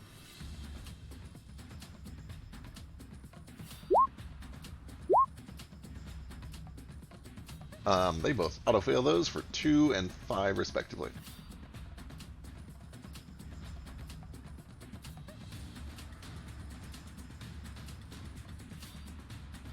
Alright, anything else? And I'll fly... Actually, I'll stay where I'm at, just so I can stay in the fray and use my reactions to make attacks and such. Sounds good. Caspian's a rogue. Surely. Yeah, he's a rogue and he's a Surely. paralyzed target. He knows what the job is here. We try not to kill them in Actually- the water.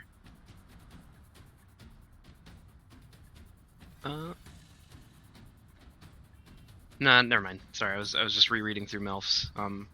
Gotcha. It's like a 5-foot. They're like an ice knife thing. They're not just like the thing you target. But Gotcha. I'll still target them so that they only hit one of these guys each because I don't want to hit Caspian. That's fair.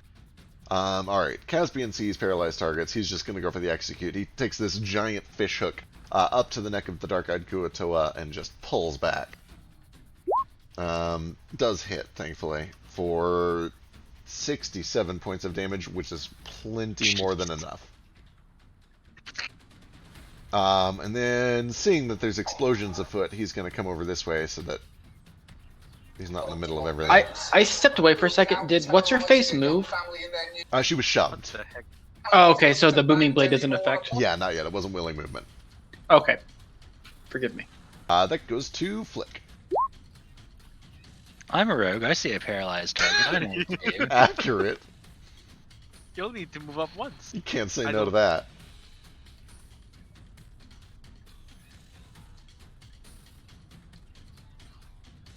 Come on. Make sure your crit thing is set to 1. 23 Looks fine. initially. Oh, oops. I probably need to Yeah, do that again. Oh, a you whole rolled bunch two of extra ones. dice. So 2d8, 46, and a d4.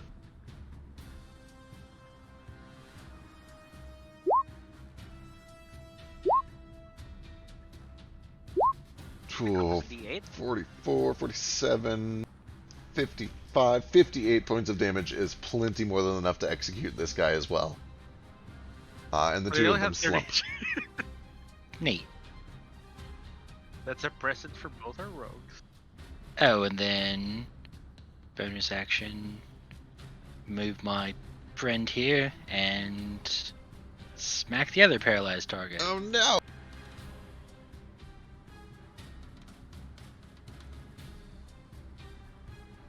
I have like Um, con- can you get to move your tentacle, right? Yep, I move it up to 30 feet, so I'll move it up Sick. to it. also Awesome. invincible, right? I was gonna say that means that the blades don't really affect it. It's kind of this ethereal tentacle. As the Right. blades begin to cut through it, you can actually see that the tentacle, as each blade passes through, turns into this crystal clear water. Just briefly, long enough for the blade to pass through unharmed.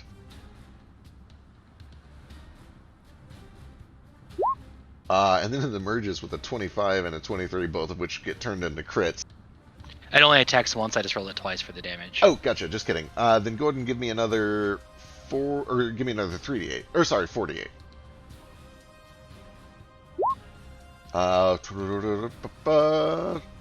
I'm so bad at math. Minus 9, 48. minus 24. Excellent. That is enough. The tentacle just wraps around the neck of this last one and squeezes until there's a pop and the eye kind of rolls back. I can stop concentrating Neat. now. Alright, now I'm done. All right. Brings us to... they're all dead. Nomad. I've never done this before, so I'm going to go over here. You just take 1 point of bleed damage real quick. Ow! Exactly what I needed. I'm going to cast some. Do some psychic shit. Do some hood rat shit. Let's do it. Where? Oh, I'm looking at my cantrips. There we go. We'll do this at second level. Many. Submit. So 14 on him Excellent. and 8 on me, removing the wounds. Oop, I went the wrong way. Whoa, we what go. have you done? There we go. Yeah, and once you heal yourself, you do see that your wounds close. Subtract some mana. And then I'm just like, stay safe. I'm gonna go yonder. All right. That's all I got. Yeah, as you approach, you can see that this tiny bead of energy is now giving off these bursts of steam like an angry tea kettle, whistling high pitched the entire Am I time. inspected? What's your passive perception? Perception, not Arcana. You can do passive arcana too. If you're not using your action to search, it's just going to be a passive. Oh yeah, passive Arcana is 25. Is it? What the fuck, Nomad? What? I have expertise. Passive 25. It looks like this thing is building up energy for something real big and nasty. That sounds interesting. Does anyone have a bag of holding?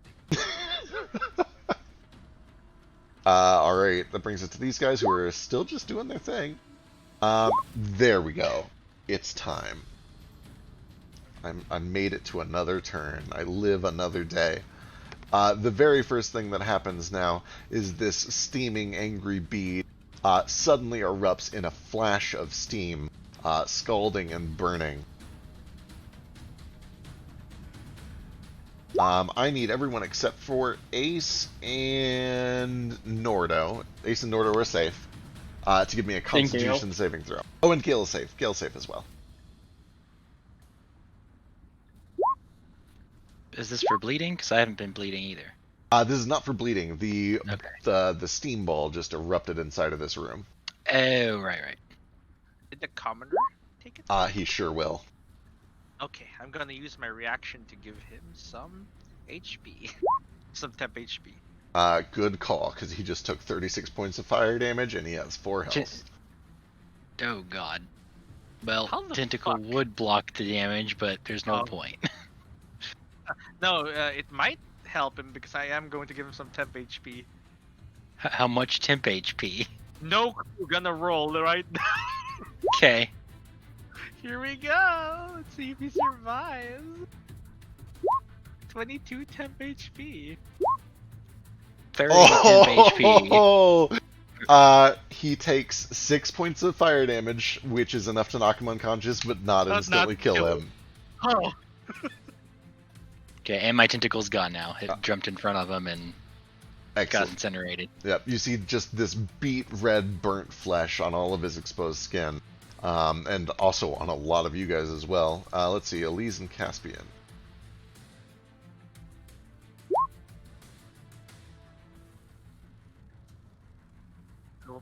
Peaceful piano in Nomad's mind. Here I am, sacrificing myself for commoners now. Hey, Fick. Uh-huh. I've been using my my dancing fire lotus thing. Can my my bracers be fire attuned so I can resist that? Okay, I think this is strike 3 on call it when you do it. But yes. Yeah, that's fair. You can have strike 3. Is it not? Sorry, is it not automatic? Does he have to like? He has to choose? trigger it, yeah. Strike 3 and retro. My armor has resist elements on it now, yeah? It does, yeah. Okay, cool. I forgot about that. Not your fire, so you're not. You're resistant to it. Oh Sure. man. My shoe, I'm sorry. Familiars, it's a dangerous world for familiars. Anyway, that's just at the start of his turn. Let's have some fun.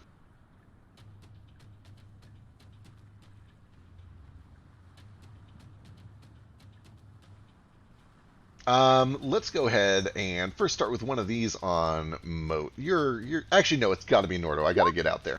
So let's do one of these on Nordo. Oh.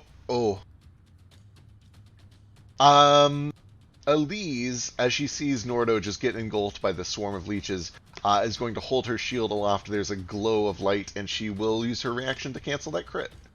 Because I don't want Zeke to die when he's not here. Stop being a DMPC, Feck. Bless you, Elise. Bless you, DMPC. He does still take 26 points of piercing damage and another stack of bleed. Half Doesn't of he piercing take damage. 13? Yeah. Oh, that's true. I guess Narco's fine. he probably could have eaten that crit. You're right. He could have No. eaten that crit with no trouble. That's- Like, Don't That's fair. don't let I'm him. glad that she used her reaction to make it not a crit though, because that makes me feel comfortable to use my reaction to do this. 23 does land for 7 points of slashing. She's not going fucking anywhere. God damn it, Sentinel, Vasu. baby. Fuck Sentinel. Fuck Sentinel right in the ass. Alright. And actually, you know what? Just to add some more insult to the injury, I need her to make a strength save. Why though? I can knock her prone. 23. Yeah, she's fine. She's good. Oh yeah, Nordro can use his reaction as well. He wishes. He No. might as well. no, you can't. Alright. Well, this one's going on Vasu now. With advantage. Are you bleeding, Vasu? Also, I'm pretty sure that Sure ain't. can't use that Why not? because Nordo has Sentinel. Does he? Oh, I forget how that works. Hang on, there is Yeah. some weird interplay. Hang on. Yeah, Sentinel. If two people have Sentinel, you can't chain the attacks. He's in my aura, so he can do it. I'm pretty thing. sure. Or I- affinity. I don't think he can chain attacks, but I think like I could still do it, right? Okay, so hang on. When a creature within your reach, the monster, makes an attack against a target, Nordo, other than you, and that target, Nordo, doesn't also have this feat, you can use your reaction. So yeah, you cannot do Sentinel. That is a weird thing that I think has never come up before. Weird.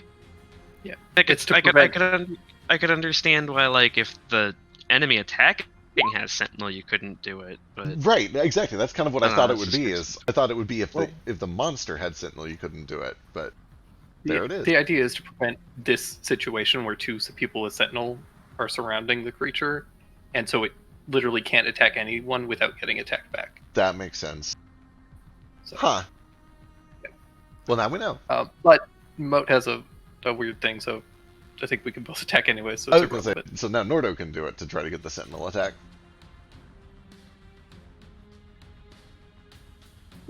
And it does hit, which means that she cannot go anywhere because of Sentinel. Thanks, Sentinel. Alright. Well, fiddle shit. She's gonna turn around and do the second attack on Vasu. You're not bleeding yet, and I need to fix that. Ooh! Ooh! I think a 30 hits. A reaction to save someone's life, so. So 32 points of damage for Vasu, and likewise you begin bleeding. And then, the Avatar begins to call out words of power in ancient Kuatoa, and you see all of the blood that has begun to trickle and pour out from many of you begins to bubble. And let's find out how many stacks we've got. 1, 2, 3, 6, 8. 8 stacks.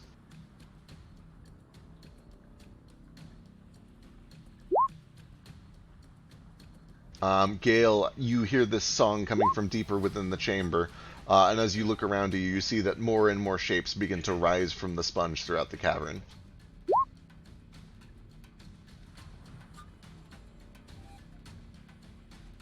This is going to be an issue.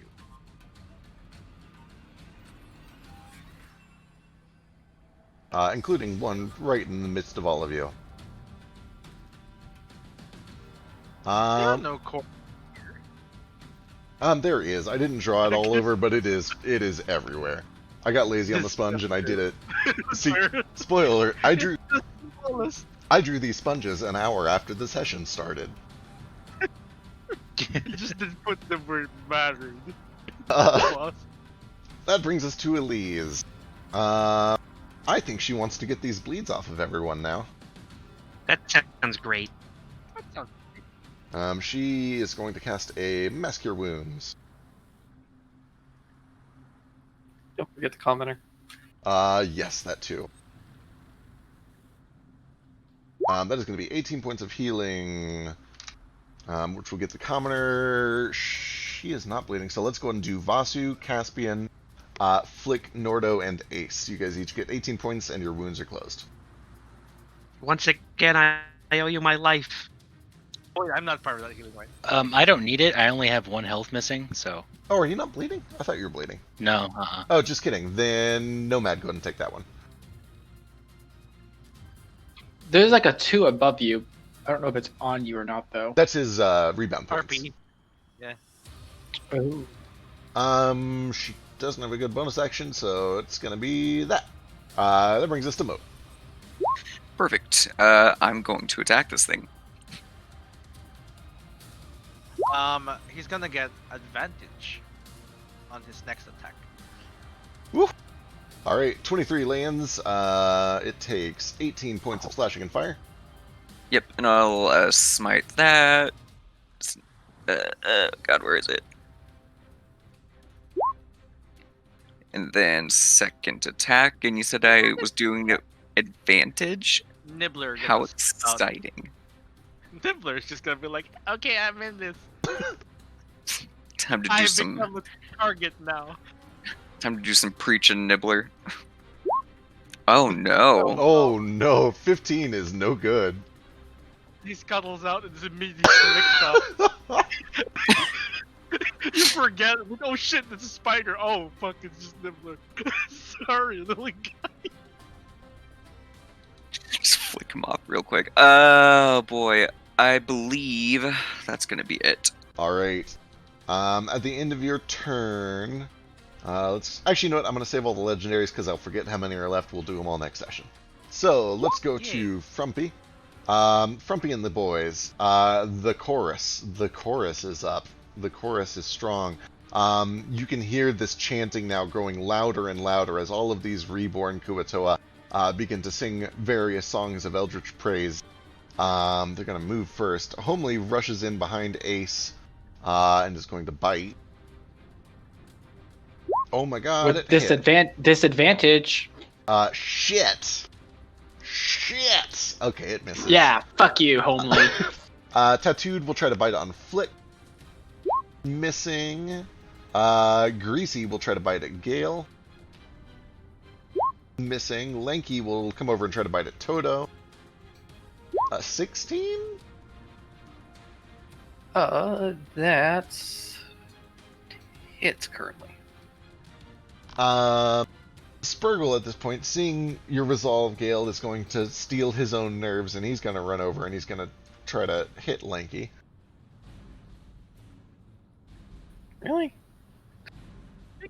I think so.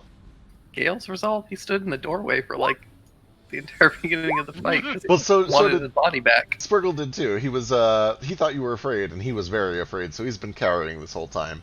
He mistook your decision for bravery, and it has inspired him to become brave. Let's see, 4 points You're a and great then leader, 6 Dale. points.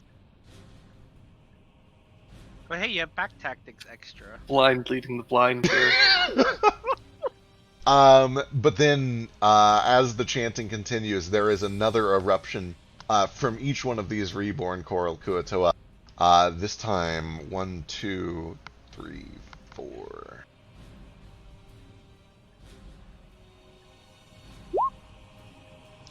This time much deadlier. You're only caught in one, Gale. You don't take the damage twice there, but I do need Constitution saving throws from anybody within 20 feet of any of the reborn Kuatoa, which I think is basically Can I sell you on everyone. a dex save? No. Nibbler. No, you cannot. I'm gonna tell you right now, Nibbler fails. Yeah, I think I'll roll a d20. Nibbler is probably dead. Roll a d20 for Nibbler. As he's This dead, whole yeah. fight just gonna be AoE con saves. Who knows, man?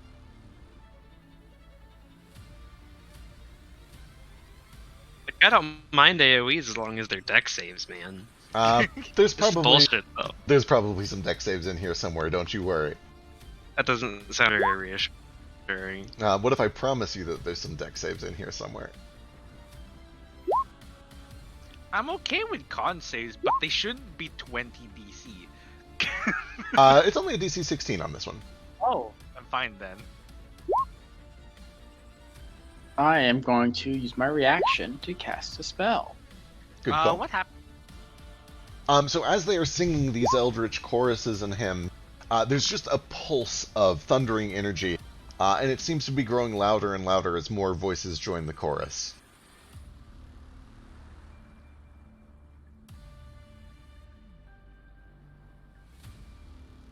Hurt us? It does. So as it rips out from each one of these singing Kubatoa, you take thunder damage based on how much, based on your con save. 31 points of thunder damage on a fail, 15 on success. Gotcha.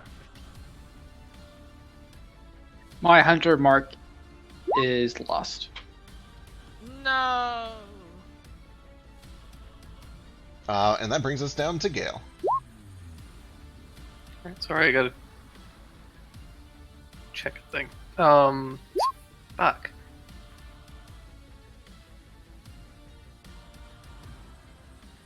Oh no, Spurgle. Spurgle's hurt. Why couldn't I roll that con save on like the actual save? If it makes a difference for anyone, sorry. If you're within 10 feet of me, you can add 5 to your con save. Oh, that actually Oh. does help Caspian. That helps. Nibbler, but I he's don't think it still does dead. much for me. What did you roll, Vasu? I roll a Oh. 1. Oh, that's a fucking 1. Okay, never Yeah. And then I rolled a fucking 21 on my con save to keep my spell up from the damage from it. I'm not mad or anything. That's the breaks. Yeah. God, why is the spell in action? It should not be in action. Which one? Jump. Oh my god, right? All Not movement concentration. related stuff should be a bonus action. Well, it's also the fact that it only lasts a minute. Yeah. Like, You cast can't it before precast battle. it. Like it's a hard spell to precast. okay, well, shit.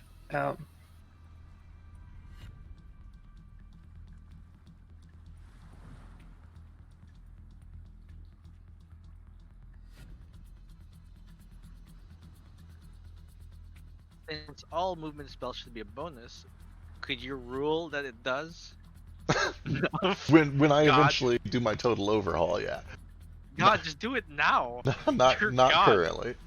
God, now, right in the middle of battle. All right, I'm gonna try and do a thing. I can't wait. Oh, I would like to have Toto overrun Lanky and Spurgle all right, and try and get Overrun over figure. all right. Give me an athletics check.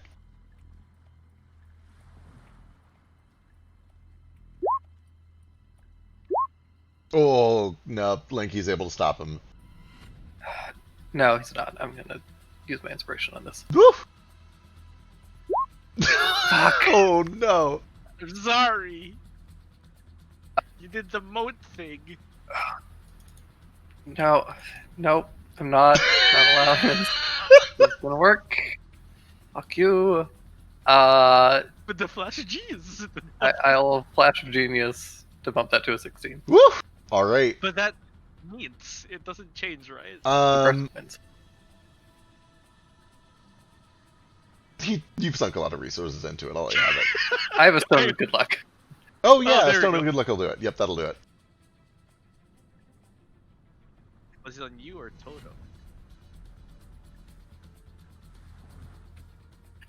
Toto's also a size class bigger than him. If that anything. You He should have advantage, is what you mean. yeah, you've sunk 2 big resources. Actually, wait a second. You might already have. Anyway, you've sunk 2 big resources into it. I'll let the tie count. I appreciate it. And then Toto's gonna get here, skid to a halt as he passes through the door, kicking up his back legs, which launches Gale over onto Notre Dame. So I'm gonna try and with myself overrun Homely and Ace Sure. and climb up onto Nordo. Okay, give me an athletics check. Terrible little rodent.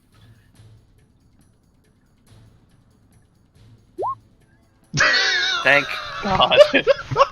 Oof. All right, just screaming through the rippling wall. Gale comes flying out until he is launched onto Nordo's back, and then he starts clawing like a kitten that wants food onto Nordo's shoulder. Yeah, just like Rocket and Groot. Yep. Except, unfortunately, I'm not going to take out my gun. Instead, I'm going to take my ring, and I'm going to eat it. Beg pardon?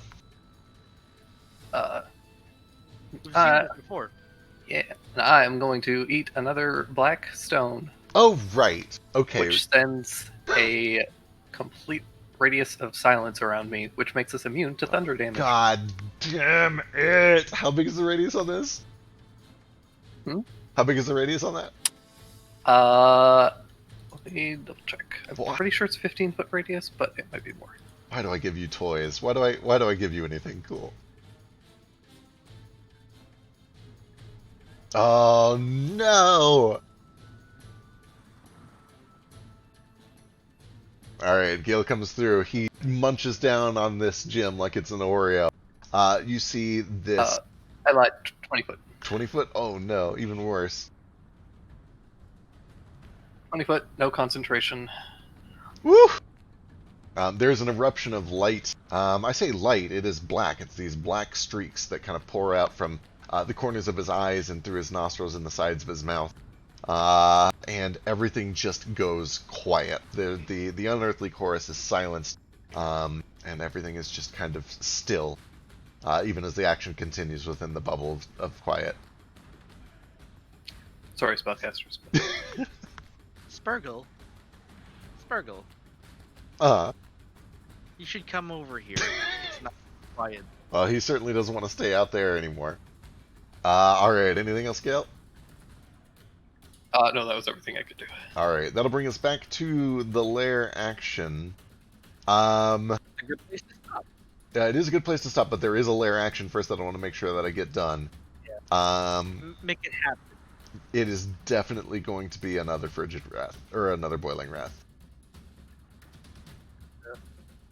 And another bead begins to glow. This it isn't actually darkness. You guys can see it just fine. And it's good that it glows, because normally it would give a very high-pitched steaming tea kettle noise to alert you. This time the only clue that you have is the gleaming bead of energy that forms kind of just right in the middle of this whole clusterfuck. No damage yet, right? No damage yet. You've seen it in action, and you have a very good passive arcana. It seems to go off at the start of his next turn.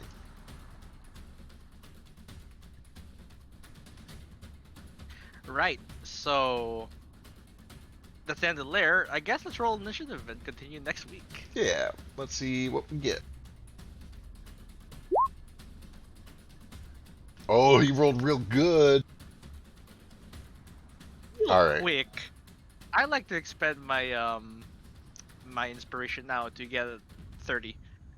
That seems wise, and now I understand why you wanted to roll inspiration before the week.